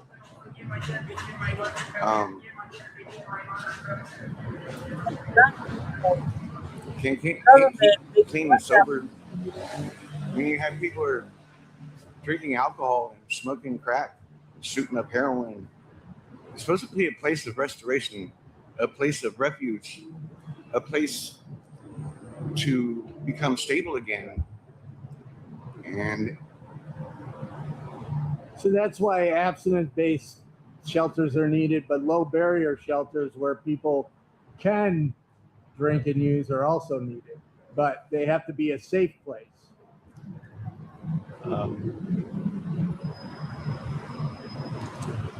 I've heard so many countries that have housing first initiatives.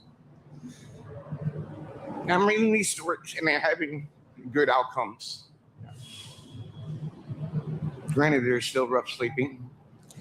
There's still homelessness. And you would go into housing. And I'm willing and able to go into housing. In a moment. I don't necessarily need treatment. Right. You can't keep clean when it's all around you 24/7.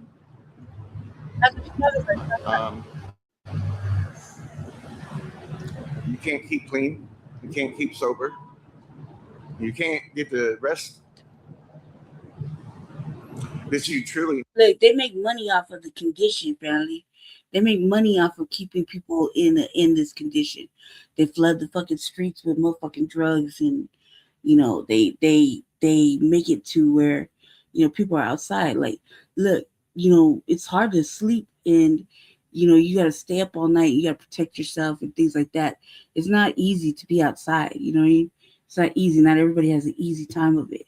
You know, there's all kinds of dangers and whatnot. You know. And there's all kinds of vulnerabilities as an unhoused person. So, especially if you're unhoused with certain parameters. Stop it, Rural. There's all kinds of things, you know, that a motherfucker might have to resort to, staying up all night, doing drugs or whatever, so they don't get violated, they don't get stolen from, you know, they don't have to fight all night. You know, it's just random shit, you know. And there's funding to allegedly alleviate the unhoused condition, but also there's funding to keep people drugged up so that they can keep the federal funds coming to allegedly take care of the drug situation by rehabs and mental health care. There's money there's incentives to keeping people outside delirious and fucking crazy. Because after a while, you don't sleep. You end up, you end up getting a little stir crazy and shit. You get too cold. You're having to move around. Your body is weak. You get a little defensive. You start getting angry. You start lashing out. There's a lot of fucking things. You end up starting to like come into like some sort of psychosis. You know what I mean? This incentivized. That means they're doing this on purpose. And they make it easy to get things like that. It makes it easy. They don't want you to really be housed, because then they'll just have to pay the rent. They don't have to deal with you, right? But as long as you're staying outside and you're on drugs and you're fucking unhoused and your mental isn't right and you're in and out of jail because of the circumstances that you're surrounded by, or you get sick really easily because you're outside in unsanitary conditions, things like that. You can't pull yourself up. You can't get yourself right. This is what Schumacher's always talking about. Like to put men in men and women in hotels, whatever. Gives them women a certain amount of time, but gives the men like a week to rest, shower, wash their clothes, get themselves together, and they can go out and work. We've seen this shit where men, elders and stuff had been finally got in housing. Finally got housed in these little hotel situations. Finally got enough times where they were able to stabilize themselves, eat, get themselves a couple of little outfits, whatever, and start picking shit like trades and schooling. Talk about like 50, 60-year-old men going to school and working a job only for the fucking new mayor to come and kick them out their fucking shit and put them back on to being homeless. And these grown, and it was black men. These grown ass black men crying and shit. Like it's not, I'm saying crying, but it's not funny, family. They were really crying. Like, I just settled down. I just got comfortable. I just got myself into school. I just got myself a job. And now you're gonna do this. Like, what am I supposed to do? I just got here. I just got this. I've been outside. You know what I mean? And they didn't give a fuck. Because it's incentivized to keep it going. It's like federal dollars, and you got these motherfucking NGOs, nonprofits and shit. They're allegedly out there to try to help you. And in reality, they're there getting paid. They're not there to really assist you. They might assist 1 in every 6 people. They pick and choose, like the man said. You know what I mean? But it's an incentivized situation to keep these federal fucking dollars and these federal little programs going, and everybody's digging in their pockets and getting paid. Taxpayers are paying the money, right? But the federal government's paying for it. These motherfuckers are pocketing it, and who's suffering? The people outside. You know what I mean? And they'll be like, I filled out all the paperwork. I did this. I did that. I've been waiting, and I finally get in, and this is what happens.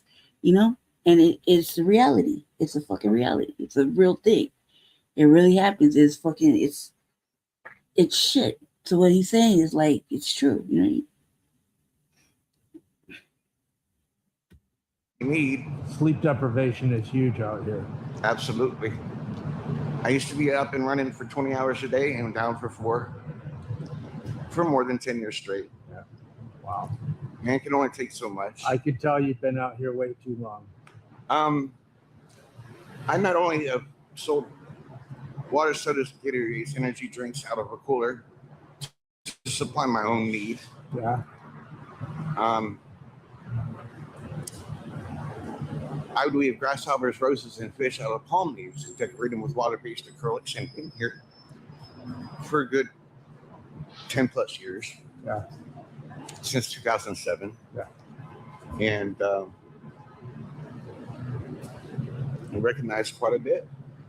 I get help quite a bit, but not enough to substantiate myself and get myself out of here on a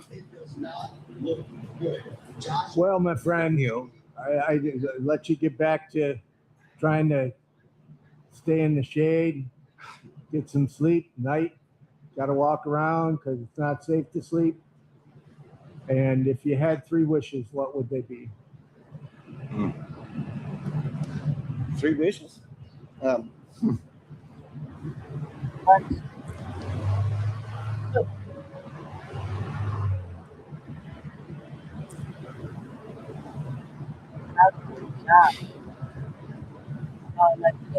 3 years now.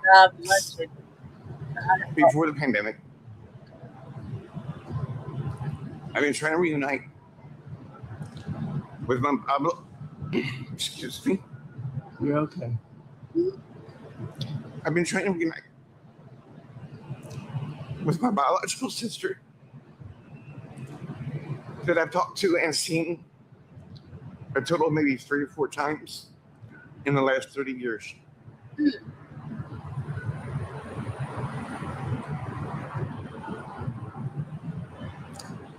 I have help in another state, having a hard time relocating myself. One family member that I do have is willing to help me get back on my feet with housing, whatever it takes to get me to be a productive member of society again. And for the life of me, I can't seem to relocate 1,000 miles to go back home.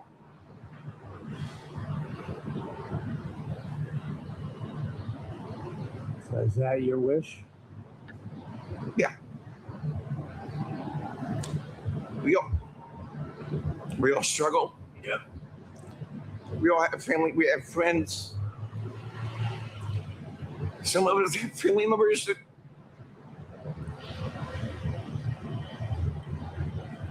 don't have a clue that they have a family member in their immediate circle. They may be experiencing homelessness, suffering quietly.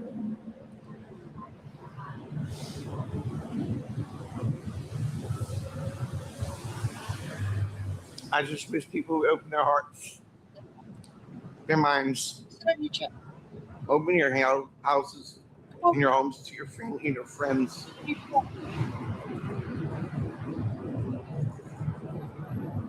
The day's short. Time is short.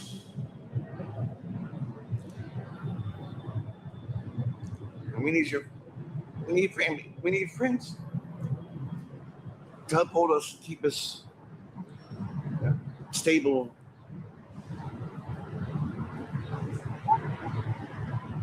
That was a good wish. I'll give you some money after we finish. Trying the third. Oh, third, got one more. Oh, sorry. Just trying to stay clean and sober. Be able to start and have a stable life again. Yeah. To be able to give back and help others, I do. Yeah. Even in this situation, I've been stopped 3 or 4 times this week. Man stopped and asked me for a sandwich, gave him a sandwich. I had one stop and asked me for a water. Yeah. Or asked me for something to drink. Some of the most generous water. people I know are homeless. Declined. Yeah. And got an attitude because I didn't have what he wanted. Yeah. Some of them want alcohol and drugs rather than. Yeah. Everybody uses the alcohol and the drugs to treat the symptom, mask the symptoms, but not treat the disease, just like any pharmaceutical drug. Well, I'm going to give you some money and you can use it whatever you want. And I want to thank you very much for talking to me. Thank you so much. And you already knew who I was when I walked up. I had seen your videos. And honestly, I'm in a situation where I want to talk about homelessness. The problem is that people don't want to hear it or don't want to see it. Well, they're going to hear you and they're going to see you. And I would just hope that people become more educated and see the reality of what's really going on. Well, everybody needs to take action in their own community to help people like you get off the streets and prevent anybody from ending up homeless. So that's the problem. Some of those services weren't there 30, 40 years ago when I aged out of the system and wound up homeless at the age of 18. Do you know how many foster placements you were in? More than I can count. That is part of it. more than I can remember. I'm so sorry.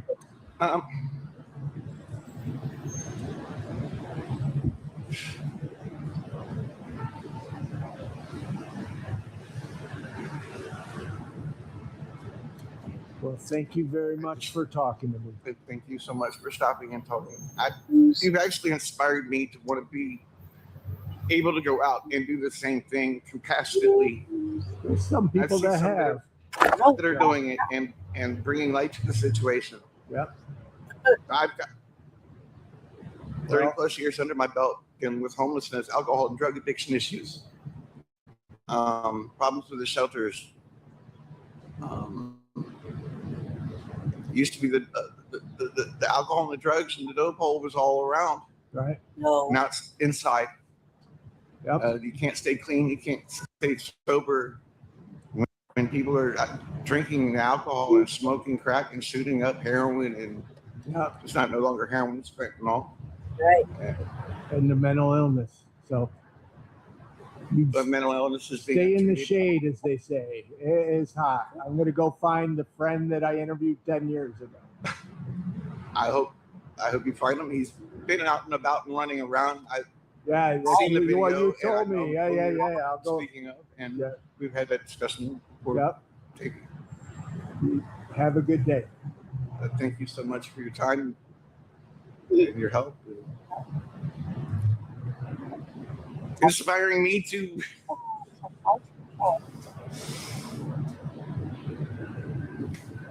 do something for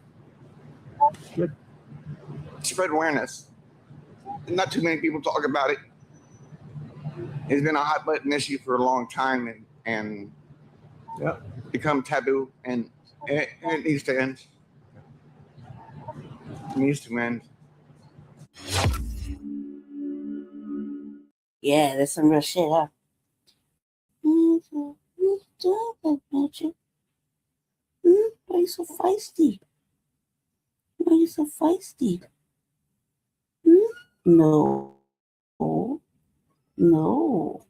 It was another summer-like day across Denver to close out what was a hot weekend. Temperatures soared to the 90s, along with some winds that we saw, all before a 1-2 punch of severe weather and fire danger that moves in quickly at the start of the week. Now, parts of the state are expected to see fire conditions, while out east, the threat of hail and tornadoes are in the forecast.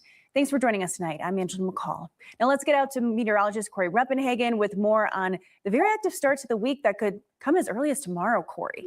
Yeah, we are going to turn our attention from the heat to the hail tomorrow. And we already kind of got a little bit of a preview today. We had some very strong dry microbursts across the Denver metro area. A few storms on the board tonight, including this ripper of a storm just over the state line along Interstate 80 near Sidney, Nebraska. Look at all the lightning strikes. And there is a flash flood warning in progress there for a lot of rain that came down in a short amount of time. And look at this little guy down here in the Arkansas River Valley near La Junta, just north of La Junta. That was a sweet looking storm. This was just as the sun was going down. Look at the anvil of that thunderstorm just spreading out. This wasn't too strong of a storm, but it was just individual out there. So very kind of a pretty looking sunset there with that storm. And the risk for thunderstorms are going to get bigger and more intense tomorrow. Level 2 threat across the eastern plains, and the Front Range could be included in that hail threat. So I'll have to detail that for you coming up in the full forecast. And then right back into the heat after that one stormy day tomorrow. 94 is our forecast. 95 is the record. So we could be talking about record heat. And then it'll stay warm all the way into next weekend. I'll talk about all that stuff coming up. The full forecast is just in a few minutes away. A Northeast Denver shooting that killed a 14-year-old and left a 15-year-old facing charges has kept a popular rec center closed for weeks. Tomorrow, the Montbello Rec Center will reopen to the public. But before that, community came together. 9 News reporter Rachel Krause is here after talking with community leaders there. Rachel? Yeah, family and community members of the Montbello neighborhood joined police, city leaders, and youth violence advocates in coming together for a healing circle. They're hoping the event and the 2-week closure of the rec center gave people a chance to grieve while recognizing the center's reopening is vital for that neighborhood. This is a vital part of the community. It needs to be open, but we have to get the resources that this community and more importantly that these kids need. For 2.5 weeks, the Montbello Rec Center has sat empty, closed after 14-year-old Mikhail Payne was shot and killed inside. A 15-year-old has been charged. I mean, obviously we have a very young suspect, a very young victim. You know, those families are forever changed, and so that's particularly impactful. And then just, you know, happening inside the rec center, something that's not happened before. Since then, the popular facility on Denver's northeast side has been shuttered. It just hurt my heart. Kamal Martinez, known as DJ K-Tone, runs a music nonprofit working with the community. He says this is his rec center. He knows it's needed. I see kids come here every day who, like, this is all they have. They come here after school. I watch them grab the meals off the counter because that's all they have to eat. You know what I mean? Sunday afternoon, family leaders and community gathered for a healing circle ahead of the rec center reopening Monday. Jason McBride says it's not enough. Look, when the doors open tomorrow, the number one thing that is needed in this facility is mental health help. We had a kid shoot someone in the head, and if we don't think it's important to address that, because there's probably other kids out there that are with that same mind state, we've got to do more. We're failing these kids, and we have got to start before we lose another one. Denver Police Chief Ron Thomas says DPD will be here to help when the rec center reopens, and will be looking to see if more supports are needed to tackle youth violence prevention. We really need those community supports to come together and assist us. This is certainly not a problem that we can arrest our way out of. I think we should have security in place up here for sure, but we have to take care of our own. At the end of the day, we have to take care of our own. This is our neighborhood, our people. These are our children that come here. Yeah. Denver Parks and Rec says after the shooting, staff have been connected to counseling. McBride hopes to see that offered to kids at the center too, to help them process what they saw. He says more resources, mental health supports, and violence interrupters will be critical now. Parks and Rec says Montbello will reopen at the same time that summer programming begins. Rachel Krause, 9 News. Thanks so much, Rachel. The city of Denver announced the historic City Park bandshell will be rebuilt thanks to the help from the community, all while City Park Jazz returned for its 40th season. The nearly 100-year-old stage was destroyed in a fire back in March. It was deemed a total loss. The stage was destroyed less than 3 months before City Park Jazz was set to begin for this year. Now, organizers have rented a mobile stage to keep the series going. Mayor Mike Johnston said the old bandshell will be taken down by the end of the summer, and the city will bring in a new one by next spring. The city will not have to use money from other park projects because the new bandshell will be built through donations from Next with Kyle Clark's Word of Thanks. It's a lot of bullshit because you see all this stuff so far. I mean, I was on city council talking shit about this performative theater, right? There's certain, I wouldn't call this broad an activist at all, because I would call it ambulance chasing, clout chaser type shit, you know what I mean? And I bitch needs an audit. You know what I mean? I'm all about audits. Best believe. I'm like, what you really doing? What you two fuckers up to? Certain nonprofits need. I'm sorry, Kiki. I'm sorry, Khalifa. Certain audits. Certain people need motherfucking audits, dude. They just don't make sense. You know what I mean? Nonprofits and shit. Especially when they act like they doing something. You know what I mean? I don't think that it's appropriate to.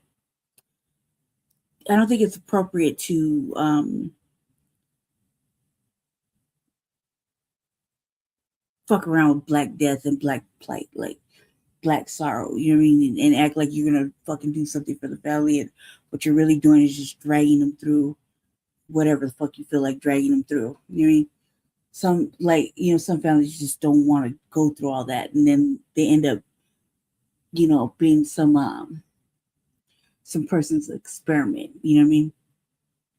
On some performative theater. That's how I feel about it.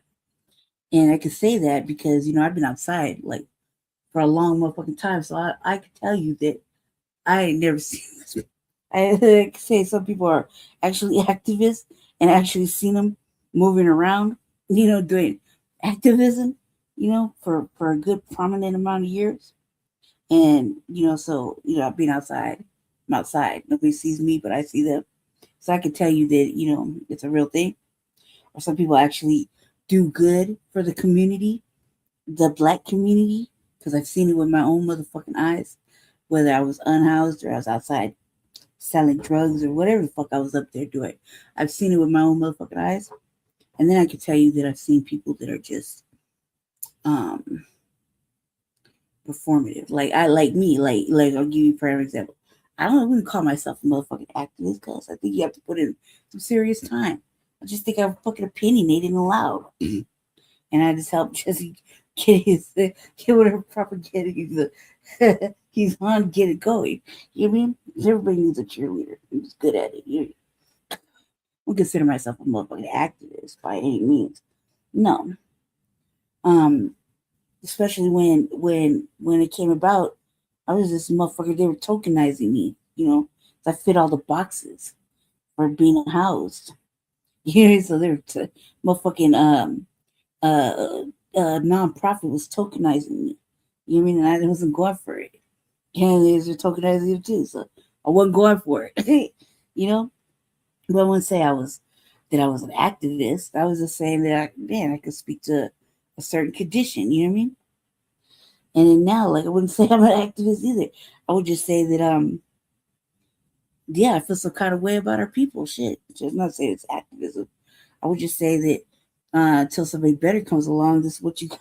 It's what you got. You know what I mean? As far as these broads out here that are in politics, these sisters out here, they're can I say that for everybody? I mean, they're really on this kumbaya shit, you know what I mean?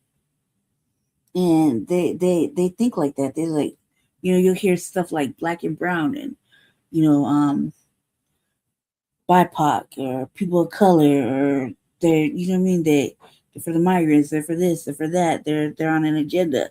It's not a Black agenda. Even if they come to black events, they're for everybody. They're inclusive. They're, you know what I mean? Like, they're not on Black first. You see what I'm saying? And they don't like me at all. Like, a lot of broads don't like me, but they really don't like me.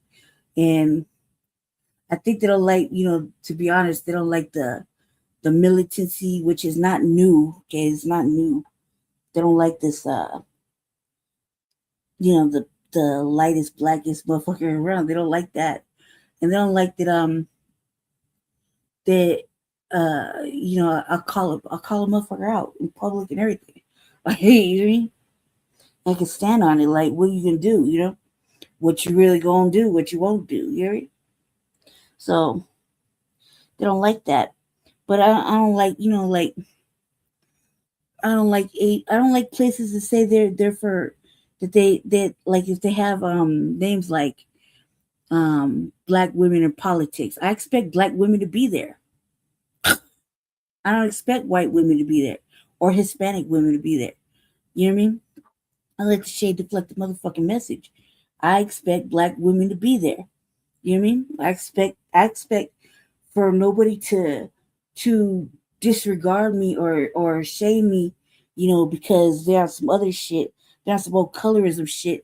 And that's really a personal problem. You know what I mean? For me, like, I'm trying to learn whatever. I'm trying to get into what, you know, whatever I need to learn.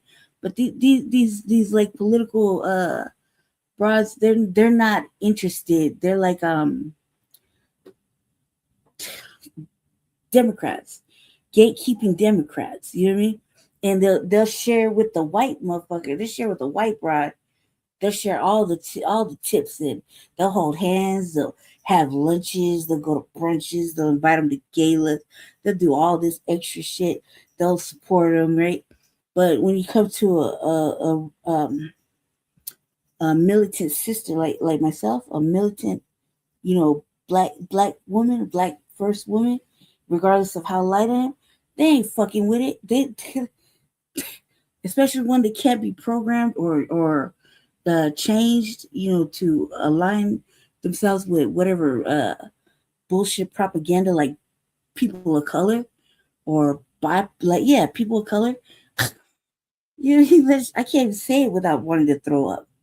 You mean, or, you know, to allow, like, these spaces, if you have black women, it says black women somewhere in there, then I expect you not to have no motherfucking white bitches there.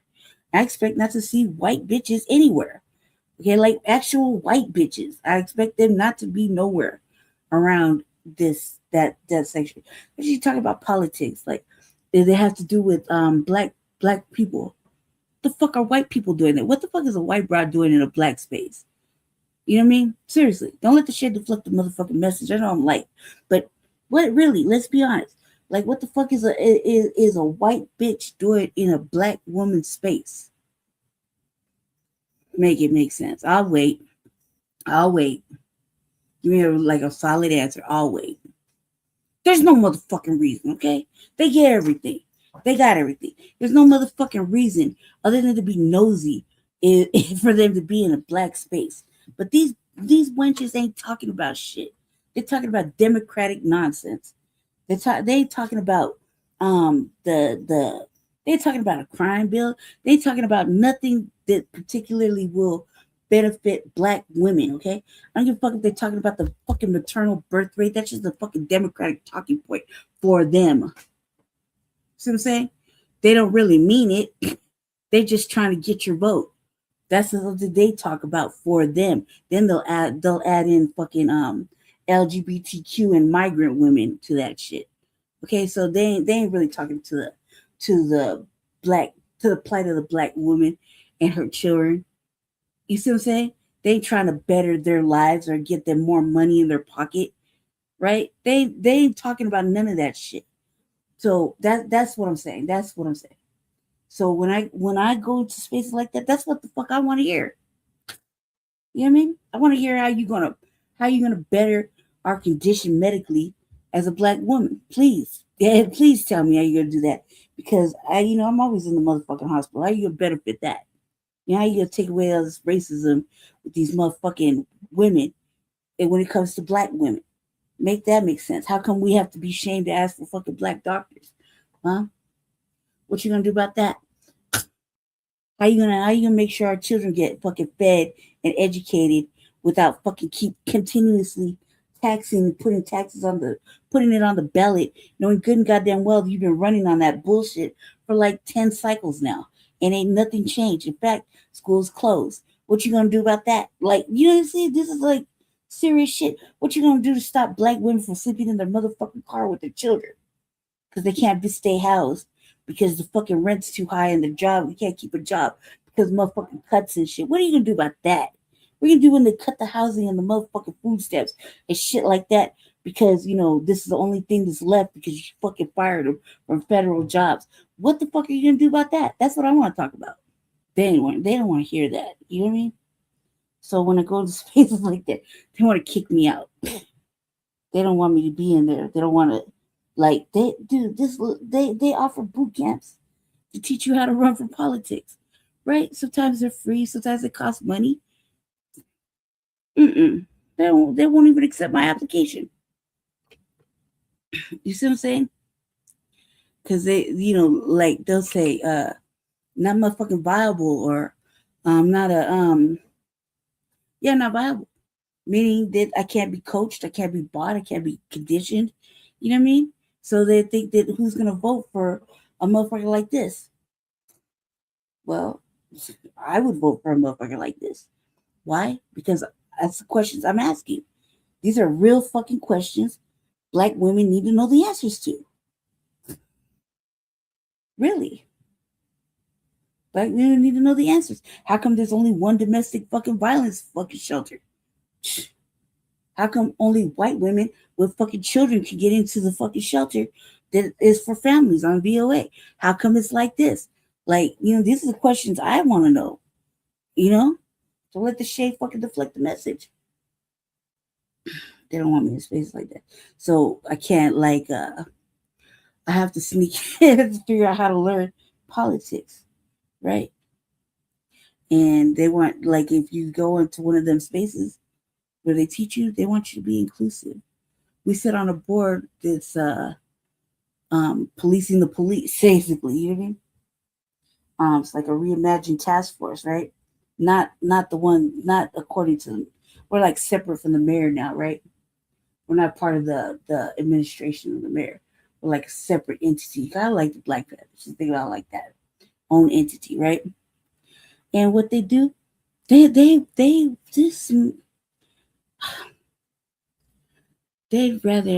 for everybody other than, right? So they even got like a Spanish name, or like a Spanish acronym to speak to Spanish people. You know what I mean? And I'm like, how are Black people gonna find this out if they need help? How are we supposed to protect Black people? And then I just showed them, I was like, look, contrary to popular belief, the Panthers still hold weight, right? Whether people like it or not, some people will say whatever. Really don't give no fucks about what anybody says about that, because when you're tasked with reinstatement or vetting and to reactivate motherfucking older chapter that's non-existent, you kind of want to take it seriously.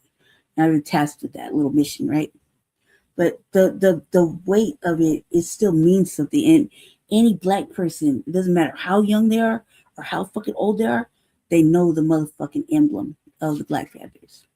So it's a safety mark, right? So I'm like, what? Like, how Black people gonna find this? I'm talking to them, and I said, Black people still recognize this as a little, the Panther emblem, right? I said, they know they could always stop somebody who has that pin on to ask for help. Why can't it be like that? And they said I wasn't being inclusive enough, and just sit down and be quiet. I'm always getting in trouble. There's always somebody snitching on me about whatever I said to city council or some shit. They don't, you know what I mean? They don't want someone like that. But it would behoove the city to have somebody like me like that. You know what I mean? Because then, you would get the right stuff. You would get the right policies. You get the right tangibles. You get the right questions. These are those fucking bitches, man. They don't. And then the same thing with these motherfucking, like these little showboating missions. I was talking shit about it on city council. I was majorly talking shit about it. I was like, it ain't Black excellence when you're performative. Because it's not. It really isn't. You're capitalizing one way or another on a Black plight. Even if you are Black, you're not. You're tethered. That's what it is. I'll just say you're tethered. But you're capitalizing, meaning like you're pretending to be for a family that's already going through so much, just so you can have that visibility and clout. Just like with the overturning of the Elijah McClain thing, bitches all out there like that again, and asking for the sorriest shit. You know what I mean? Apologies and whatnot. Don't fuck all that. I wouldn't ask for no motherfucking apology. I'm asking for fucking money and other shit. It's basically motherfuckers ready for. No. You couldn't. I can't. No, we are not the same. We're not built the same. Some people just won't follow down the motherfucking hallway. You know what I mean? So, I wanted to learn about things that they don't make it easy, and these are supposed to be welcoming places. They don't make it easy. And so seeing these community events, yeah, they're only out there like for a show, like that. You know what I mean? I want to say there's no sincerity. Just like some of these motherfuckers that you just seen, they ain't on code. They ain't even trying to be on code. They hugged up with the Democrats. Like majority of those people are Democrats, meaning they don't have no. They follow the party rules, the party line, and so they're not on a Black time. See what I'm saying? Black time is serious, like, especially when you're gonna be trying to be out there taking pictures. I don't want to say taking pictures, but trying to have a healing event or whatever, and you know what I mean, which I think is they're just doing it for they don't mean it. Next week, you know, then people are gonna be all by themselves, and you ain't gonna see none of them folk. See what I'm saying? So that's when you know that. That's what I'm saying. That's when I know that they're like the Ben Crumps and the NAACP types and the, you know what I mean? Those types. They don't mean it. They're not there. They're not in it like that. So I wouldn't call them activists. I wouldn't say I'm not saying no. I am, because goddamn, man, it takes a lot to be an activist. Trust me, I've been watching Jesse for like ever. It takes a lot. I thought you had to have like some time built in. If you asked me like many years, like a couple years ago, I would have said, yeah, at least have like 7 years in it. Like, I wouldn't call that. I wouldn't call what I do like that. I just called it fucking just good at talking shit live and telling them what it really is. I have no motherfucking fear. What they gonna do? What have they done what they gonna do to me that they haven't already done? Nothing. You see what I'm saying? Been there, done that. They can't do shit. All they can do is turn off the mic. You know what I mean? Or kick me off the Zoom, you know what I mean? These people right here, it's just like they're really going through it. One of our friends that's his like nephew, you know what I mean? Just like the situation that I'm talking about in Aurora. They're doing performative arts, but the people that they're doing it to, you know, one of them is our friend, but one of them is the father, and he's really my motherfucking friend, my real friend. You know what I mean? So I find it to be an embarrassment and a shame. You know what I mean? And I'll say it, and they don't like it, but nobody's paying me to say it. I'm just gonna say it, you know, because it needs to be said. It needs to be said. I get tired of these motherfucking people here, and the fact that they don't want to get on code. They don't want to get on code, and they want to act like they are. They're not. You know what I mean? It's really upsetting. This micro-giving campaign. And the Jazz Festival, they burned that shit down. But the Jazz Festival is predominantly a Black event. You fuck what anybody says. You know what I mean? It's always been Black. Then burning down the motherfucking stage is like, whoa. And then nobody want to pay for it, just like Juneteenth. You know what I mean? Never back down to one day, but Pride is all fucking month. $90,000 was raised as part of that campaign to the Denver Park Trust to help fund this rebuild. So we just want you to know City Park Jazz will be here in full form all summer. We'll get your beloved bandstand rebuilt for your weddings and your concerts and your graduation photos. And that is just because of your kindness and your contribution. City Park Jazz is set to run for the 10 weeks this summer. It was a violent weekend around the metro. There were 5 shootings, including 4 just in Denver. First in Aurora, where a man was shot and killed in an alley after an argument early this morning, according to police. This was between Dallas and Clinton Streets. When officers arrived, they found a man who had been shot and later died at the hospital. Denver police also arrested a person suspected of shooting someone else near Airport Way and East Bowling Drive last night. And then this morning, 2 people were shot near Santa Fe Drive and West 3rd Avenue. Around that same time, 1 person was shot and killed near East Colfax Avenue and Dahlia Street. And finally, another person was shot near North Spear Boulevard. Still no word on what led up to those shootings or how the victims are doing now. The Colorado Department of Corrections has temporarily suspended visitations to all of its 21 facilities after 2 inmates died. CDOC says 2 inmates died after an incident at the Bent County Correctional Facility in southern Colorado. A 3rd inmate was taken to an outside medical facility for treatment. No staff members were hurt, and there is no active threat. CDOC has not said what the incident was or what led up to it. The facility is on lockdown, and they have not shared when that suspension might be lifted. The Office of the Inspector General is investigating. Today, dozens gathered on Pearl Street for Boulder's annual Jewish festival, marked with celebration as well as reflection. 9 News reporter Janelle Finch spoke with people there, remembering the anti-Semitic attack on a peaceful crowd in the same place last year. Before the celebration, reflection And that is where healing begins. took center stage at the Boulder Jewish Festival. Violence leaves mark on bodies, on families, and on the soul of a community. And still, here we are. Community came together on the same grounds where a dozen people were hurt in a firebombing attack last year.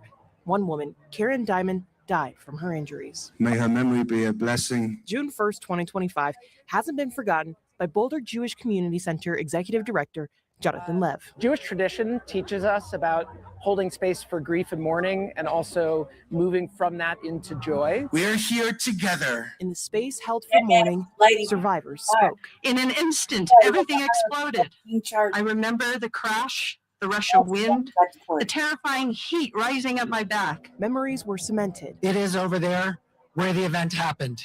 It's important that you know where it happened, and it will be there. The idea is for all time. And together, they moved into joy.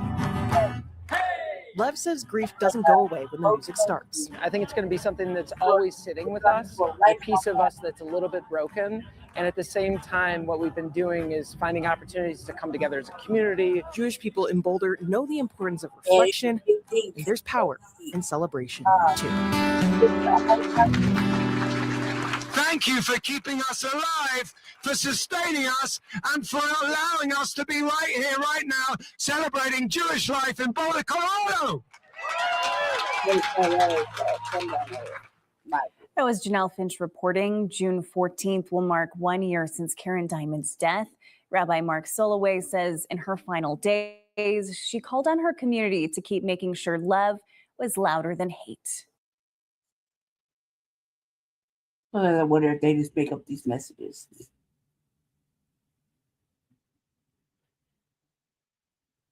Time. Fox 31's Greg Nieto continuing our weather coverage for us tonight. Yeah, he's live near DIA, where the airport was at ground stops and ground delays throughout the day, the last ending just before 9 moments ago. Greg, you've been all over the metro today. Yeah, I have Jeremy along with Caesar the photographer and the Pinpoint Weather Beast. You know, Denver International Airport, as Dave was talking about, one of the harder hit areas for a time earlier this afternoon. Hundreds of flights delayed, more than likely because of Mother Nature. As I look at the cell phone lot behind Caesar, it is absolutely jammed. A lot of these folks here to pick up those late arriving loved ones. The eastern plains town of Bennett is known for its small town feel. Monday, came here to see the tornado. It became the best spot to watch Mother Nature's latest blockbuster. Octavio coming up from Littleton for a front row seat with his best bud. See how bad it gets and all that, but at the same time, it's for fun of it. And up and down I-70, I-76, and Highway 86. It did not disappoint in places like Kiowa and further to the west in Golden, with hail large enough to crack windshields. The Pinpoint Weather Beast capturing this video of cloud formation just north of Strasburg. The Pinpoint Weather Beast stopped here in an area off of I-70 behind us in between Byers and Deer Trail. We stopped here because we wanted to give you the best perspective we could of some of the crazy cloud formations here above I-70 along the eastern plains. Twice within 30 minutes, we received 2 tornado warnings from the National Weather Service to the north and east of Bennett, without thankfully spotting any touchdown. It's getting real bad. Octavio and crew He has a radar on his phone. say they were ready for the show. If it starts to get bad, we just probably just go home. And once again, Mother Nature nails her Colorado June premiere. Jesse's the weather. This afternoon, up and down along I-70, no major accidents to report, thankfully. DIA, another story. A lot of folks, again, just being picked up a few hours later. At Denver International Airport, Greg Nieto, Fox 31.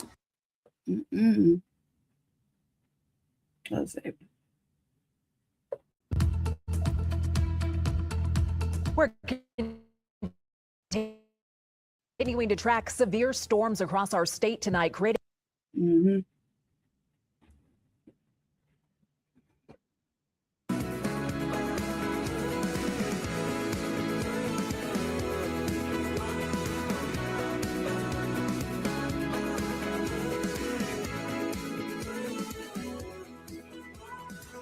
I'm gonna go to my city.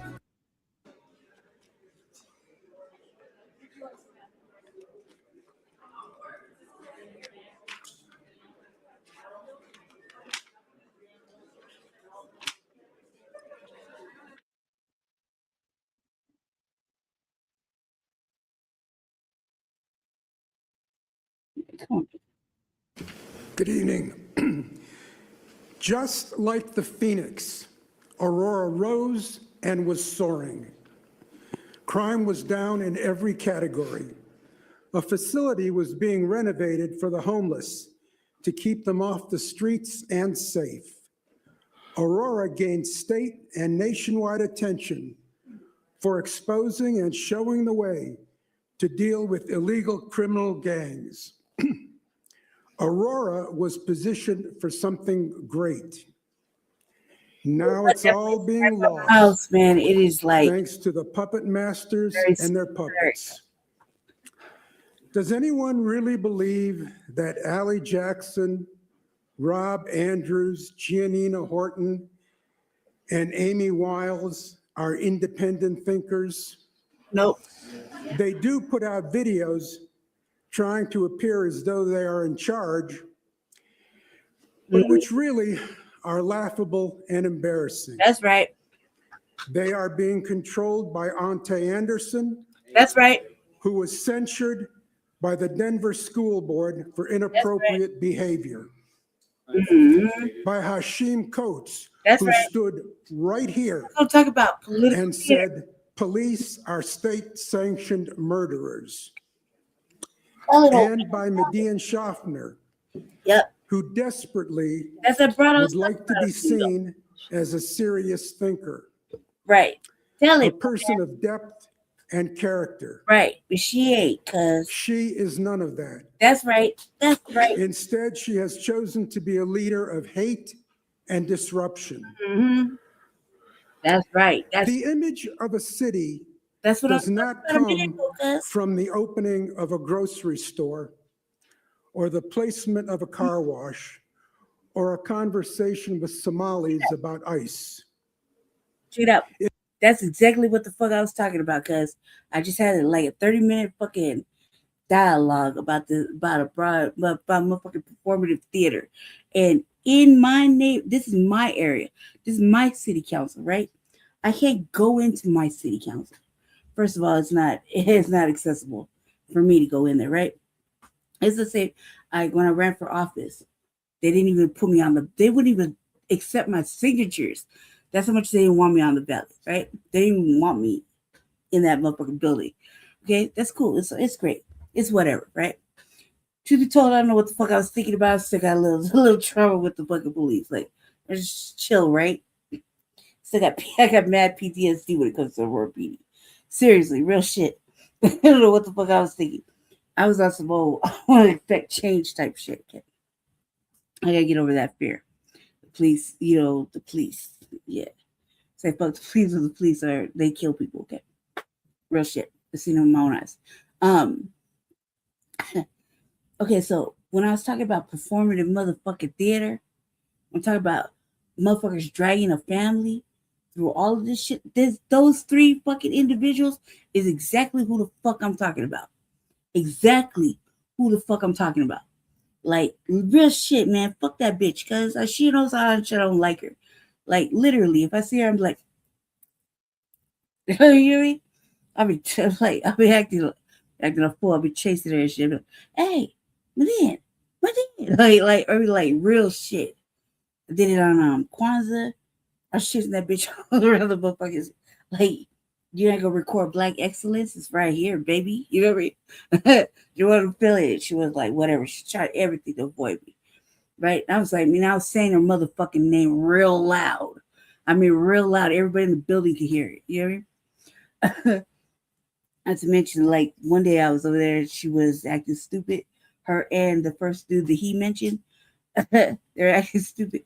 Man, Jesse had a question. I said, let me see that, cuz. I took the paper. I snapped at that bitch, cuz I don't give a fuck about that hoe. Like, them three did a lot to set the balance of my dude's shit when he was running for mayor. And like the way she talked at him, cause she cussed at him too. I wasn't even near her around. I was watching it online. I saw that shit and I ain't been right since. Like I've been like, look, yeah, I told her right then and there. Nobody gonna talk to me. Nobody gonna talk to him like that in front of me ever in my motherfucking life. Never. I don't give a fuck who it is. Right? If she didn't have that same vitriol in her motherfucking chest, she saw me, she didn't have that shit in her chest when she saw me. They don't ever have it in their spirit when they see me. Because I'm about that. I'm really about that. Like, nah, man, like you should never let nobody talk like that about your mate ever. Doesn't matter who the fuck it is. And be about your business, stand on that shit. You know what I mean? I don't give a fuck what anybody thinks. I don't care how you feel about me. I will get out that motherfucking shit. And it could be it's up like that. It's just, have you ever seen the Aries back down, cuz, or about fight? No. It don't happen. And ain't no punk in this pedigree, okay? This pedigree is straight all about it. I shouldn't want it anyway. But the fact that she talked at him and she cursed at him. It said some foul ass shit, even though he wasn't wrong with what he was saying. He was not wrong with what he said at all. He was telling the truth. And these motherfuckers decided when he was running for office, to go ahead and disrespect him. And I wasn't feeling it. I'm still not feeling it. So I managed to disrespect her and anybody and everybody when I see them in public. It doesn't matter. You know what I mean? What you gonna do, what you won't do. I'm right here. You know what I mean? Know what I mean? Right? So, but this is Aurora. This is Aurora, right? Now, in Aurora, like, they fucked up the city council meetings. They don't run like Denver. Okay, they don't run like Denver. These motherfuckers took over for like almost a year and a half, 2 years, basically flying a flag for one particular family. Okay. Now the particular family, I'll say we know the inside baseball. Then there's the video, and then it is what it is. The family lost the motherfucker. Okay, fine. But one of the auditors in the city is our friend. It's our friend. But I say hypothetically, okay, is our friend. Now, the father of said individual is my homeboy. Like, homeboy. You know what I mean? Like, serious, like, friend. My friend, okay? I mean, like, my friend. Nothing weird, just my fucking friend. So, I feel some kind of way about it, you know what I mean? Like, especially when you take over my motherfucking chambers to where individuals like my stepfather who owns a house, he may have problems or may have an issue. He can't even go and express himself because they have managed to fuck off the whole decorum. And then in order to fix it, they try to sue the city again, right? Try to sue the chamber, the fucking city council, only to have that pushed back down, right? And have them like act like that lawsuit don't matter, right? So just to have some peace. But they still up to their fucking same old bullshit, right? And it's political theater. It really is political theater. And I'm like, man, none of you live in Aurora. Like, you don't live in Aurora. Like, you know, what the fuck are you doing over here? And basically, they're doing some political theater for like a year and a half, a year and some change, right?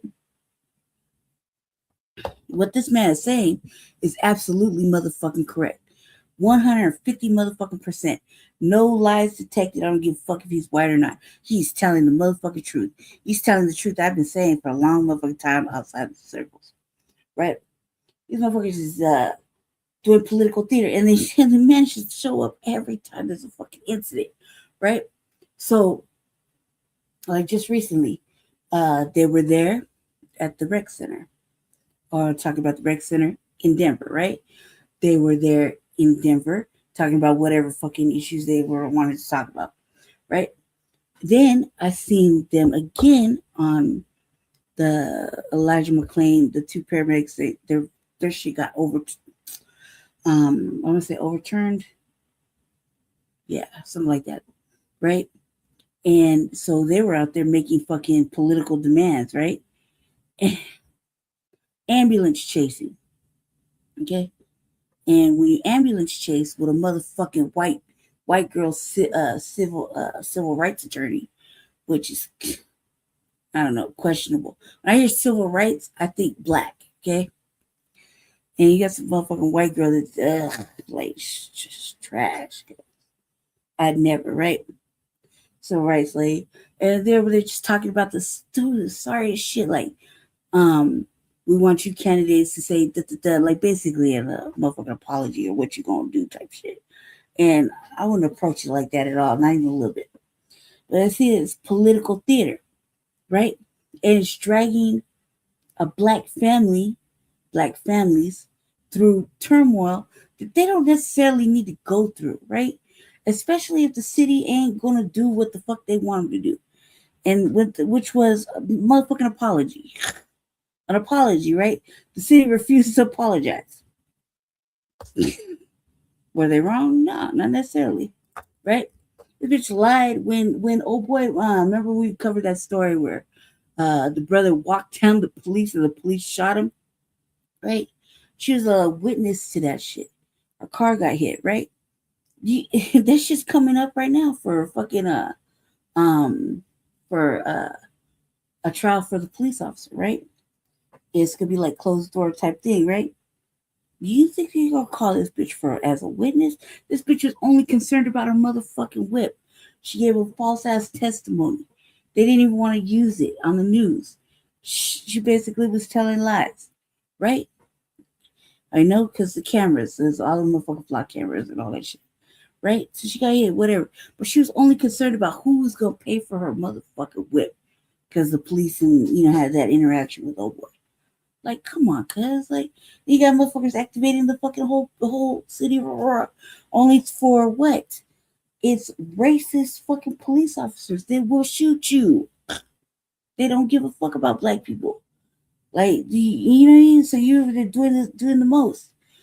And then I have the audacity, I say that for reals, to have don't want you worry about it. Like, I'm all about them motherfucking audits. Yeah. Have a nonprofit say that you're the epitome of black excellence. Bitch, please. There's nothing excellent about fucking political fucking performative theater on the plight of black people as a tether. Because that's what that is. You know what I mean? It's a tether. That's in my motherfucking mind. This bitch is a tether and a wench. That is what it is. You know what I mean? She knows how I feel. You can say whatever, but shit, I mean it, right? And you do a political performative theater. And the two brothers that they mentioned, same shit. You mean he's right about every single thing he said, right? And they made it so the decorum, so that any regular individual who has a problem via water, homeowner issues, things like that, they can't even go in there to make little comments or dialogue, right? They can't. And the city council members that he's calling out, they sure are kissing ass to this bro, right? They sure are.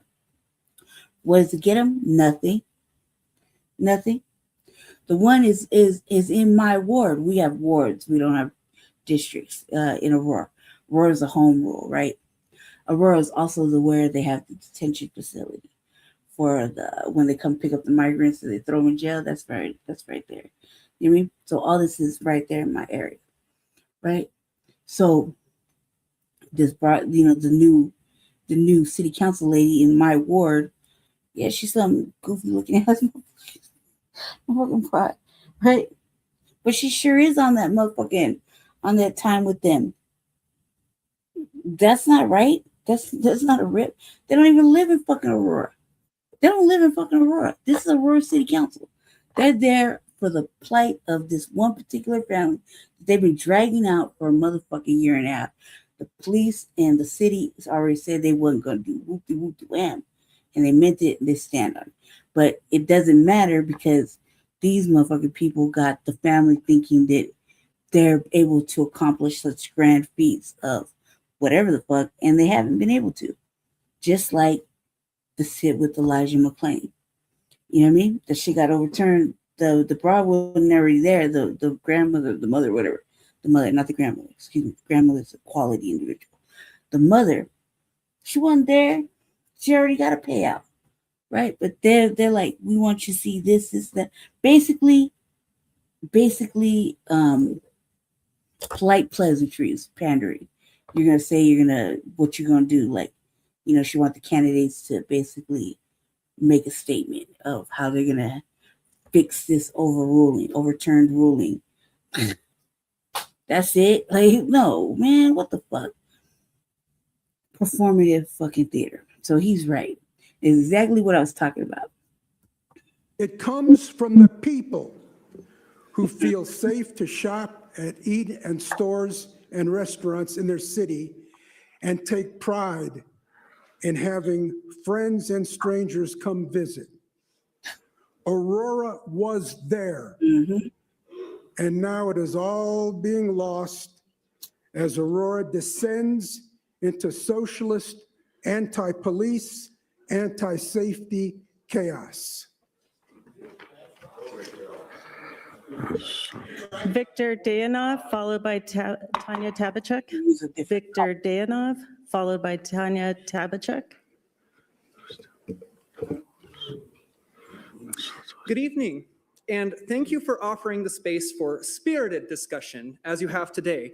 As we watched a reenactment of King Lear at 1600 Pennsylvania Ave, and he slips further into madness, this city still makes good on its commitment to care and engage with its residents, pushing through the storm and forging that all-American city that brought us here today. It is because of this dedication that I am grateful I was born into a quiet Aurora Canopy neighborhood and am a lifelong resident who attended K-12 schooling and CCSD and attended the Community College of Aurora with the Ascent program. In the end of the last session, I heard mumbles from the hot mic of, oh boy, and here they all come. And basically of this language. They do have hot If mic. being here and simply listening to us is too hard for you to stomach, resign immediately because we have no use for that behavior. Because here's the thing, despite the reasons that brought you all here today, I am proud of every single one of you sitting here on both sides of the dais. We have taken time from our lives to butt heads and build a strong community together in the spirit of democracy. I hope to believe that. I took the time between the previous assembly and this to reflect on how our great all-American city is visually developing, and specifically where that little amount of money we have is being put. This observation demonstrated to me that our interests are moneyed and we sleptwalked into corporate corruption in this city. All-American city after all, so that is not particularly surprising. We have AI traffic calming cameras before pedestrian safe crosswalks. APLR license plate reader cameras have been mounted onto street lights, many of which have been burnt out for months, if not years now. Squad cars for the police, over 60K a pop, before expanded bus routes, and my favorite, a private 18-hole championship golf course being built in our newest multi-million-dollar Oakwood Homes development at Prairie Point in the middle of emergency drought restrictions. And let me not forget about the fracking pad being put up next to Aurora Reservoir as well. So who is benefiting from these developments? It isn't me, not the working class Aurorans, not the college students, not the families of this community. Our roads are crumbling and there's trash all over our parks and lakes. So my question to council is this: who are you and the rest of the American political class representing with these here developments? Based on our building priorities, it seems like the bottom dollar of corporate greed. And you know, statistically, at least one of you must have an AI, police infrastructure, DOD, or oil stock that has grown off of war we never wanted and mass surveillance we never consented to. Aurora's laws and rules regarding moneyed interests have failed, and So I hold no faith or trust in a single elected official if they hold personal stocks or have taken corporate dollars. I ask all elected officials within this all-American community and beyond to set the precedent and publicly divest their stocks and disclose their holdings on the basis of removing corporate greed by this 4th of July. 250 years. We were warned of oligarchy and a wealthy few seeking to topple American democracy.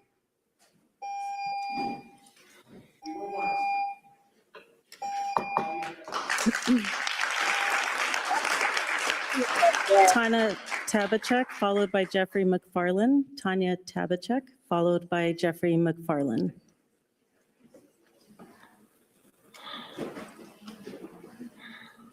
Jeffrey McFarland, followed by Aaron Futrell.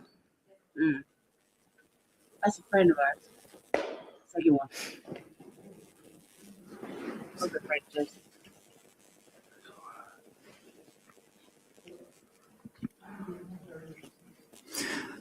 Good evening, Mayor, City Council. My name is Jeffrey McFarland, and tonight I'm speaking on behalf of nobody but myself.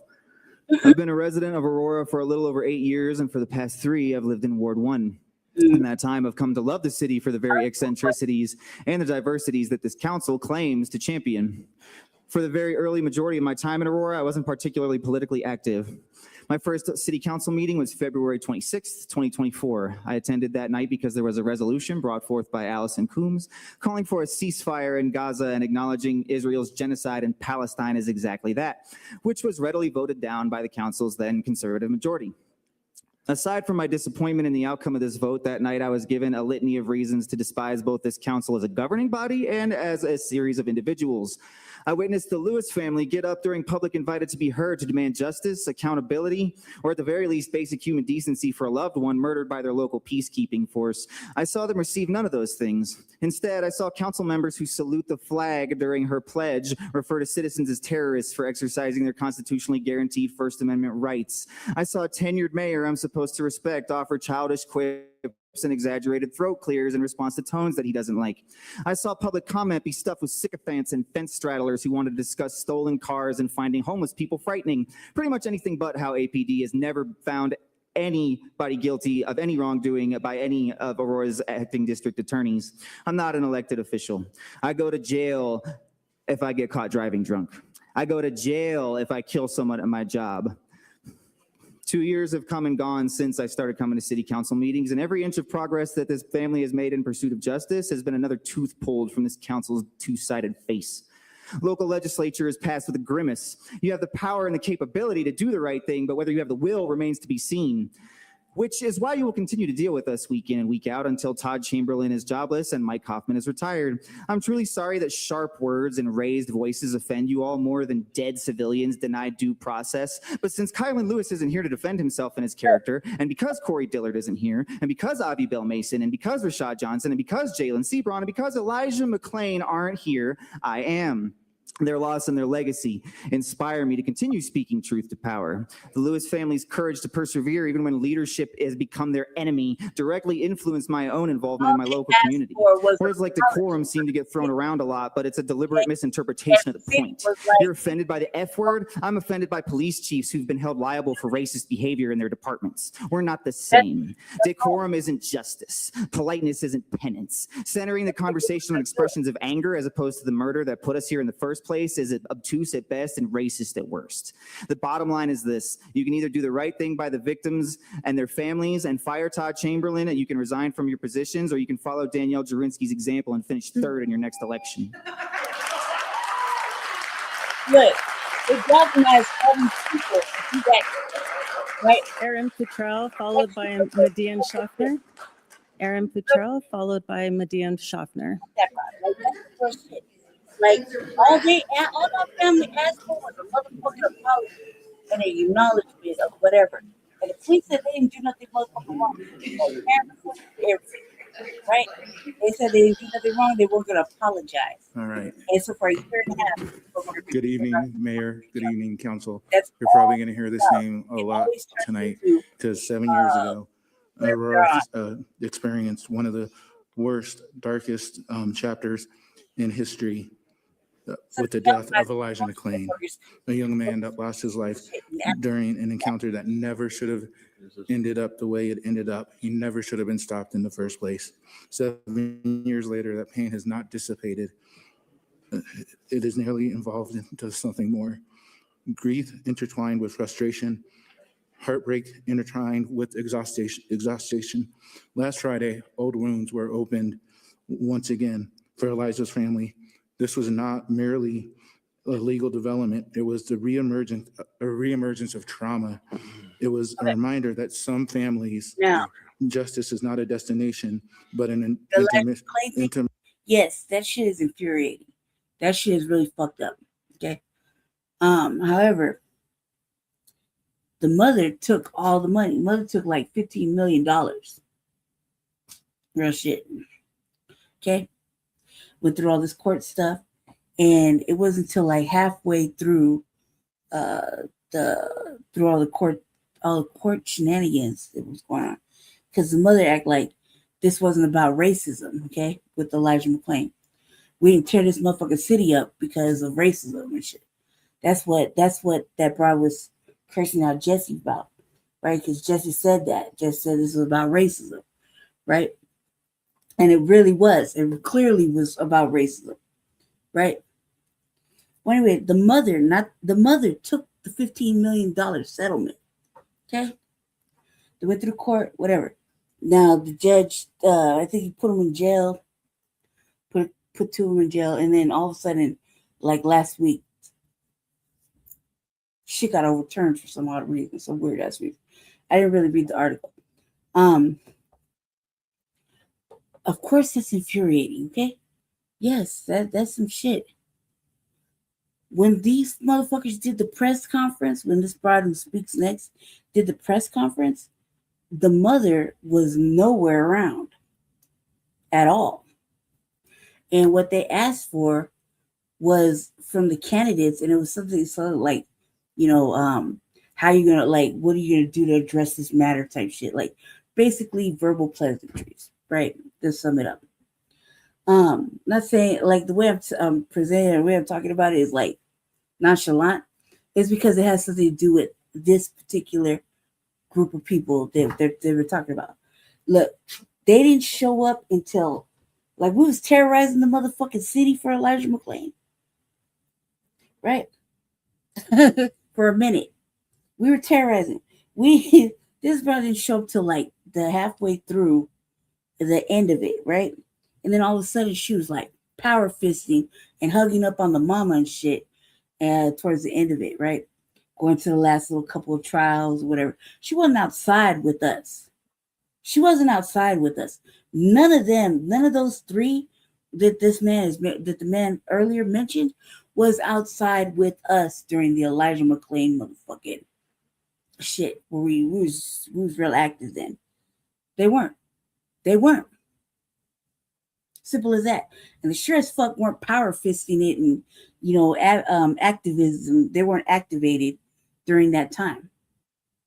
They weren't. Simple as that. Shit. I could find Jesse in like 4 fucking days of marching and shit. I could find myself in there. Okay, we was tearing that shit up in Aurora over Elijah McClain when it first happened. Okay, we was tearing up Aurora. Real shit. That broad was nowhere to be found. She was nowhere.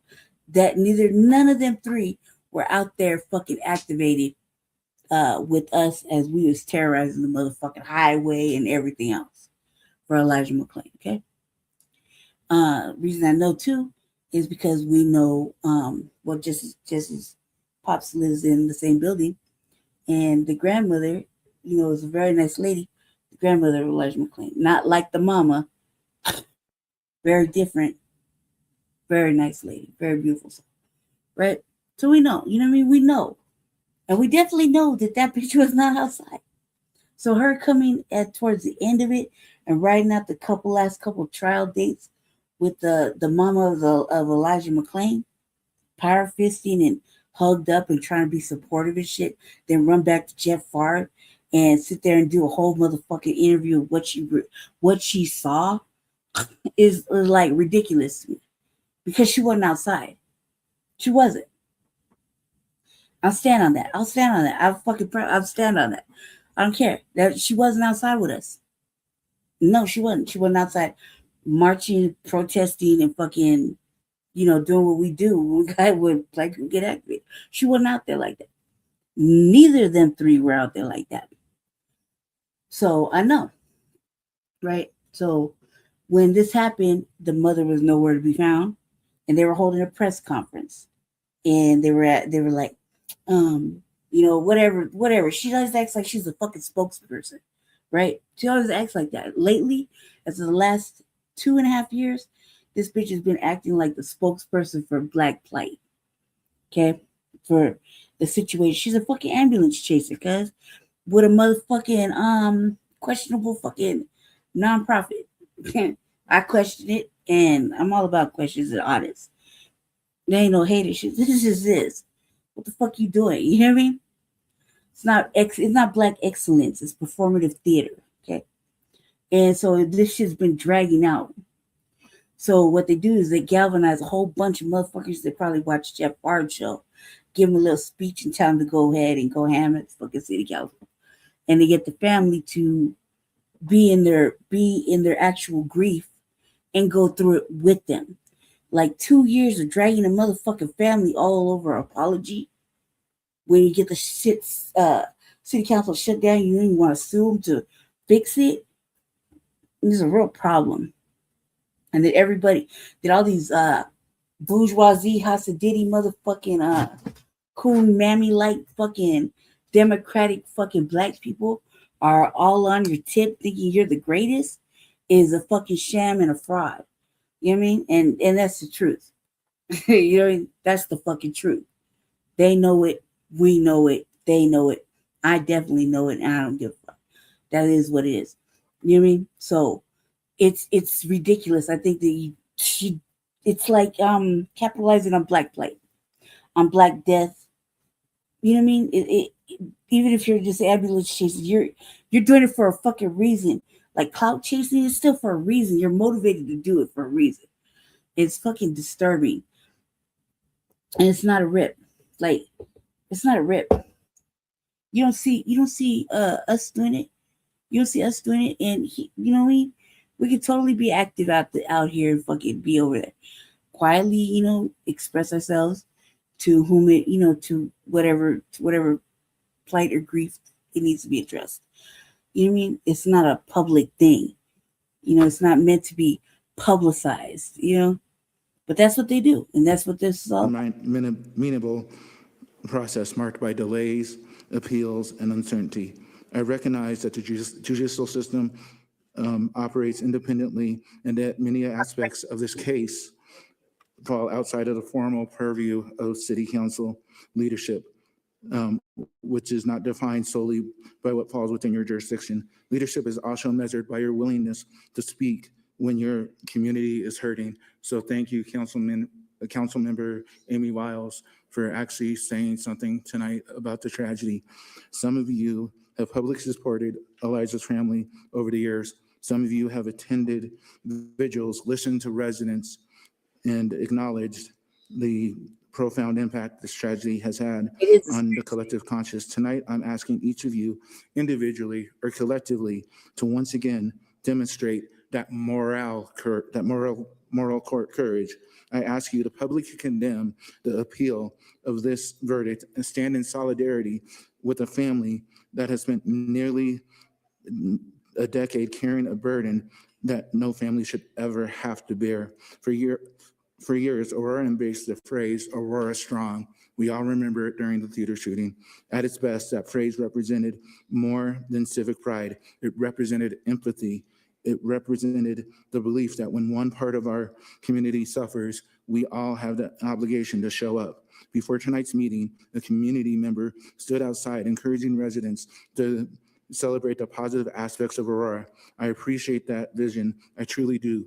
Aurora is vibrant. Aurora is resilient. Aurora is diverse. Aurora is home. But it is difficult to celebrate our strengths when grief remains omnipresent in the lives of so many residents. It is difficult to speak about healing when the most infected continue to feel unheard. The measure of community is how loudly.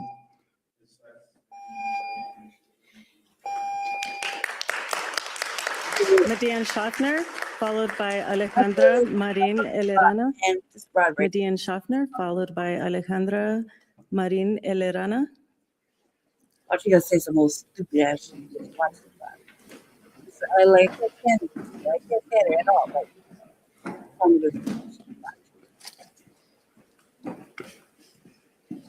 I don't know. Okay.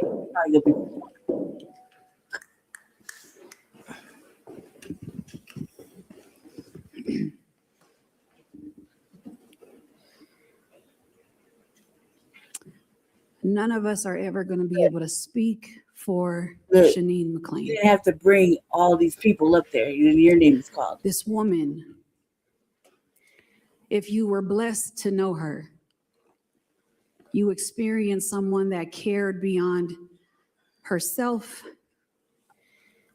and that saw humanity in everyone that was really hard to see. She was a mother. She's still a mother. But this society took one of her children away. And she still showed up for her son. She showed up every day and sat in a courtroom. I didn't see any of you there. She listened over and over to the voice of agony of her son, begging for his life and not being seen as human. At some point during that video, one of the officers that was putting pressure on Eliza to the point of asphyxiation, he sneezed. And another officer on site said, "God bless you," to the officer who sneezed. As Elijah McClain was uttering the words, "I'm sorry," to the men who killed him, Shanine showed up every day. She heard a system tell her that the people that were there did nothing wrong. And then there was a slight shift. There was a conviction. I sat with Shanine essentially every day in that trial. And afterwards, one of the last things I've heard from her, tell somebody in the community that wanted to honor her son, she said, "Forget about my son. Forget his name." Shanine would not be impressed or touched or moved that we are saying the name Elijah McClain tonight. I get why we're saying it, but she wouldn't be touched or moved.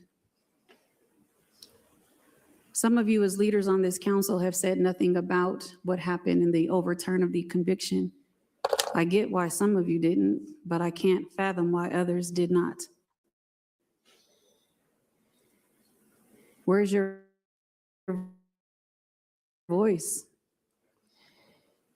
Because trust is lost in buckets and it's only gained back in teaspoons. I don't know.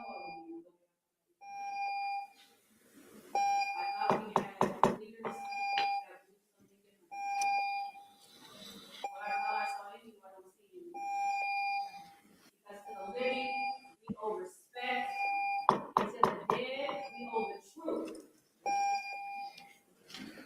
You have taken both away from Elijah McClain, and we will not stand for it.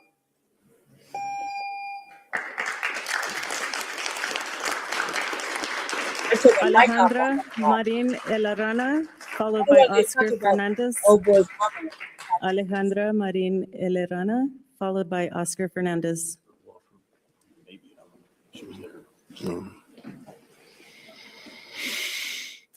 Oscar Fernandez, followed by Ayante Anderson.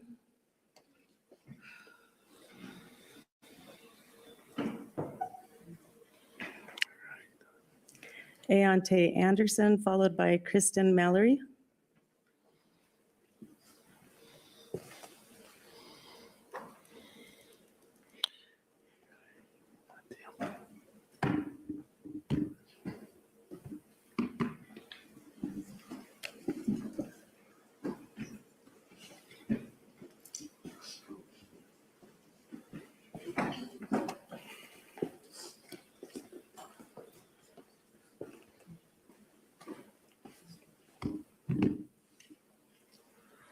Mayor Kaufman, members of council, I had prepared remarks, this moment, My friend is I can't give those to you. I'm going to give you what's on my heart.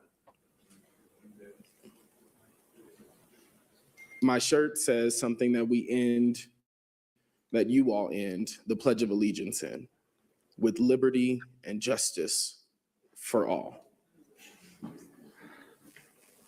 With liberty and justice for all.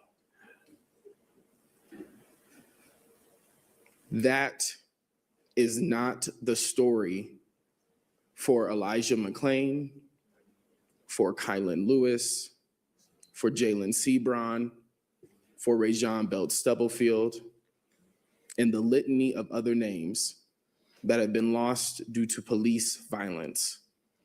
Justice would be Elijah McClain still playing the violin at the animal shelter.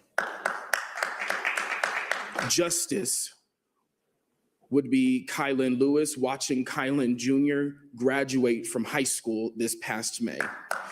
Justice would be Rajon Belt Stubblefield spending Father's Day with his children this June.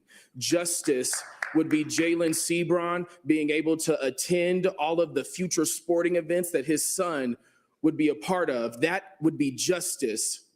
What people are asking for is not truly justice. We are asking for accountability. We are asking for the city of Aurora to be accountable for the actions of those who put on a badge and say they are representing the city of Aurora.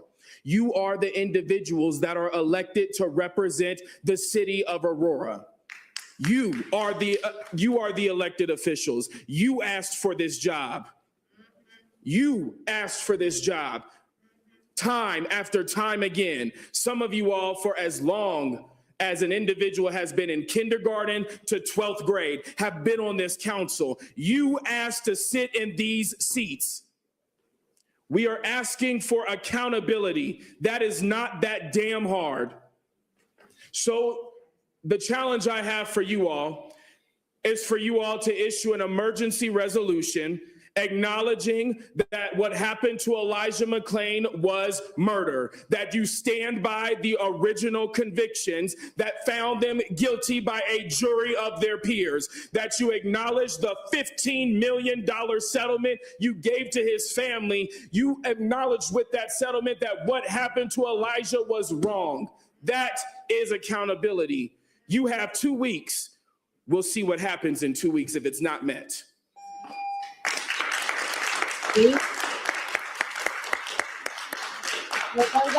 Kristen Mallory, followed by Juan Marcano. Kristen Mallory, followed by Juan Marcano.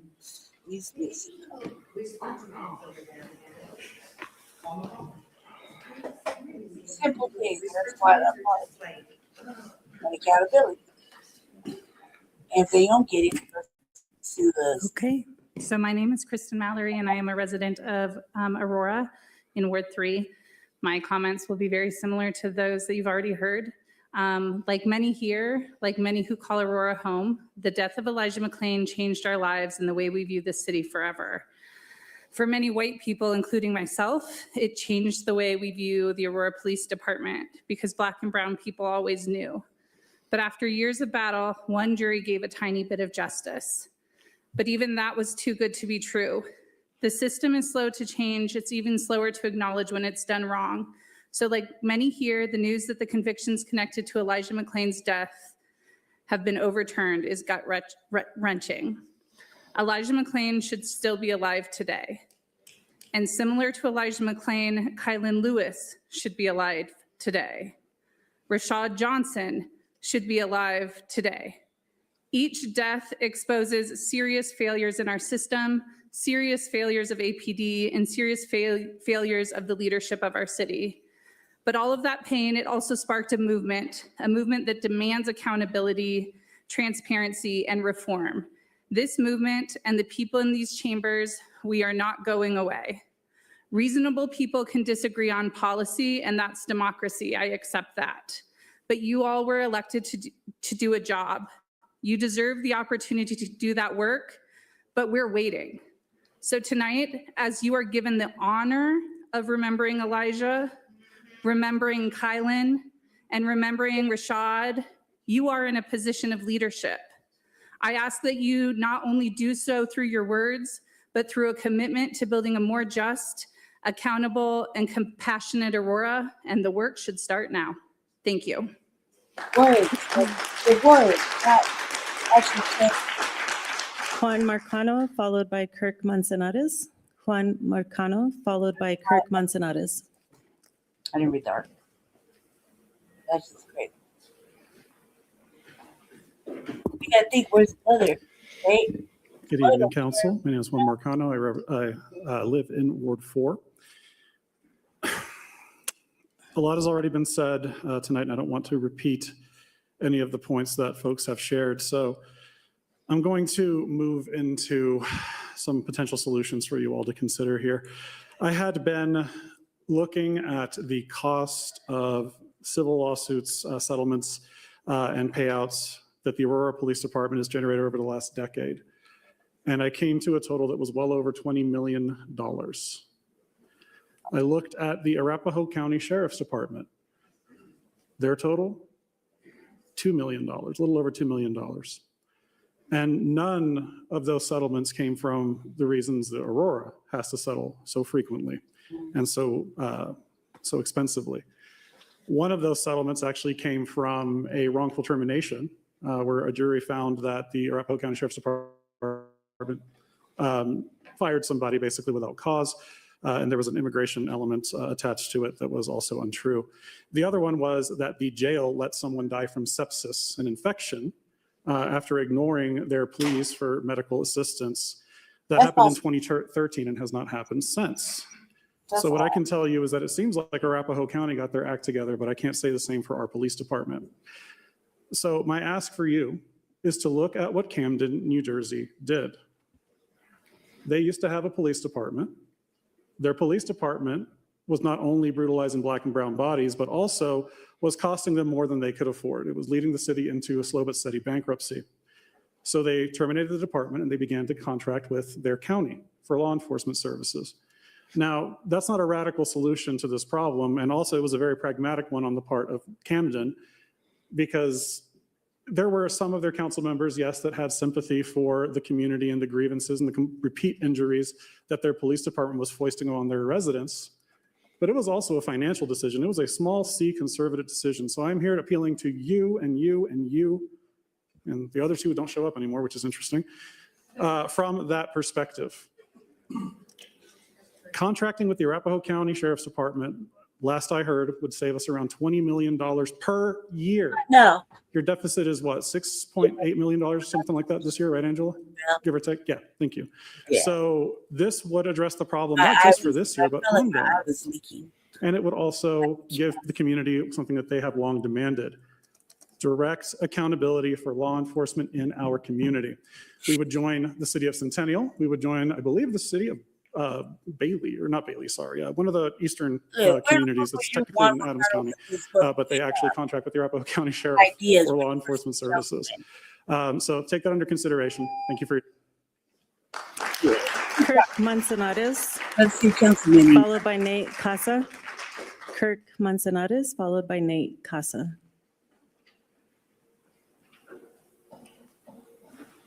I don't know what to say.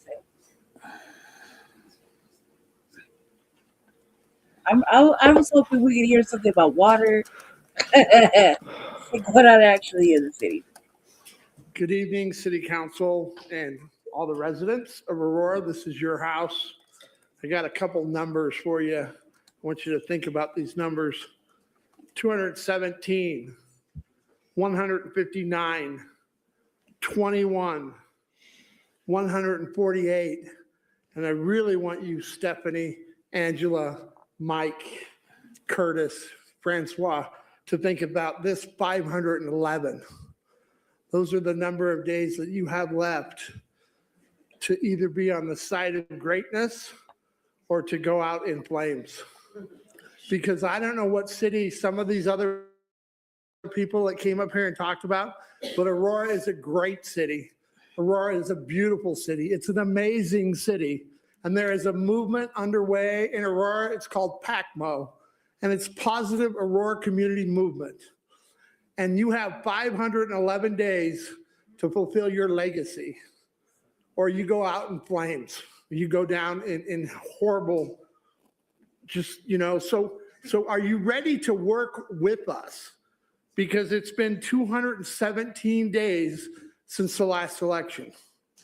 It's been 159 days since these new members, Amy, Janina, Allie, Rob, and re-elected Ruben have been on the dais. Okay?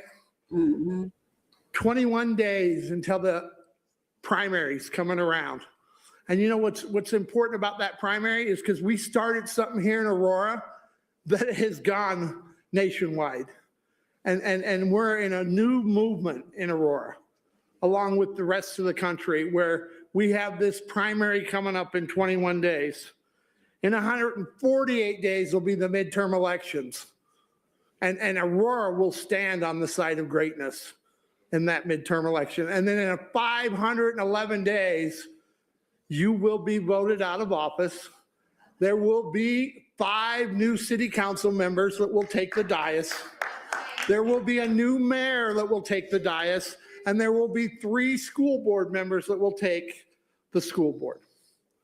So I want to know if you're going to work with these fine people that are trying to turn Aurora into a progressive new city for everyone, not just for the rich, not just for the wealthy, not just for the people that have connections and want to build and turn Aurora into this, I don't know what they want to turn it into, but we have 430,000 people that live in Aurora. And it's going to keep growing. So what side of history are you going to stand on, Angela? What side of history are you going to stand on, Stephanie? What side, Curtis, Francois, where are you going to be in 511 days? Are you going to be proud of what you've done in Aurora? So we will not regret the past nor wish to shut the door on it. Every city has problems, but we are going to roll up our sleeves. We're going to get busy. We want you to work with us because we want to make the best of this next 511 days. Like, what are you You're not the people with the magic pills and the easy formula for success. You have to work hard. I know what, because you have to work out of what they were talking about earlier. So what are you proud about? What do you love about the work? I want to hear it from you. And I want you to show it to me. Yeah.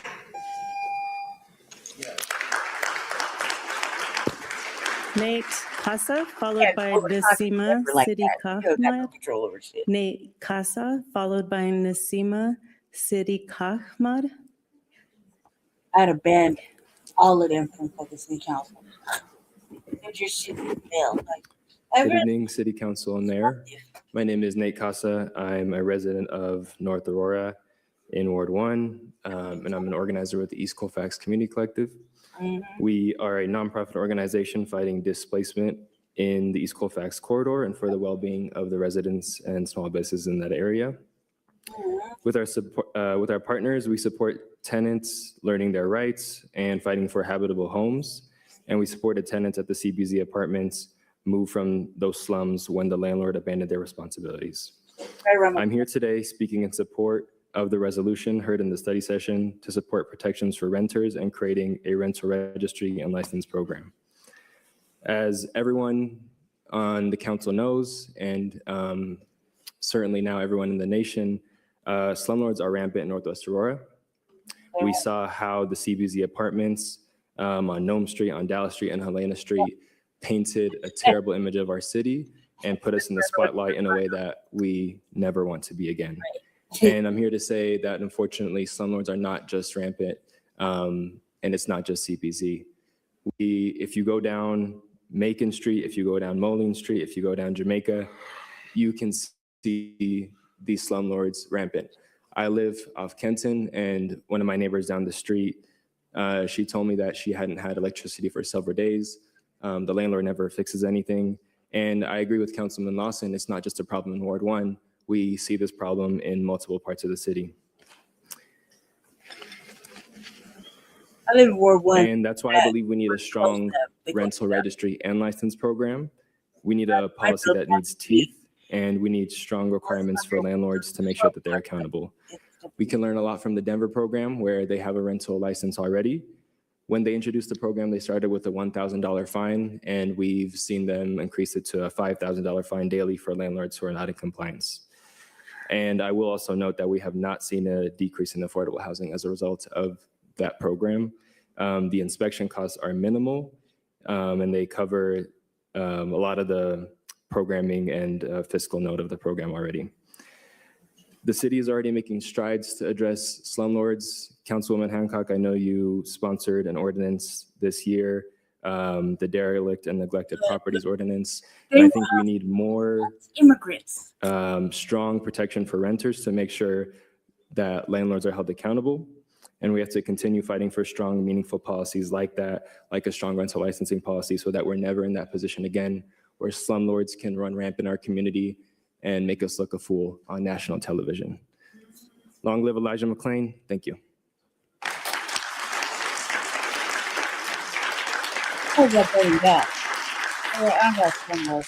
Nasima Siddiq Ahmad.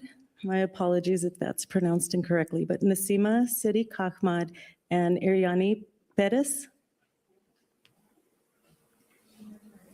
Ariani Perez, followed by Raul Salazar. Right up the stairs with the ARs. Yeah. And then on the best. Raul Salazar, followed by Yorkis Ramos. I just drove by that shit. It's like right down the street from the house.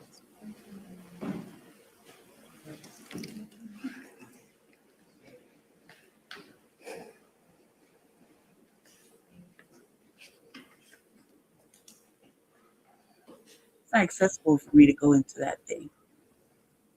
And make it more accessible.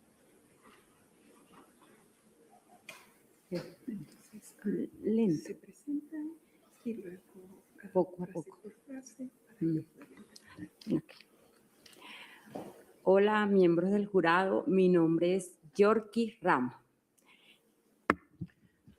Hello, City Council. My name is Yorki Ramos. El día de hoy vengo a exponerle un caso que viví aquí en Aurora. Today, I am going to share with you an experience I've had here in Aurora. Viví en la 1568 Nome Street. I lived in 1568 Nome Street. Donde las condiciones de vivienda eran totalmente fatal. Where the conditions of living were totally non-acceptable, terrible. Había muchos roedores, chinches, aguas negras. With all kinds of insects, with mice, dirty water. Aguas negras, la cual hacíamos llamado a los managers y nunca nos prestaron atención sobre el problema de vivienda que estábamos viviendo nosotros en ese momento. Reporting this to several managers often and reporting how the conditions of living were terrible, but not receiving any answers. El día de hoy vengo a pedirles que por favor apoyen la resolución de viviendas, ya que realmente la necesitamos todos los que vivimos en el país, porque es algo que las personas... I am here to support the housing resolution as many of us living in this city. Que las personas vivimos el día a día, y también les vengo a comentar que los arrendatarios abusan de los inquilinos cobrándoles rentas excesivas, servicios demasiado costosos, no prestan atención a los llamados de los arrendatarios. Hay mucha gente en la calle ahora en este momento, ya que los costos de la vivienda están demasiado elevados. Let's put it this way. Not illegal, and they're not It up is, getting that the day-to-day living are hard. Landlords are abusing of tenants. Yep. And there is a high cost for many of the services. And when there are reportings from the tenants, there are no answers.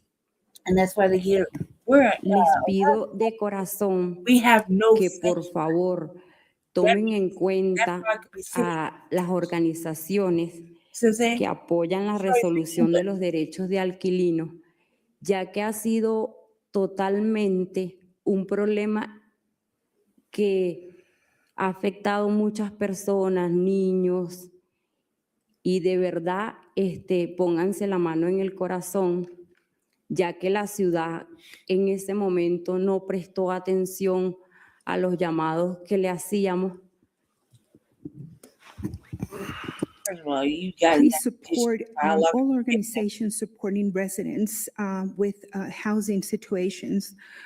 There are many issues, and most of the issues are also affecting children. Please consider, put your hand in your heart to support all resolutions supporting housing.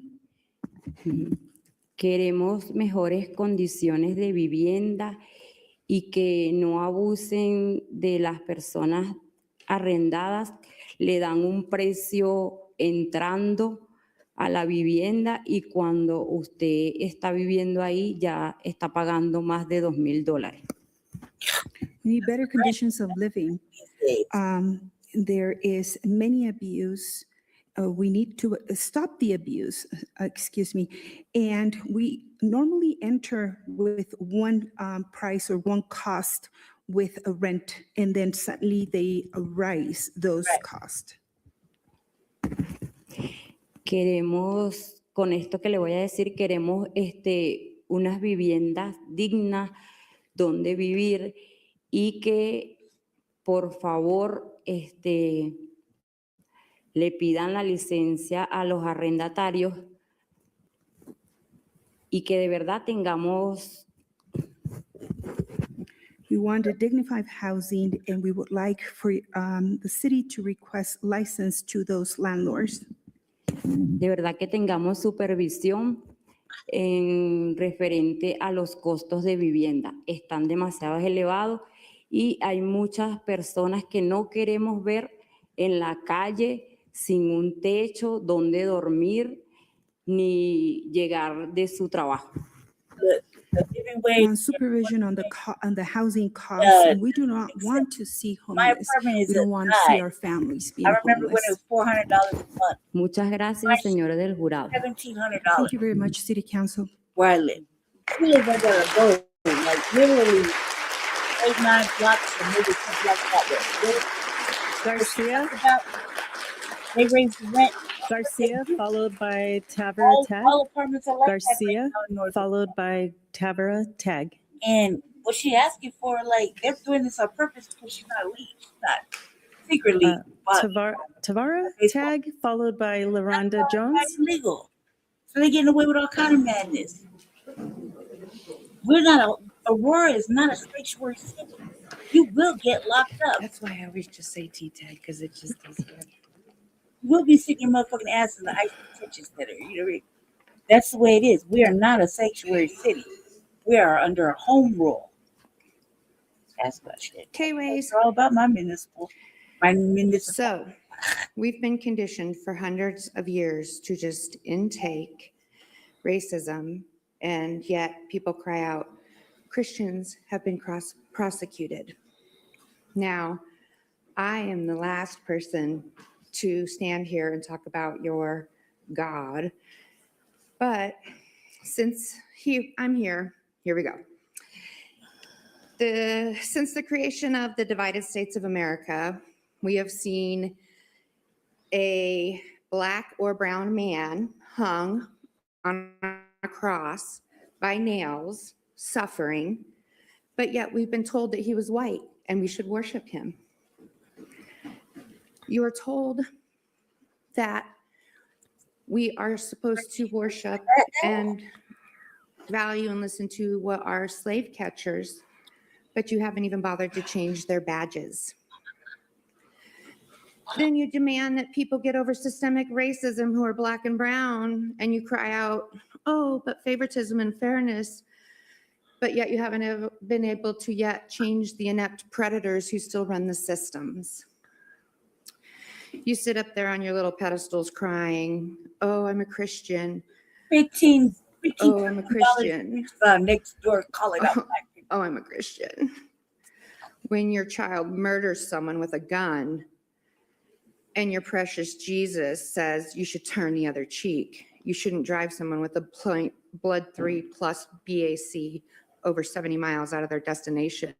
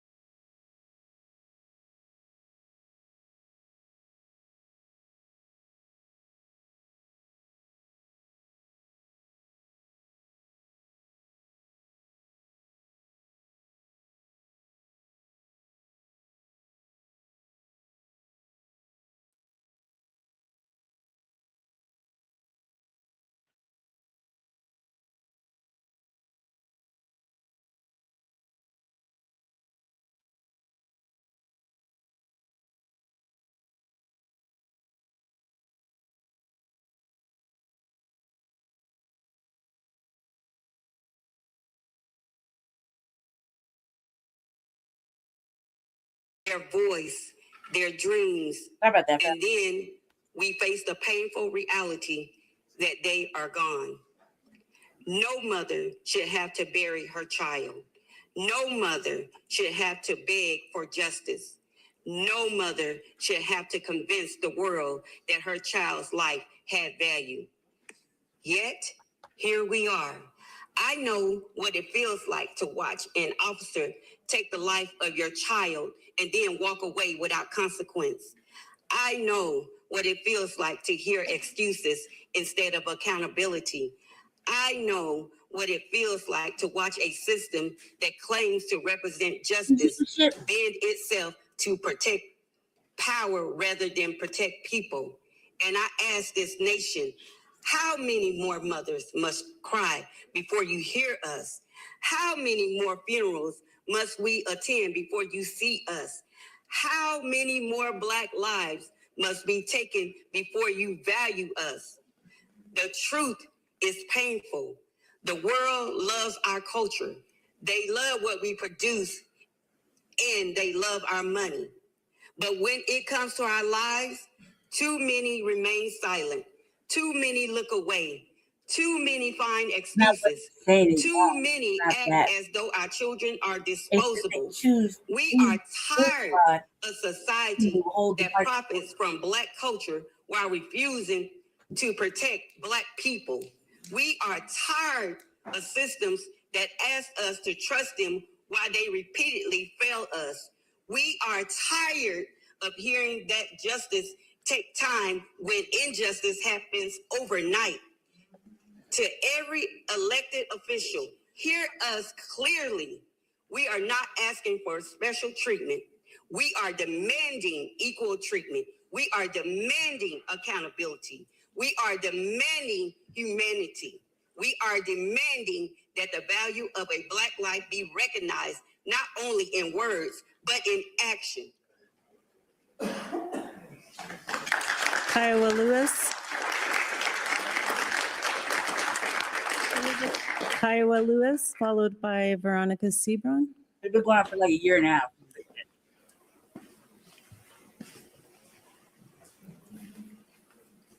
It's not what they're saying is wrong.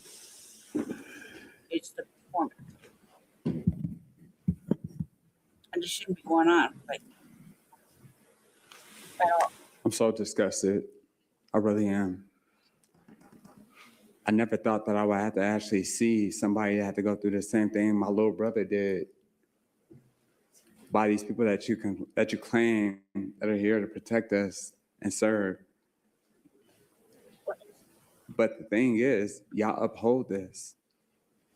I'm not gonna say all of y'all. Y'all know the ones who are not guilty of this, who stand in this fight with us. I appreciate y'all. This battle is about to get really, really, really, really, really sticky. It really is. They say, hopefully you're on the right side.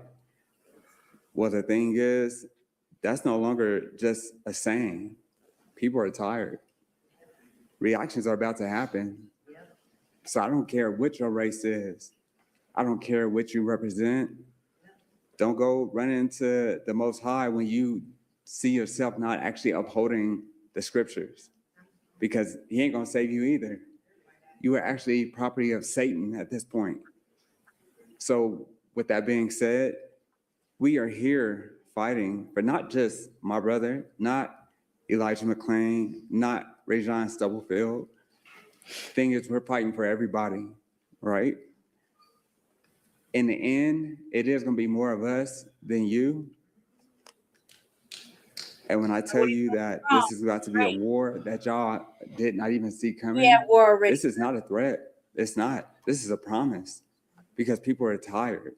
Even the people that sit up here with you guys that are in these elected official seats, they're gonna join on this side as well. So y'all gonna be like, oh, I thought you was on our side. No, they on the side upright. So I wanna sit here and say thank you for the ones who do stand with us, because in the end, we're actually all we have. You know, you see this ICE mess happening. You see our President Trump, you know, you see the people who think that they're secure. But there's over 8 billion people in this world. How y'all gonna handle that? Y'all ain't.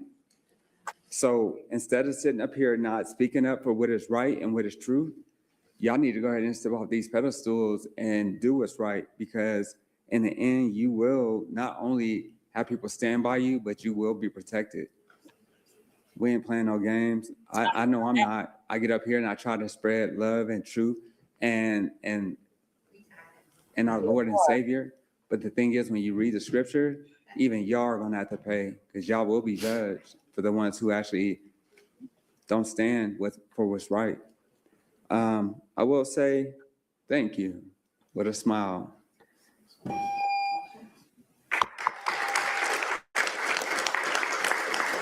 Veronica Sebron. Not wrong. I mean, we are tired. I can't say that I saw the support for Elijah McClain owed from the majority of council. Out of respect for Shanine McClain, regardless of your political opinions, there was no moment to you that just said, ouch. A grieving mother who is now forced to relive the most horrific day of her life, relived as reminders are every day. Maybe grieving is not a word for understanding. Here's a description. A mother carries a gift with a shared moment no one knows before the precious, delicate body is brought into this world, bathed, loved, and protected. Fathers who bonded, teaching boys to be men, protecting their baby girls from the world. Then you look at a young body taken too soon, and you have to dress them one last time. Those visions replaying over and over in your mind, that is a parent's grief. I am dismayed at the dismissal for humanity. Some of you fought with your own organizations, campaigned for or off of Elijah McClain's name. In your absence, a question arose. I wanted to ask, what do you even believe in anymore? Is there any stance for you now besides the political stance? Did your seat get too comfortable? It reminds me again of a harsh truth. To you, our children are just headlines that become old news. To bury your child taken from a system that failed never gets old for us. So I point out to council and all who is hearing this, there is more time and energy wasted disliking Ms.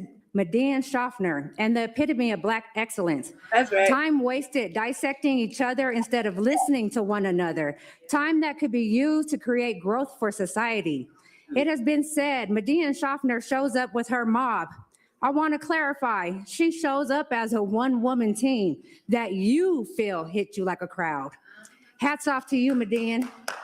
Notes should be taken, not criticism given. Not at all. To be crystal clear, we who have been called her mob are just people and families that show up looking for change or help. And Median stands with us.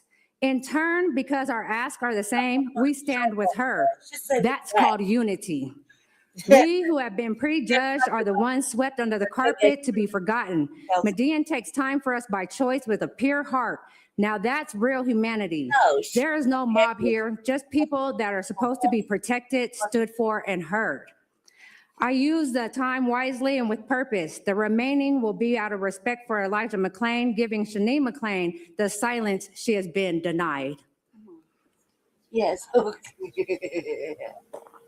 I'm only laughing because at City Council on Monday, I addressed it in Denver. I basically said that bitch is not Black excellence, is performative theater. Some shit like that.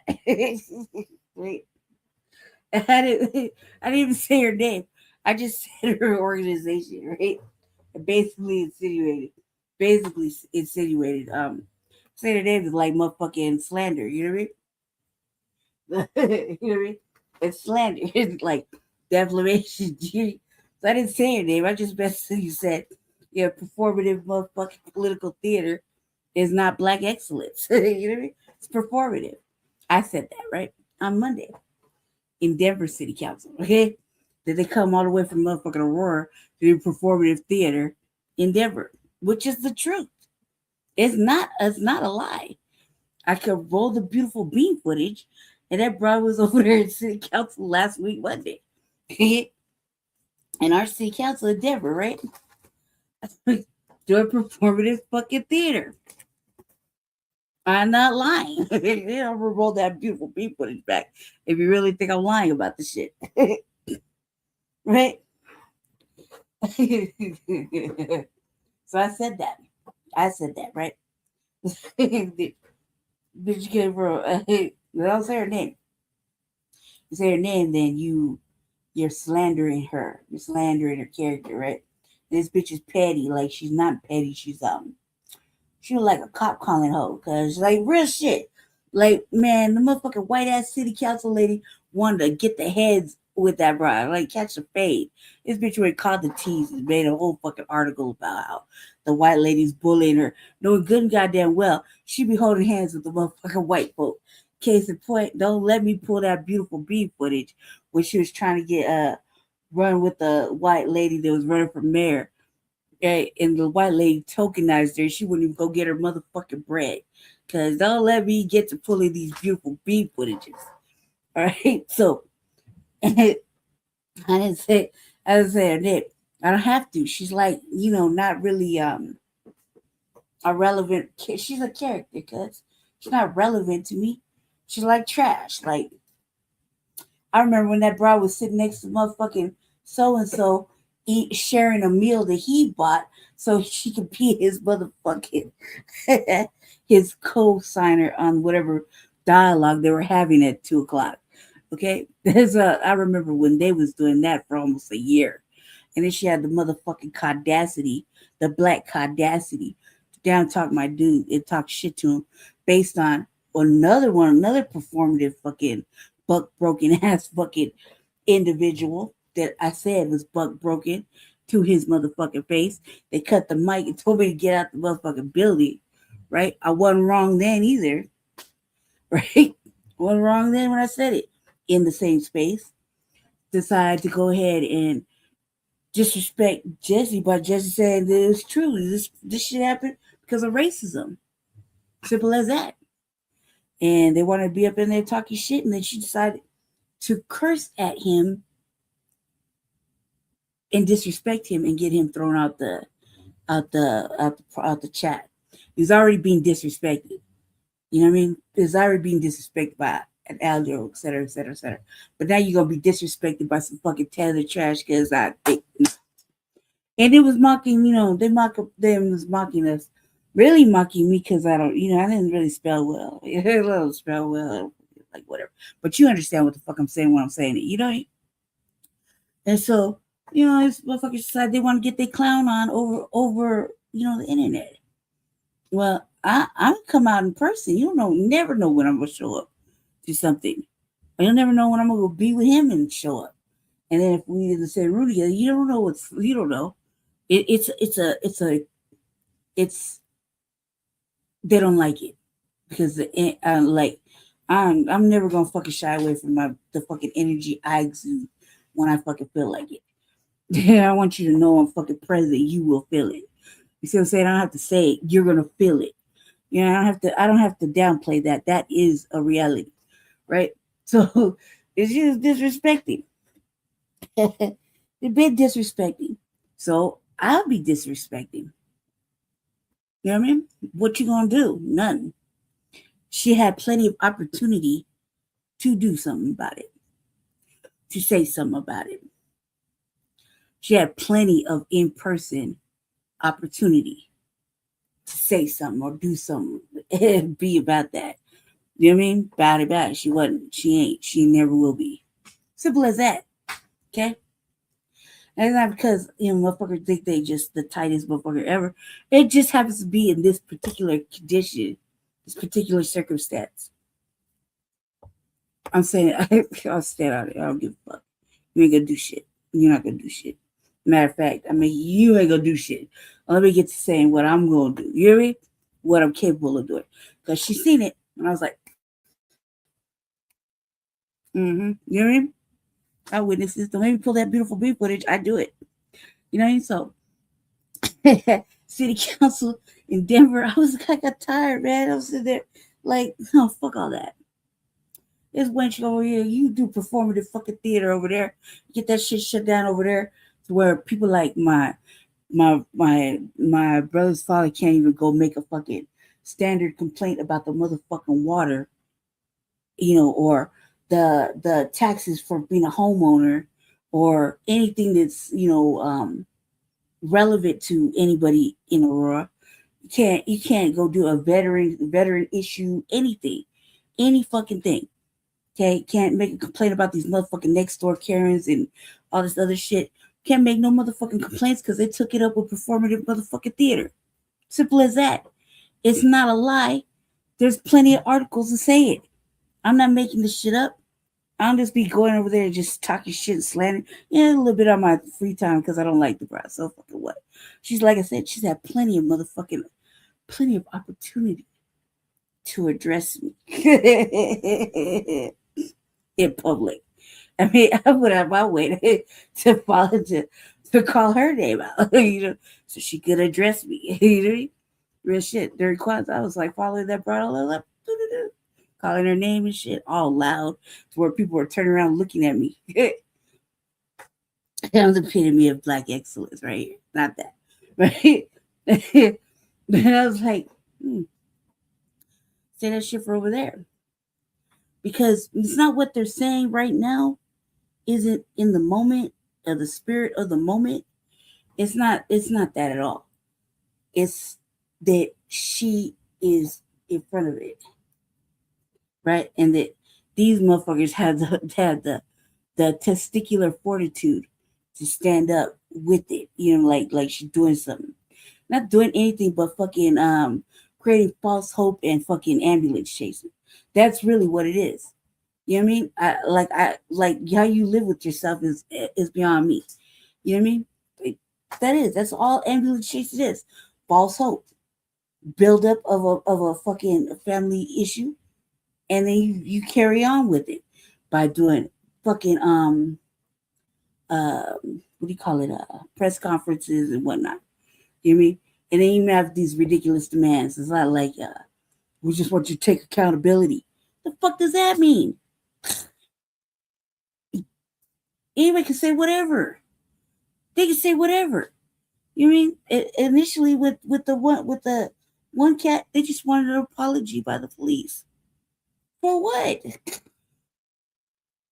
No. You see what I'm saying? Why they did it, they had a basis for it. The inside baseball was there to show there was a reason for whatever it was. How they went about it, yeah, okay. Maybe it's a little bit much. However, that once the police say they're not going to fucking apologize for whatever they did and for what reasons they had, and they repeatedly say it, even though that's all you want, and they're so adamant that they're on the right side of whatever. I don't believe the fucking police, especially the Aurora PD. I've seen all this stuff, okay? So I've seen all the videos, I've seen everything. I know everything. I even got inside baseball. So it's like, look, all you're doing at this point is dragging a family through some fucking unnecessary turmoil. You see that motherfucker's like, it's about to get sticky here. Come on, cuz, like, we at war. This isn't your brother ain't the first. There was 5 motherfuckers after that got murdered. And she was involved in one of them. You know what I mean? She was in a wreck behind one of them. You know what did that cat? That cat got shot in the face or something, like trying to walk down a motherfucking police officer in front of everybody, and try to get wild with him. Got the pistol, try to get wild with him. He actually threw that motherfucker on the floor, and then try to walk him down. What did he expect was really gonna happen? What did anybody expect was really gonna happen? Come on now. I was hoping for a curve stop too, but ultimately we knew what was really gonna happen. See what I'm saying? And she was only interested in her motherfucking whip and who's gonna pay for that. Don't let me pull that motherfucking beef footage, man. I ran this shit on the RVA. Seriously. Like, so I don't like the performative theater. I don't like families being drugged through unnecessary shit when they don't have to do that. I'm not saying they have to accept it, but what else could you fucking do? Man, you weren't asking for no motherfucking money. You were asking for them to apologize. Take accountability and apologize. They could have said whatever if they felt like it. You see what I'm saying? I didn't do any of that. They said they were going to do it. And they stood on that. This shit was crazy to me. Right? But to carry on for like damn near 2 years of the same thing, and then this with the Elijah McClain thing. Look, I don't know why they overturned that shit. I have to read the article. I just seen it like yesterday. That shit is wild. If the mother is not there, right, to express her feelings after she took a $15 million settlement, and she says, forget about my son. Okay, yeah, we can't forget about that because that shit was, we terrorized the motherfucking city for that, right? Don't you think that at some point in time, like, what are you really expecting the city to do? Right? Really. It's all about accountability. Okay, well, shit, I can say, you know what I mean? Like, accountability is just a bunch of motherfucking words. They're not asking for fucking anything fucking serious. It's just a bunch of motherfucking words. And then in a time frame. See what I'm saying? And then here's the minuscule little motherfucking threats and menacing. That's menacing the city council, okay? Yeah, I know we talk a little shit too to the city council. I do it all the time. But not to the point where I'm like, you got 2 motherfucking weeks or else. Or, you know, I wouldn't even make any kind of promise like they would be protected. Fuck all that. You know what I mean? Like, seriously. What they're doing is galvanizing, in my opinion only. Okay, in my opinion only. It's like galvanizing pain and a black plight for these white motherfuckers to say they're sorry and they want to take accountability for what? What the fuck is that going to do? Are they going to rewrite some policies? Are they going to do some more dangerous enforcement? I mean, Aurora PD is motherfucking dangerous. So what are they going to do? Are they going to adjust the fucking fraternal order? Like, I mean, what are you really asking for? They're not being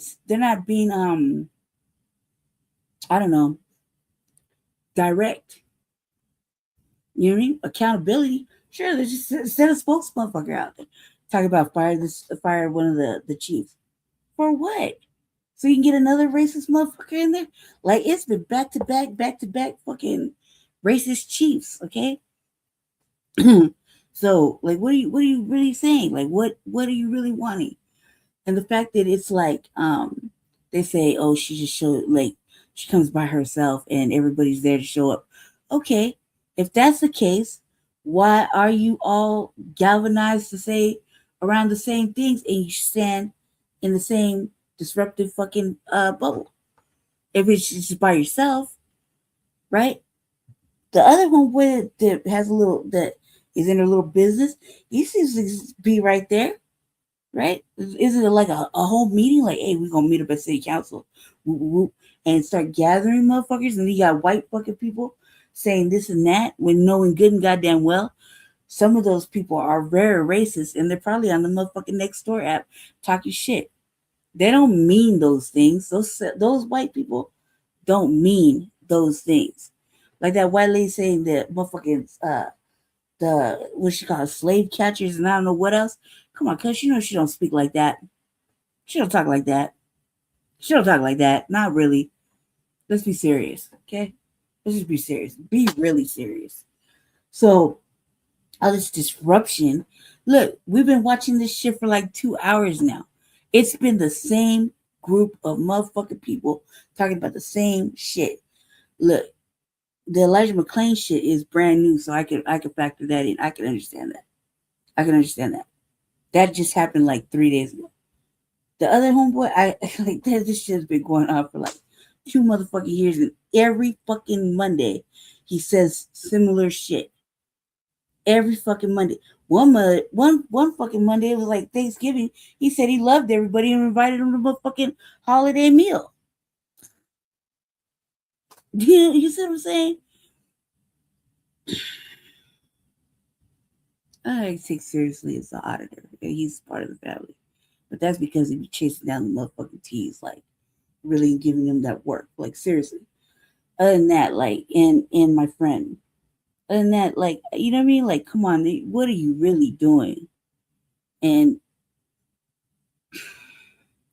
no matter what happens, it's not gonna stop the culture of fucking Aurora PD.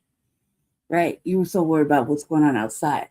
You need to be worried what's going on inside and outside. You know what I mean? Oh man, just wild shit. It's just wild. I'm saying that. You know what I mean?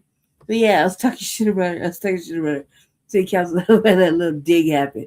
She said, well, everybody's talking shit about her. Mm-hmm. I sure was. But I said it.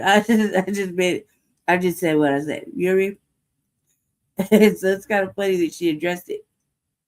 So it's a mother lady. No longer here. We replay memories. A word for understanding. Here's a description. A mother carries a gift with a shared moment no one knows before the precious, delicate body is brought into this world, bathed, loved, and protected. fathers who bonded teaching boys to be men, protecting their baby girls from the world. Then you look at a young body taken too soon, and you have to dress them one last time. Those visions replaying over and over in your mind, that is a parent's grief. I am dismayed at the dismissal for humanity. Some of you fought with your own organizations, campaigned for or off of Elijah McClain's name. In your absence, a question arose. I wanted to ask, what do you even believe in anymore? Is there any stance for you now besides the political stance? Did your seat get too comfortable? It reminds me again of a harsh truth. To you, our children are just headlines that become old news. To bury your child taken from a system that failed never gets old for us. So I point out to council and all who is hearing this, there is more time and energy wasted disliking Ms. Median Schaffner and the epitome of Black excellence. Time wasted dissecting each other instead of listening to one another. Time that could be used to create growth for society. It has been said, Median Schaffner shows up with her mob. I want to clarify, she shows up as a one-woman team that you feel hit you like a crowd. Hats off to you, Median. Notes should be taken, not criticism given. To be crystal clear, we who have been called her mob are just people and families that show up looking for change or help. And Median stands with us. In turn, because our asks are the same, we stand with her.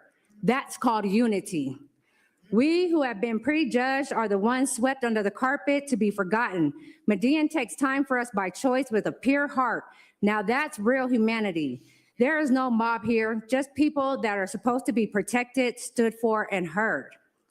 I use the time wisely and with purpose. The remaining will be out of respect for Elijah McClain, giving Shanae McClain the silence she has been denied.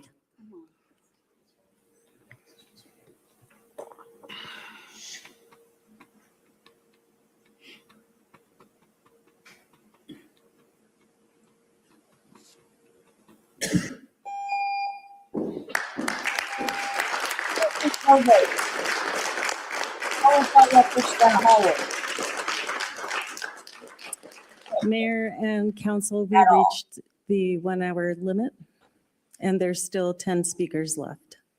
Whoa. Mayor, Mayor Pro Tem. move to extend the time and allow the remaining speakers to speak. It's been moved by Mayor Pro Tem, seconded by Medina. Second by Councilmember Medina. Is that debatable? It's debatable, requires a 2/3 because of the suspension of the rules. Discussion? Seeing no discussion, call for the question. Mayor Kaufman. Mayor votes no. Councilmember Bergen. Councilmember Hancock. Councilmember Lawson. Yes. Okay, the vote passes with 8 no votes from Mayor Kaufman, Councilmember Bergen, and Councilmember Hancock. It's over. That's great. The next speaker is Samantha Corrente, followed by Zachary Cotton. How did that work out?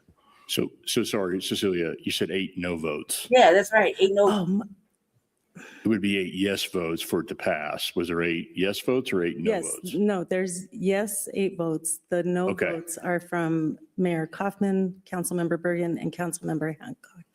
Well, okay, gotcha. I just want to make sure because you said no votes and I thought you meant yes, Right. but you meant yes votes. Okay.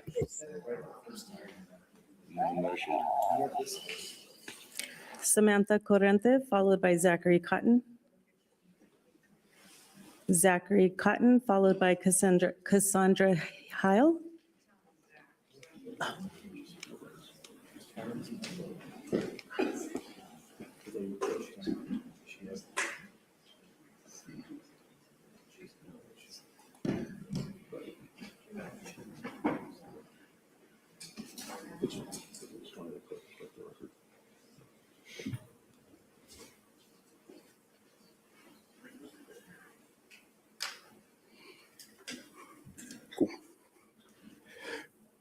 So I filed a core request with APD on April 23rd, and nearly a month later, on May 22nd, I was told to file my request with another department.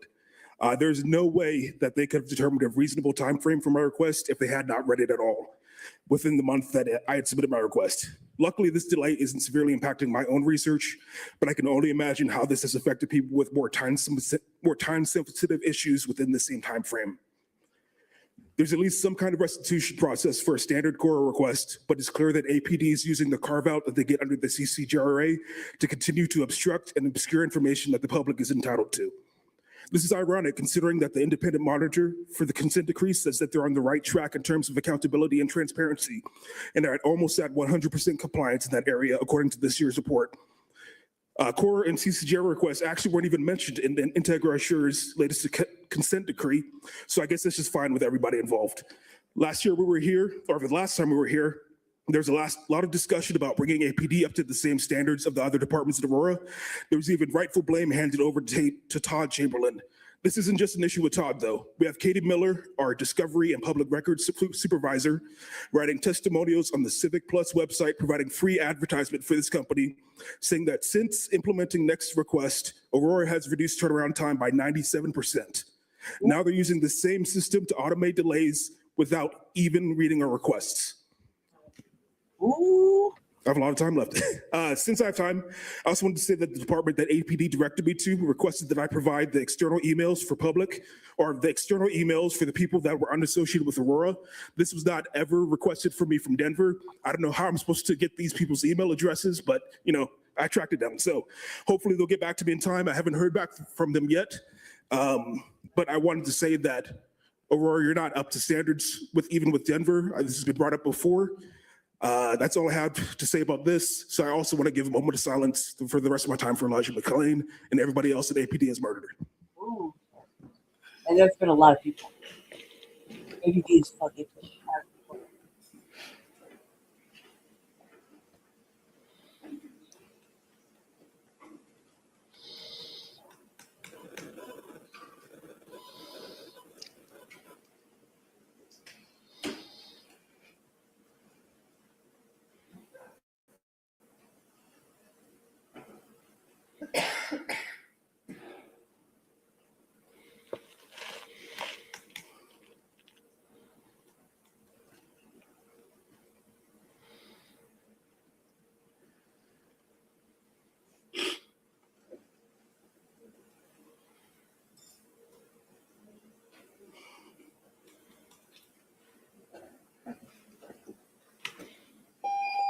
I'm glad we're on live breathing.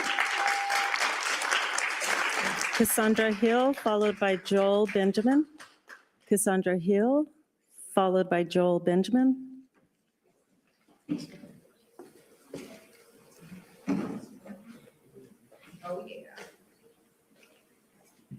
Hello, Aurora City Council. My name is Cassandra, and I am here with the Denver Aurora Community Action Committee, otherwise known as DACAC. I'm here demanding community control over the police. APT terrorizes the community by assaulting, imprisoning, and murdering our predominantly Black neighbors. Proposed solutions, quote unquote, to this issue have been training, updating procedures, laws that implement incremental change, and lastly, being placed under the consent decree from the state attorney general. However, none of these changes have stopped the police from killing and brutalizing the community. The partner of Corey Dillard, a U.S. war veteran, did extensive research into his killing by Officer Kevin Rodier. She found that at least 11 protocols were broken by the officer, yet Rodier faced no consequences and is still on the force. Cops can break protocol and face no consequences even after they murder someone. Protocols don't work. In Rashad Johnson's case and Rajon Belt Stubblefield's case, the cops continuously escalated the situation. Both situations ended the same. The cops pulled out a gun and killed an unarmed Black man. In Rashad's case, the body cam footage was withheld, even from the family. APD is actively violating Colorado law requirements for the release of footage. Who are we supposed to call when the cops are breaking the law? Officer M.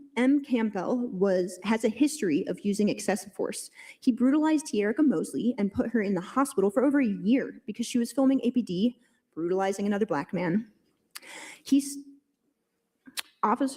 he stole over a year of Tierka's life and got off scot-free. Officer Campbell faced no consequences for his actions, despite the many excessive use of forces on his record. The laws that are supposed to protect citizens from police violence are not enforced. Making laws doesn't work. There's a pattern here, and the corrupt and racist police chief Todd Chamberlain covers all these horrible actions by his cops. He needs to be fired. This consent decree isn't stopping the police from terrorizing the community. Protocols and training have done nothing to protect those murdered by the police. The laws we have against police corruption are not enforced. Luckily, there is a solution to this racist cop problem. Let the community hold them accountable with the Civilian Police Accountability Council, otherwise known as a CPAC. To be effective, cops need to answer to the community. The community needs to have absolute power. Give the community control. Thank you. Joel Benjamin, followed by Ali DeWills Marcano. Joel Benjamin, followed by Ali DeWills Marcano.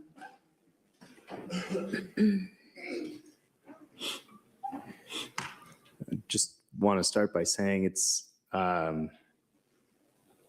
staggering that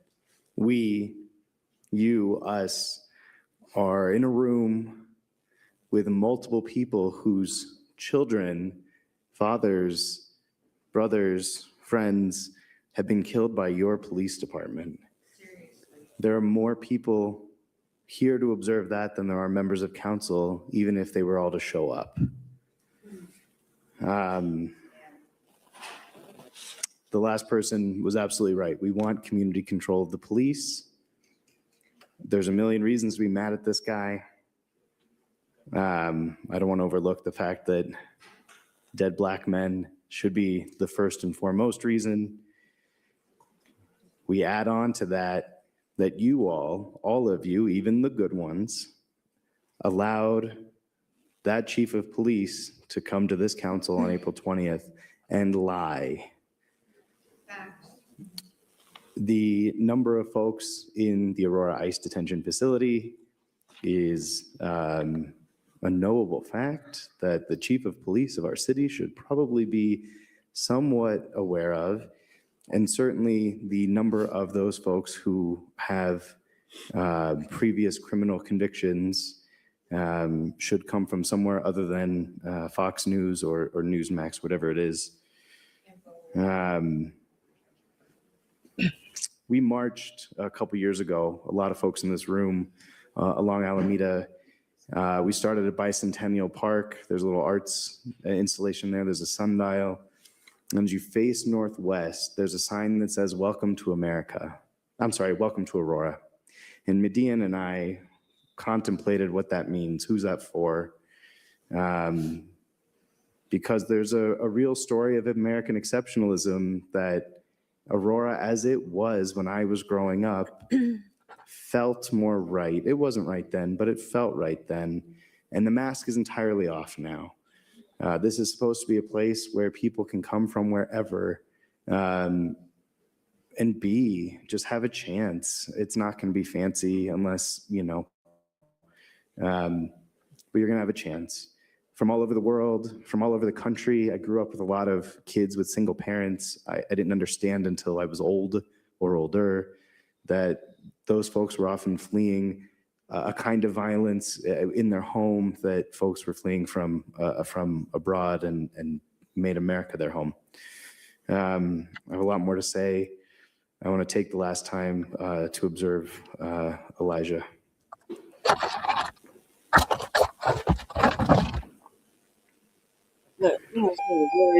Is nice. Ali DeWills Marcano, followed by Laura McLaughlin. Ali DeWills Marcano, followed by Laura McLaughlin. We have a home rule. We're in a home rule. Mayor officially has no real power. I mean, a whole bunch of Since I know all of you must have read all 2,667 pages of your packet this week, I know you're already aware of how packed this agenda is. I couldn't even get through it all and sign up on time tonight because despite the mayor's best efforts, I do have a job. That packet is too dang long, hard to navigate and digest for regular Aurorans who want to participate in their government, especially with only about 72 hours to do it. You got to get more worried about making this process more accessible instead of more decorous. To that point, I'll be up and down that damn elevator all night over and over again just for the right to give testimony. Let this be a reminder that people with disabilities need equal, dignified access to this podium and to that dais. Also, like many others tonight, I want to call for your attention and applaud your outspokenness regarding the overturning of the convictions and the upcoming retrial of the paramedics who administered the ketamine that killed Elijah McClain. There is so much that must be said, and I am not the appropriate speaker to say it all, but I will ask you to listen fully to the other speakers tonight, both that already spoke and that will speak at the end of the night, because people who have lost family members to police violence in our community deserve a voice. People deserve to be heard for as long as they need, in whatever tone they choose, and with whatever demands they have. You may not have the power to reverse an overturned conviction, but you have the power to listen and connect with the unheard. You have a literal platform to say more than I can, more than these other speakers can, and you do have the power to move forward resolutions, ordinances, and staffing changes that could help prevent another killing by Aurora police. I also think it is important to say that going through the courts is really the most decorous and civilized thing that someone can do. And these overturned convictions only highlight how participating in that system does not necessarily lead to justice. Since these convictions, which apparently never mattered anyway, more Black men in our community have been targeted, harassed, and killed by the people who were supposed to protect them. Resigning ourselves to bureaucracy and conforming to tone policing has not saved the lives of those in our community who have been killed by APD. And you are ignoring the most critical point of free speech if you enforce rules that ban, limit, or silence community members calling for justice simply because they are not subscribing to your arbitrary authority over decorum. If you want a decorous council night, try making rules that limit yourselves. Or better yet, laws that can be enforced against police officers and city officials who kill young Black men.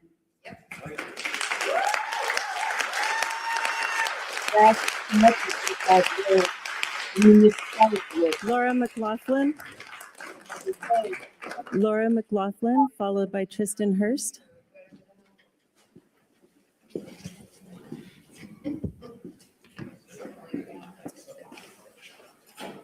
Grief has been a big story in the last few weeks. A city is grieving. A wound was ripped open. But a few weeks ago, we heard all these people stand up here and talk about grief counseling and things like that. I don't see these people out here. I don't see these people coming to these families and offering their services. But it was really disturbing to hear them stand here and say people should be silenced through their grief. I have been called a terrorist. The people I stand with called a mob. I've never once stood up here and ever spoke disrespectfully, although there's been times I wanted to. But grief is serious. Last Monday, I stood with 14-year-old Jordell Richardson's family to mark 3 years that his life was taken. I stand with the community that is grieving because we continue to see it over and over. I never was the voice or in the front row seat of the people I stand with. I gained my voice, Mayor, from coming here, just curious one day what happens at City Council. And I watched you ignore crying mothers. And when I came up here, you ignored me and I had to ask you to look at me. So when we talk about grief, you cannot imagine because you're not there. My son watched his best friend murdered. My daughter watched her friend murdered. This community of children are watching people murdered and it being called justified. You may not like the way that people are speaking out, but the problem is we have to say something because it keeps happening over and over and over again. A city is grieving. A wound has been ripped open with the name Elijah McClain. I go out of town and I tell people I'm from Denver and they say, ain't that by Aurora? Don't they kill Black people out there? That's what I hear when I'm out of state.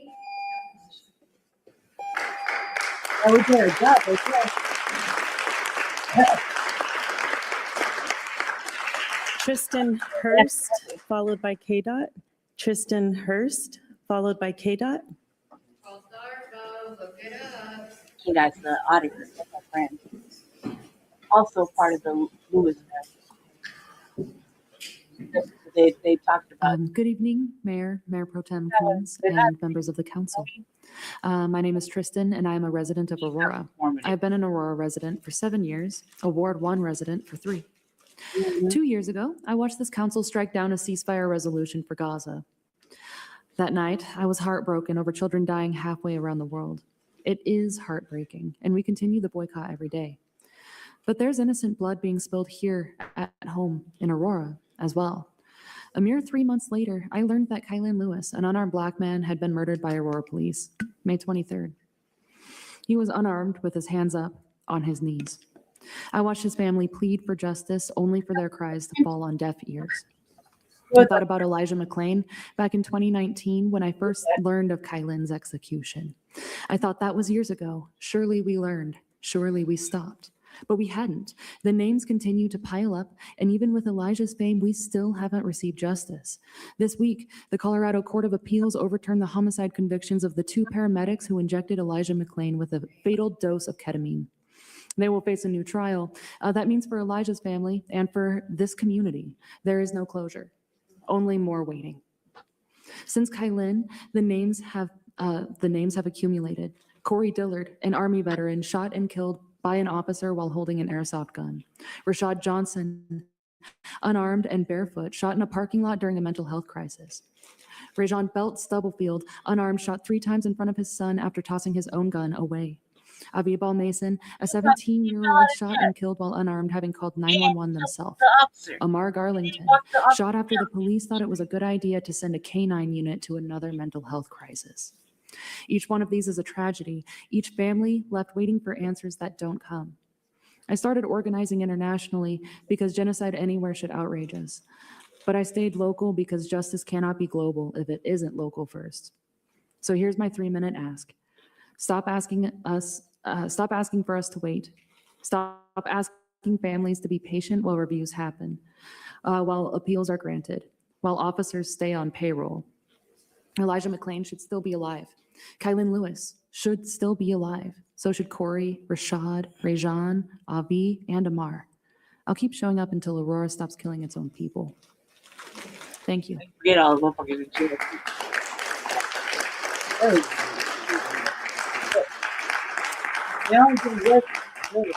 KDOT, followed by Tanya Tabachek. KDOT, followed by Tanya Tabachek. Tanya Tabachek. Only getting worse than Venezuela. Now they got carte blanche to go fucking terrorize.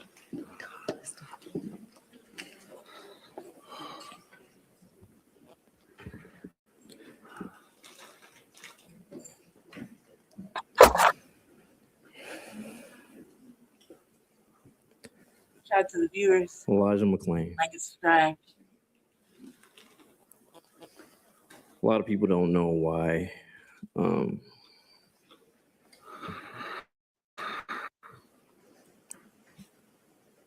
why my background as far as the reason why I stand up here, a lot of my family members didn't know before this time. Elijah McClain is literally the foundation and the fabric work that created me.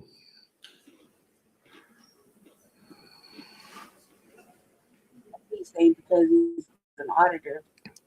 And Out of that. he is the reason why I fight for people, for justice, for accountability. He is the reason why I go so hard. It was really hard. Consistently.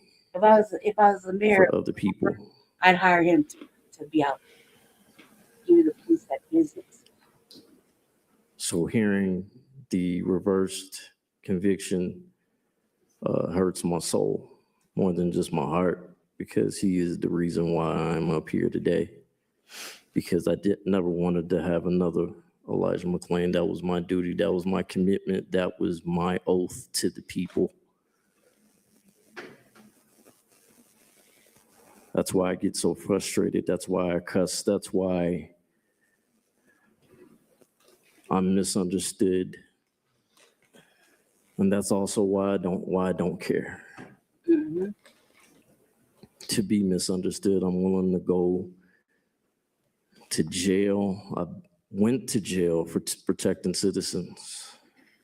Beat every single case.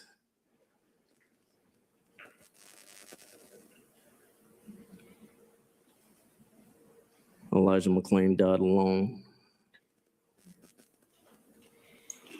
He shouldn't have. But he died alone by the very people that was there to take an oath to protect his rights and his life. And so, Angela, I remember when you went into the crowd that day, when you sat with us. I hold you accountable probably more than a lot of the other city councilmen, because I've talked to you. I've had one-on-one conversations with you. I really need you to dig deep inside yourself to really find that Angela that I know that you truly are.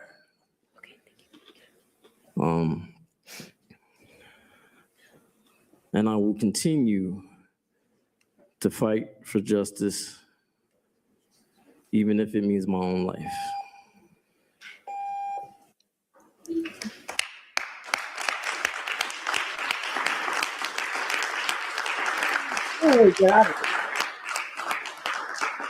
Tanya Tabachek, followed by Alejandra Marin Alerana.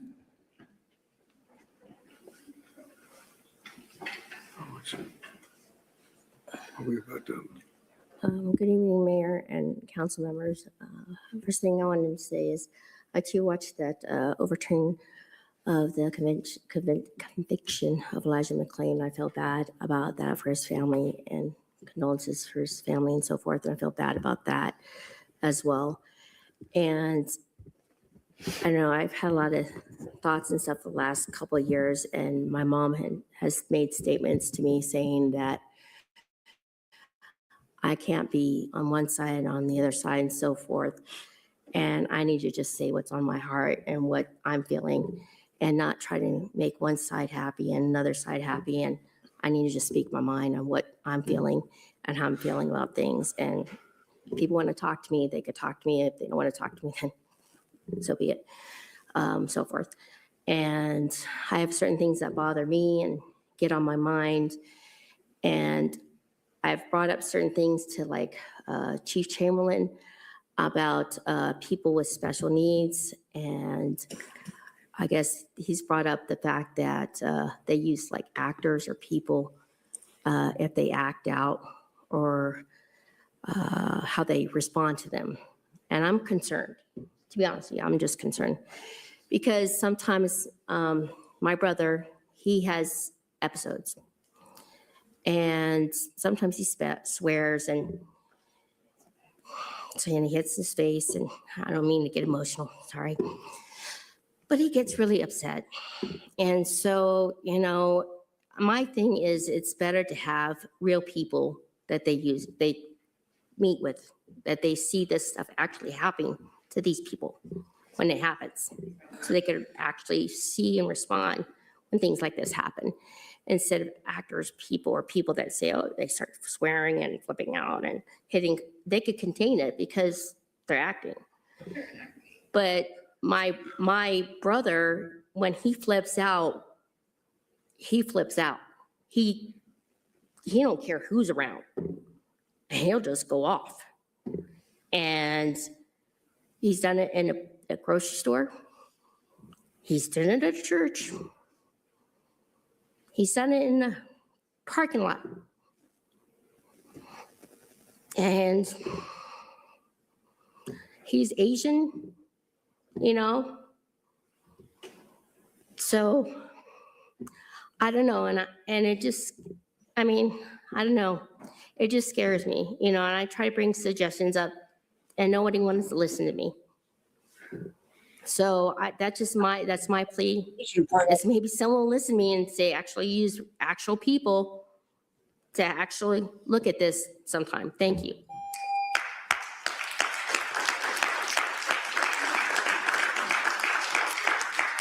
And the last speaker is Alejandra Marin El Arena.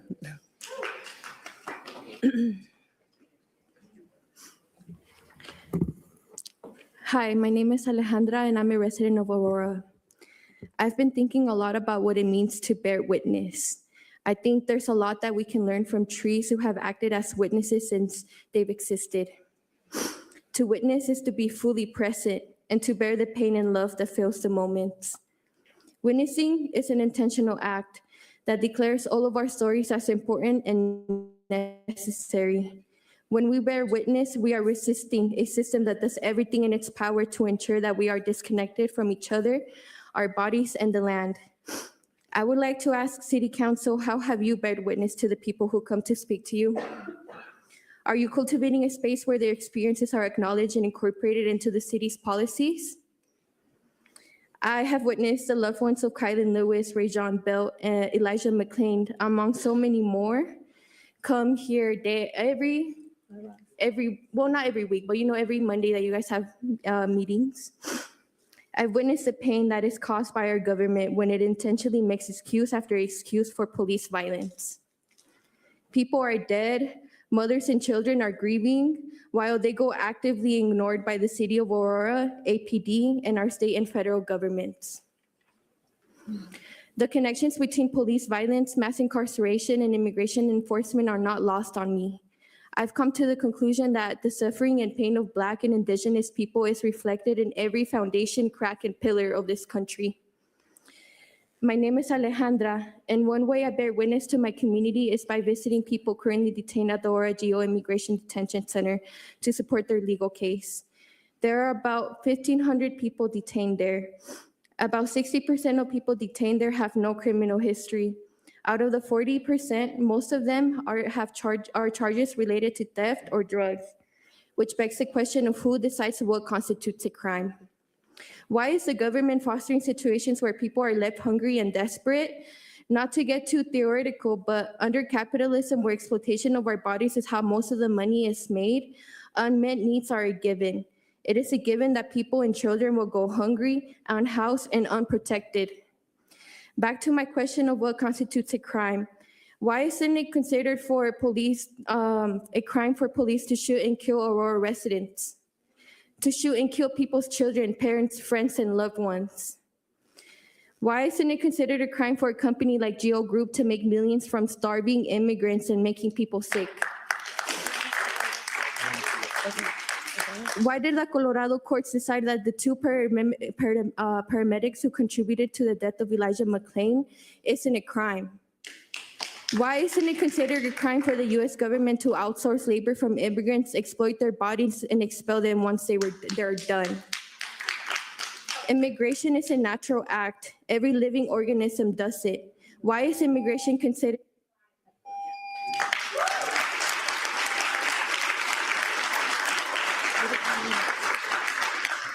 I found the article. It says that he got Mayor, there's one more speaker, Andrea Cherboga. can't find it. It's behind a paywall. That's for sure. Thank you, members of City Council, for your time. My name is Dre Chiriwaga Flor.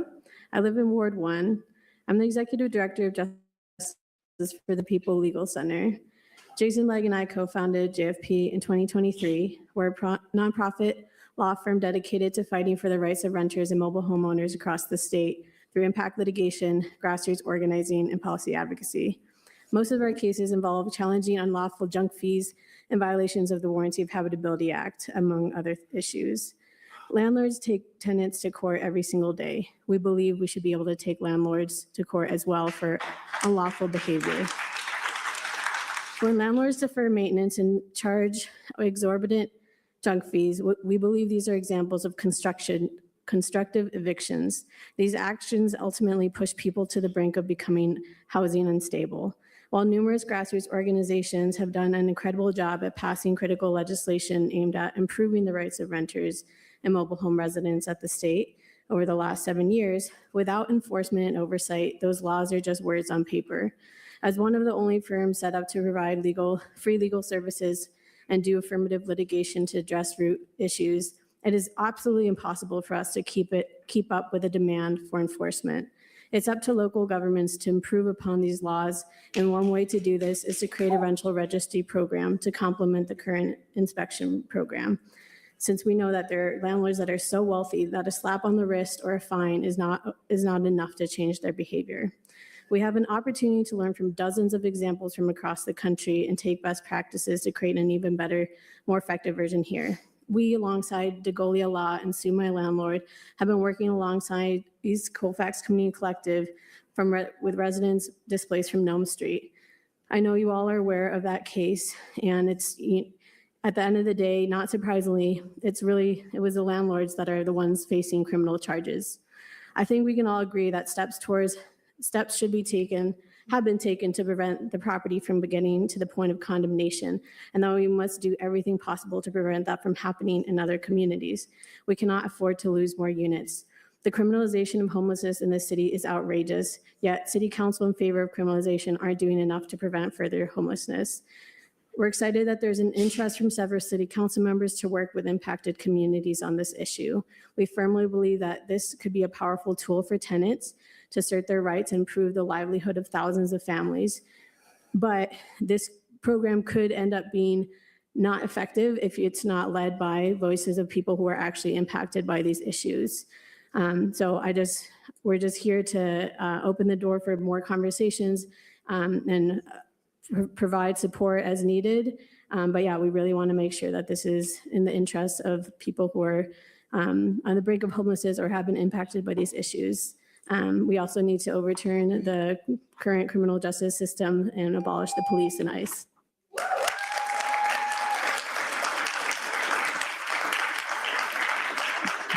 That was the last speaker. The next issue before us is the adoption of the consent calendar on motions. Mayor. What's that? Can we take a brief recess? Very well. The time is now 7:47. We'll recess until 8 o'clock.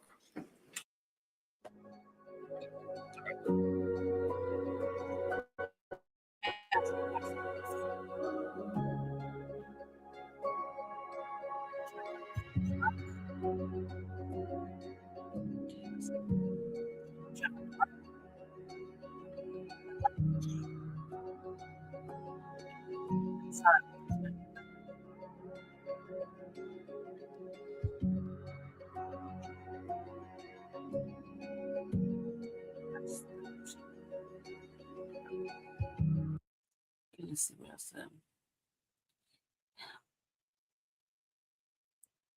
Okay.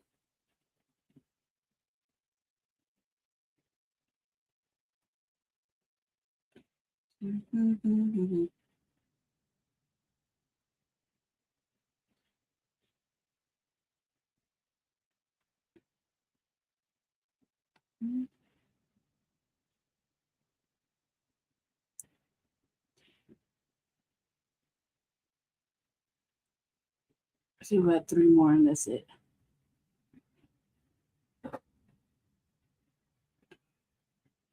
This is Democracy Now!, democracynow.org. I'm Amy Goodman with Juan Gonzalez. Elon Musk's rocket company, SpaceX, is set to go public this week, targeting a $1.8 trillion valuation. That's trillion with a T. It's expected to be the largest IPO in history. It's also projected to make Elon Musk, already the world's richest man, the world's first trillionaire. SpaceX is parent company to several Musk ventures. These include Starlink, the satellite internet company, which is profitable and growing, and XAI, which operates at a significant loss. The SpaceX valuation is based largely on Musk's promise to launch and operate data centers in space to power AI technology that's not yet been proven. While Musk and other investors are positioned to see their own wealth skyrocket, what will the SpaceX IPO mean for regular Americans? The nonprofit newsroom, More Perfect Union, has released a new report from business journalist Eric Gardner. It's called Rigged. We uncovered a hidden wealth transfer in the SpaceX IPO. You're holding the bag. This is a part of that report. I'm a guy that's into space. I hope we go to Mars and all that stuff. To see that get turned into a way to transfer wealth from ordinary people who are just trying to save for retirement to people like Elon Musk is just depressing. SpaceX is going public this month. It could be the biggest IPO in history. It could also make Elon Musk the world's first trillionaire. Millions of Americans like you and me are about to become SpaceX shareholders. We won't buy a single share. The reason why I described it as a bag holder situation is because it feels like it's getting engineered to be one. Bag holders, IPO valuations. Sounds complicated. It's supposed to. But you don't need a finance degree to understand. You need 10 minutes. The whole scheme hinges on something you've probably heard of. Index funds. A good chunk of American retirement savings are tied to them. You pick a fund, it picks an index, which picks the stocks. You don't think about it. That's the point. Index funds are supposed to be safe. Passive. The rules are the rules. Except, if you look closely, the rules seem like they're being rewritten to make people like Elon Musk fabulously wealthy at everyone else's expense. Every piece of evidence we have is that the IPO is being engineered to rise very rapidly after it prices and then fall very dramatically after that. That is a recipe for retail investors especially to take large losses. $1.75 trillion. That's the value Elon Musk has floated for SpaceX when it goes public this month. More than Walmart. Is it worth that? SpaceX is a real company. It shoots satellites up in the sky. It provides things like Starlink. It's a very impressive engineering company. That's Robin Wigglesworth, editor at the Financial Times. There is definitely real business to be done there and real asset value there. The question is whether it is as large as Musk claims it is. George Perkins advises investors where to put their money. Last year, SpaceX made about $19 billion, most of it from Starlink and government contracts. But a company's market value is partially a bet on what that company will earn in the future. That bet is called a revenue multiple. Facebook went public at roughly 10 times its projected revenue. SpaceX is asking for over 50 times. The combination of sheer size and this extreme multiple is completely unprecedented. This valuation seems too good to be true. Some investors may need it to be. In 2022, Elon Musk raised $44 billion and bought Twitter. His backers, Andreessen Horowitz, a Saudi prince, the co-founder of Palantir, and Jack Dorsey, the guy who founded Twitter in the first place. Musk renamed it X, and within a year, it's worth less than half he paid. That's a problem. There was also a solution. AI was hot. Musk owned an AI company, so he merged X into XAI. No cash changed hands. X investors received XAI stock. But that solution raised another problem. XAI is essentially a money furnace. The solution? Musk has a rocket ship company. He uses it to buy XAI. Again, no cash exchanged. 3 companies, 2 mergers, $0 actually paid.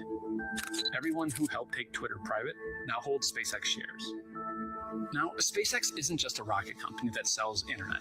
According to Musk, it's the future. Data centers in space. If some of my predictions come true, SpaceX will launch more AI than the cumulative amount on Earth of everything else combined. I see no evidence that it's a viable business opportunity. There are far too many physical challenges with doing this. But the value has to hold, because so far, no one has been paid. Investor shares are only worth something on paper. To turn paper into cash, SpaceX has to go public. When a company goes public, it opens its doors. Early investors cash out, get paid for the risk they took. Everyone else gets a chance to own a piece of something that used to be off limits. It's called an initial public offering, or IPO for short.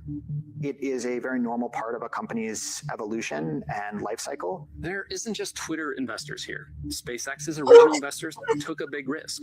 Peter Thiel, Palantir's other co-founder, Google, and Andreessen Horowitz. But SpaceX's IPO is anything but normal.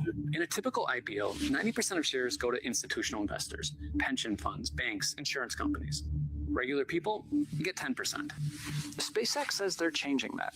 30% to ordinary people, Main Street, not Wall Street. When you see an IPO give a far larger allocation to ordinary investors, it's usually a sign that they can't get professional investors to buy it at that price. The price is nuts. And if you can't sell it to professional investors, well, you sell it to unprofessional investors who don't know any better. If people want to invest in SpaceX's IPO, that's their right. The problem is Musk found a way to make people invest in SpaceX whether they want to or not. How? Index funds. The index fund is one of the rare examples of the finance industry coming up with something that lines the pockets of ordinary people and not Wall Street itself. An index is a list. Someone decides which companies go on it. A fund is a basket. Someone builds it to mirror the list. When a company gets added to the index, every fund mirroring it has to buy shares, not because they think it's a good investment, but because the rules require it.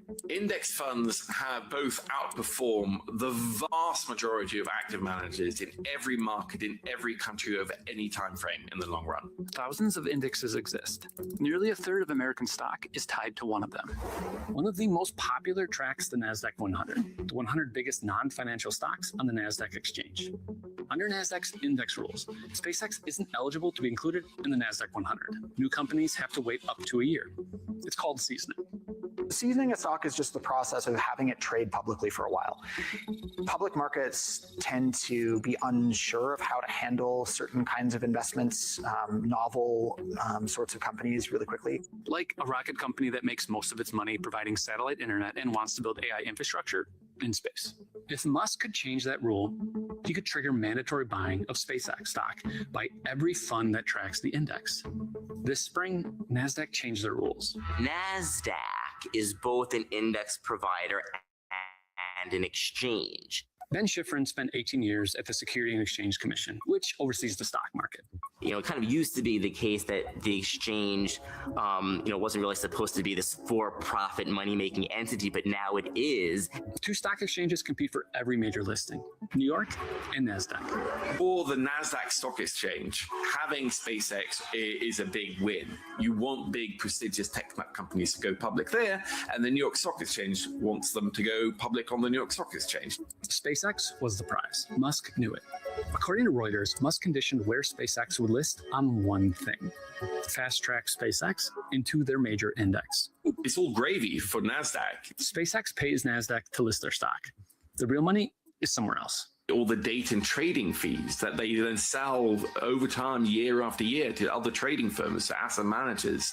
NASDAQ changed a rule that shapes trillions of dollars in retirement savings. No regulator approved it. If an index wants to change how it's going to include certain stocks in that particular index, that is not something that has to be approved by the Securities and Exchange Commission. Upwards of $30 trillion is being directed by a process that's effectively self-regulated. I think at some point we are going to have to say that these are incredibly influential investment advisors in practice, and they should be regulated and supervised accordingly.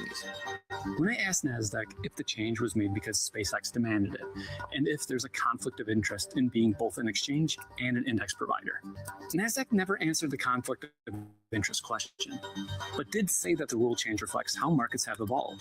The consultation, they said, followed industry standards.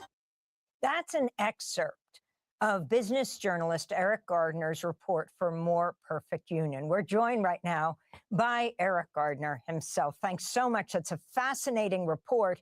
So if you can talk more about the guardrails that were put in fact, after Enron and the dot-com bubble burst, what's the worst case scenario of SpaceX prematurely getting added to the indexes and 401ks? And remember, You're talking to a world mainly of non-economists.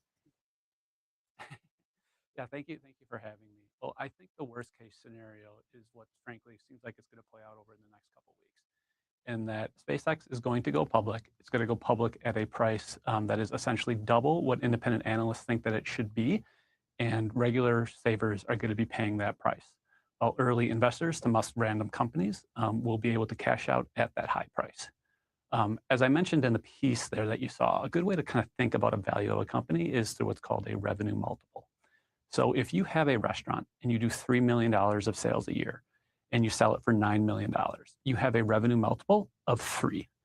That's a standard kind of workable revenue multiple that's normal. Musk is asking right now for 94 times revenue multiple. It's a complete bonkers valuation.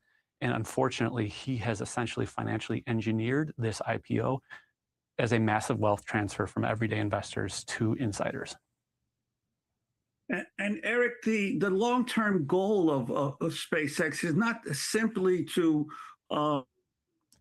data centers in space, which itself is not yet proven to be able to be feasible, but they actually are talking about colonizing Mars and creating a self-sustaining city of 1 million people in Mars. I mean, who on Earth wants that?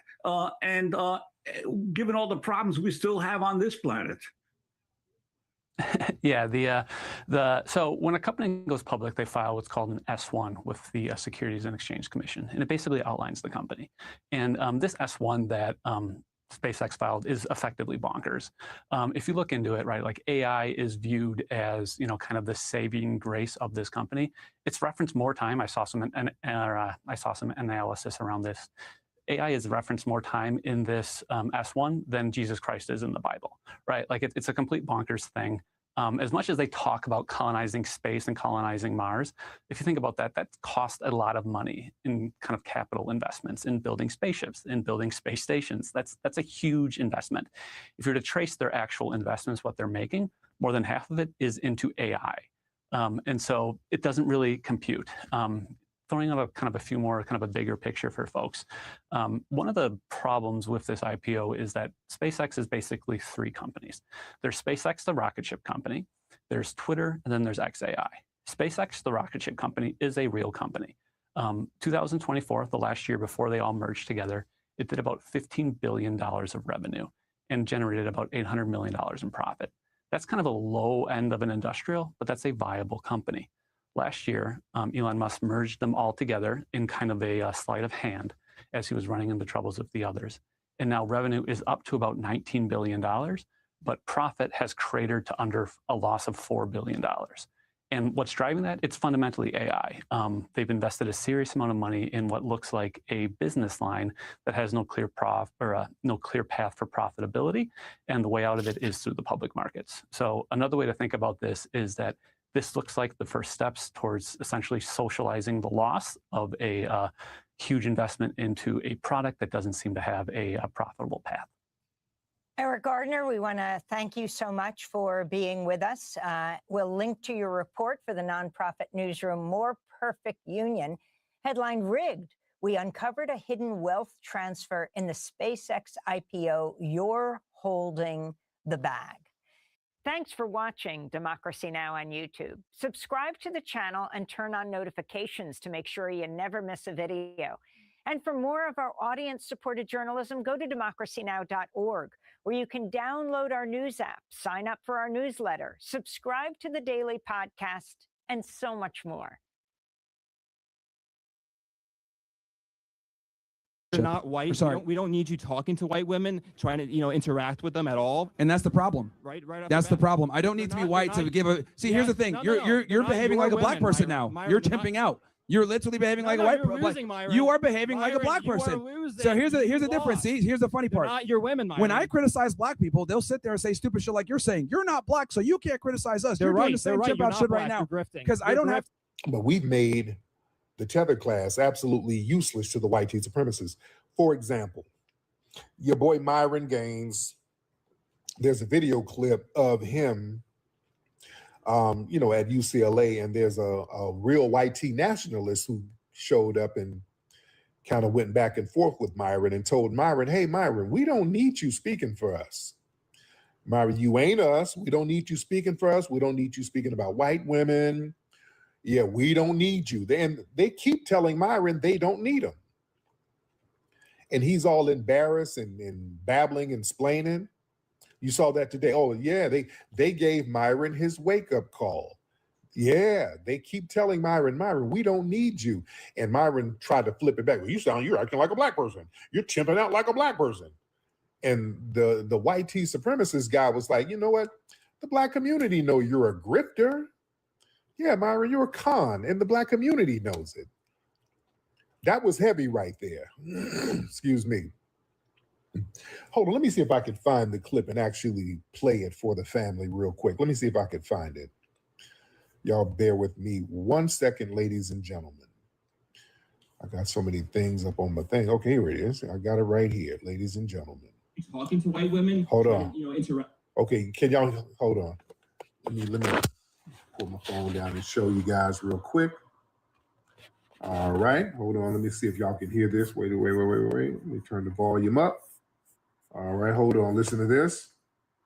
We're not white. We don't need you talking to white women, trying to interact with them at all. And that's the problem. Right. That's the problem. I don't need to be white to give a. See, here's the thing. You're behaving like a black person now. You're chimping out. You're literally behaving like a white person. You are behaving like a black person. So here's the difference. See, here's the funny part. Not your women. When I criticize black people, they'll sit there and say stupid shit like you're saying. You're not black, so you can't criticize us. They're You're right. doing the same shit about shit right now. Because I don't have. They're not white. Sorry. We don't need you talking to white. Well, Myron is getting G-checked by the people that he wishes to be. That's heavy. Boy, that's heavy.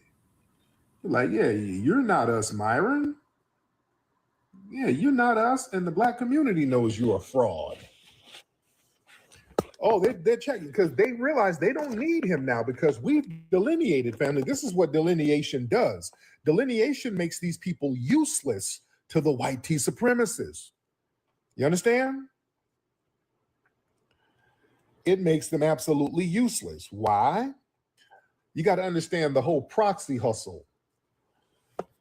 See, for the Myron Gaines types to be useful, the dominant society, they rely on a specific con game to launder their anti-black rhetoric. They need a proxy. So they can't really openly attack the black community without it looking like standard textbook racism. So you got to recruit an outsider who the general public assumes is part of the black community. You understand? So the proxy's job is their only job is to parrot the white supremacist propaganda while hiding behind the illusion of being an insider of the black community. So that gives the racism a fake layer of validity. You understand? See, Myron, he built his whole platform around playing that role. He went out of his way to bend over backwards to pander to these white supremacists. He throws all of these negative, nonstop talking points about the black community, assuming that if he did their dirty work, he's going to be rewarded with a permanent seat at their table.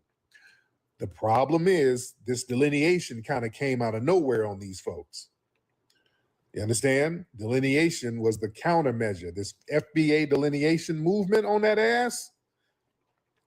See, we drew a line. We defined our specific lineage. We said, hey, that musty tether ain't us at all. That is a hostile outsider. He ain't got nothing to do with us. So we just pulled the rug from his hustle altogether. The dominant society got on notice. You understand? They see and they understand that we know he don't represent our lineage. They already know, by the way. They know, that's why they got him. Now they see that we know we can't use him no more. We let people know he doesn't represent us. He cannot speak for us. When he comes around, he is a hostile outsider who's basically pandering white tea supremacist racism. So the onus goes back on the white tea supremacists for sending him.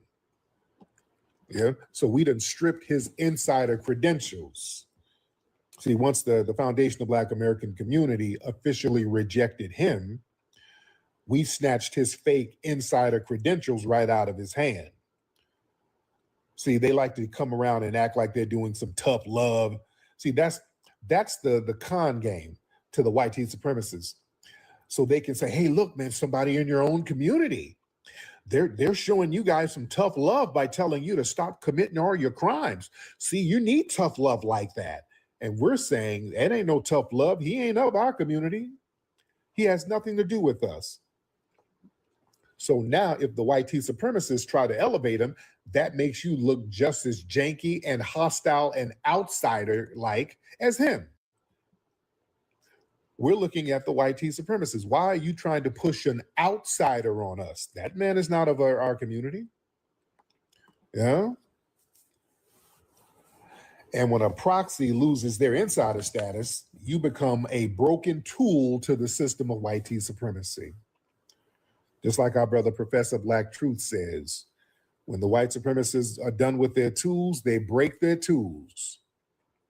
And Myron is desperate to not be broken. He's trying to be relevant, and they keep telling him, we don't need you, Myron. You see? The only reason those white nationalists tolerated him in the first place because he was a useful weapon against us. Once we exposed him and his words and what it's about, it lost their weight. And his utility to the dominant society expired. And when that white tea nationalist stepped to him and said, hey, we don't need you speaking for us because the jig is up, they already know the Black community, Foundation of Black Americans, we've outed him as a con artist. Yeah, so he can no longer launder their racism for them. Yeah. They're telling him, Myron, your services are no longer needed. Just give it up, dude. You're done. They keep telling him this. And he's desperate trying. He keeps trying to do it. So I'm telling you, this is why this delineation is not a joke, man. See, that's the ultimate fate of a disposable asset. You know, Myron Gaines thought his pandering made him one of them, but he got that wake-up call. He got caught in a no man's land. He's useless to us. He can't come around us at all. He can't set foot around us. You know what I'm saying? So he's persona non grata around us, and he can't go around the white tea supremacists like that. They don't want him around. His cover is blown. He's useless to them. You know, they let him do the heavy lifting. Now, the second his cover was blown, they dispose of him, so he's in a no man's land right now. Oh, it's deep. Oh, he's radioactive now. Okay? And he was never a part of our community, at least some of the people, like Omarosa. Omarosa did all that bootlicking, and then she tried to weasel back to the Black community, tried to play it off. Hey, big head. Yeah, I know I was buck dancing for MAGA and everything, but I was playing a con game on them. I was like the spook who sat by the door. I was getting some intelligence to bring it back to the community. Oh, no. And then Candace Owens tried to kind of low-key play that. And I know, Candace, go on about your business. Ma'am, going about your business. Oh, no, y'all not about to swing back talking about, hey, big head. Oh, no. Yeah, Omarosa, they literally had to change the locks on her ass. Somebody said Kanye too. Yes, Stacey Dash. That's why Stacey Dash, she's out here doing all this damn thirst trapping. She's trying to get the brothers back. Hey, y'all remember me? Y'all remember I was 90s fine back in the day. I was 90s fine, remember? Now her little shape is weird. She got a little weird shape. I don't know, ma'am. You go back to Zaddy with that shape. Oh, your shape is very weird. Go back to Zaddy. Don't be out here trying to make little twerk videos for the brothers. We don't want it. No, ma'am. No. Sit your ass down. Yeah, we're not letting people spin the block. Somebody said she's shaped like a Latino. Hilarious. Yeah, Stacey Dash trying to do all this thirst trapping. Man, if you don't sit your weird body having ass down, she's shaped like a moth. Weird ass shape. Oh, Lord. Now that the Zaddy juice is dried up, the Zaddies don't want her. Yeah, she got that boxy waist, a real boxy shape. Well, okay, what's she trying to do? Man. All right, family, raise your hands. Let's talk to the family in here. Raise your hands, ladies and gentlemen. Raise those hands. All right. Raise those hands. Let's see who we got in here. We got a lot of folks in here, respect to the family. And I'm going to be putting these up on my, I'm going to get back on my Tariq radio channel because I've been putting stuff on the ISM channel because I've been, my Tariq radio channel, it was going through all types of shadow bans. So I'm going to see if they still got some shadow bans on it because people weren't getting my notifications. So I'm going to see what's going on. Let me see if it's popping again. Let me see. Y'all raise your hands. Raise your hand. Let me get y'all in here. All right. Yeah, ISM, that ISM radio channel pops because ain't no shadow bans. People get their notifications.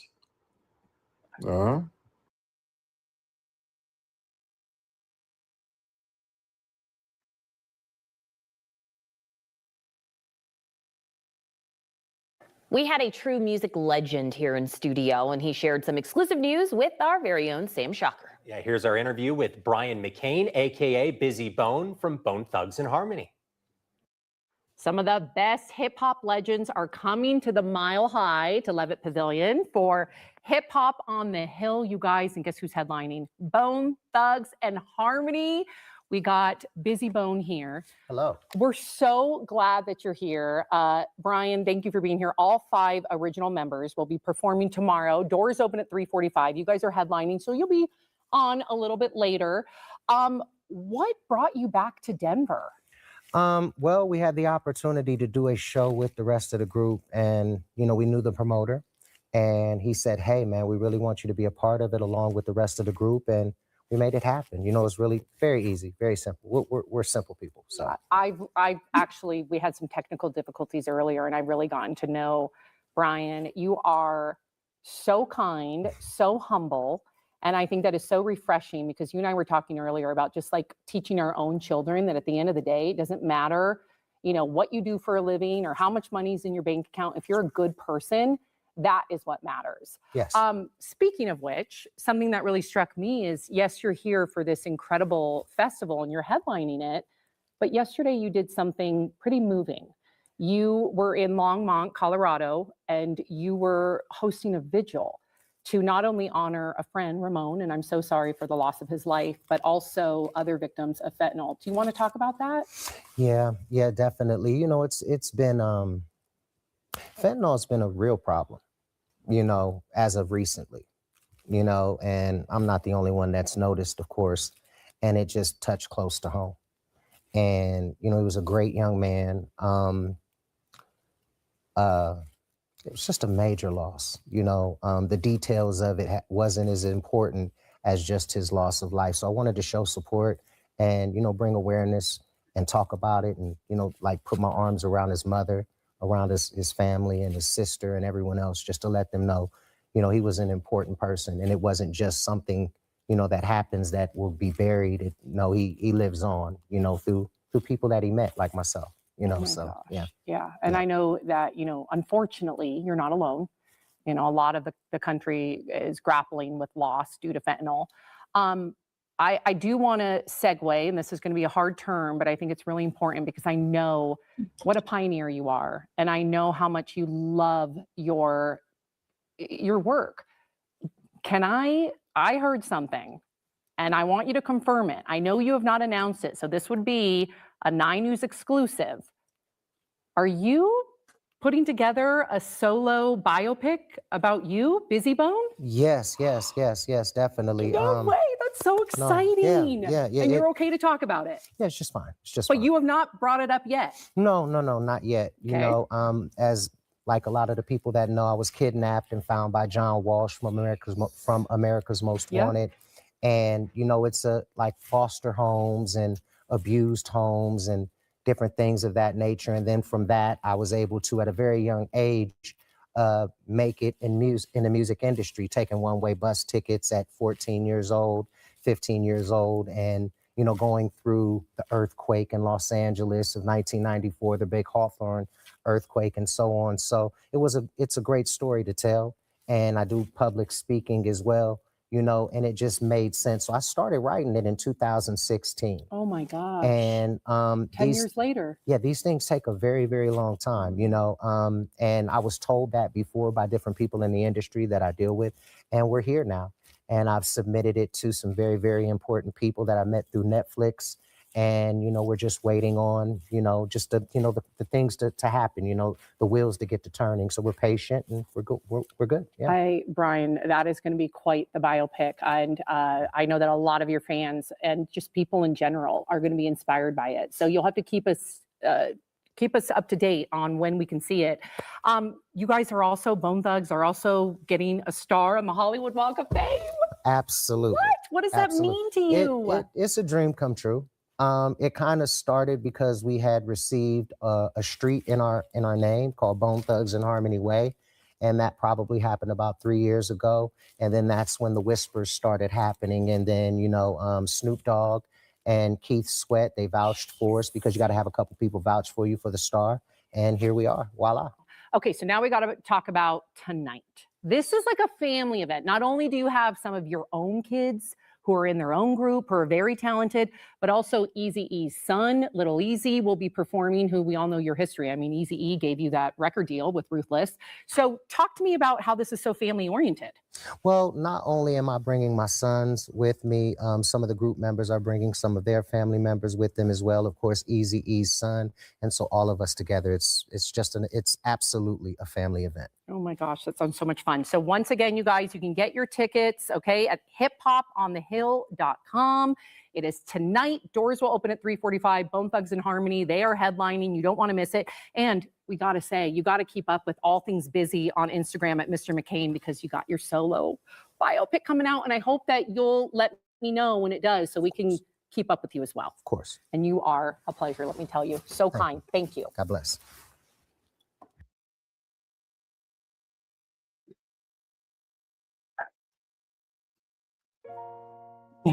They lied to you.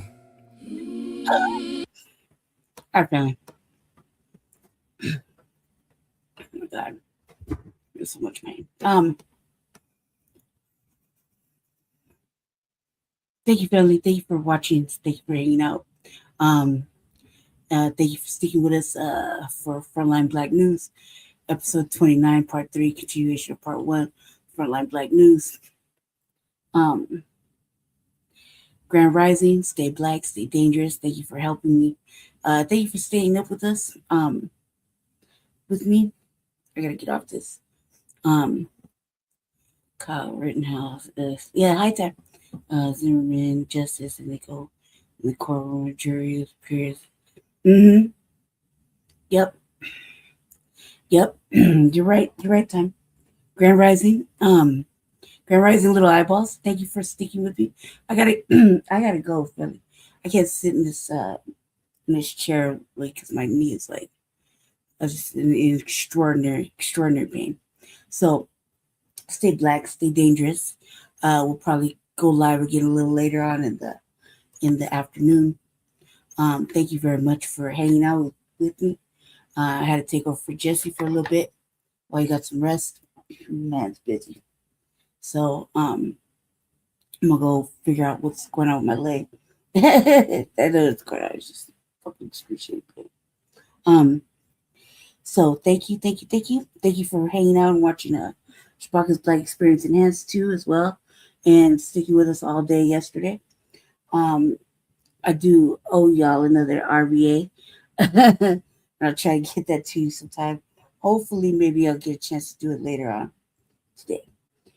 We shall see. Don't quote me on it. We'll see. Thank you. Stay black, stay dangerous, stay out the way. Stay informed. Thank you. I much appreciated. Thank you, time. Thank you, everybody who was in the chat that I didn't get a chance to see because I can't. I gotta go right now. I don't get up and walk this pain off. You know what I mean? So bear with me. Everybody who came and visited, stayed in the chat and stayed with us during the first half. Appreciate you. Appreciate all of you. Thank you. And we shall talk to you soon. Stay black, stay dangerous. And thank you from the Frontline Black News. It's your co-host, Seduction Doll, aka Lady J, or the Black Villain. And thank you. And peace. Thank you, Time. Thank you, Val, crew, everybody. If I didn't mention you, just know I've seen it, and I can't do it right now. I get like, oh my God, the pain is real. The pain is excruciating. All right. Peace out and talk to you soon. Thank you.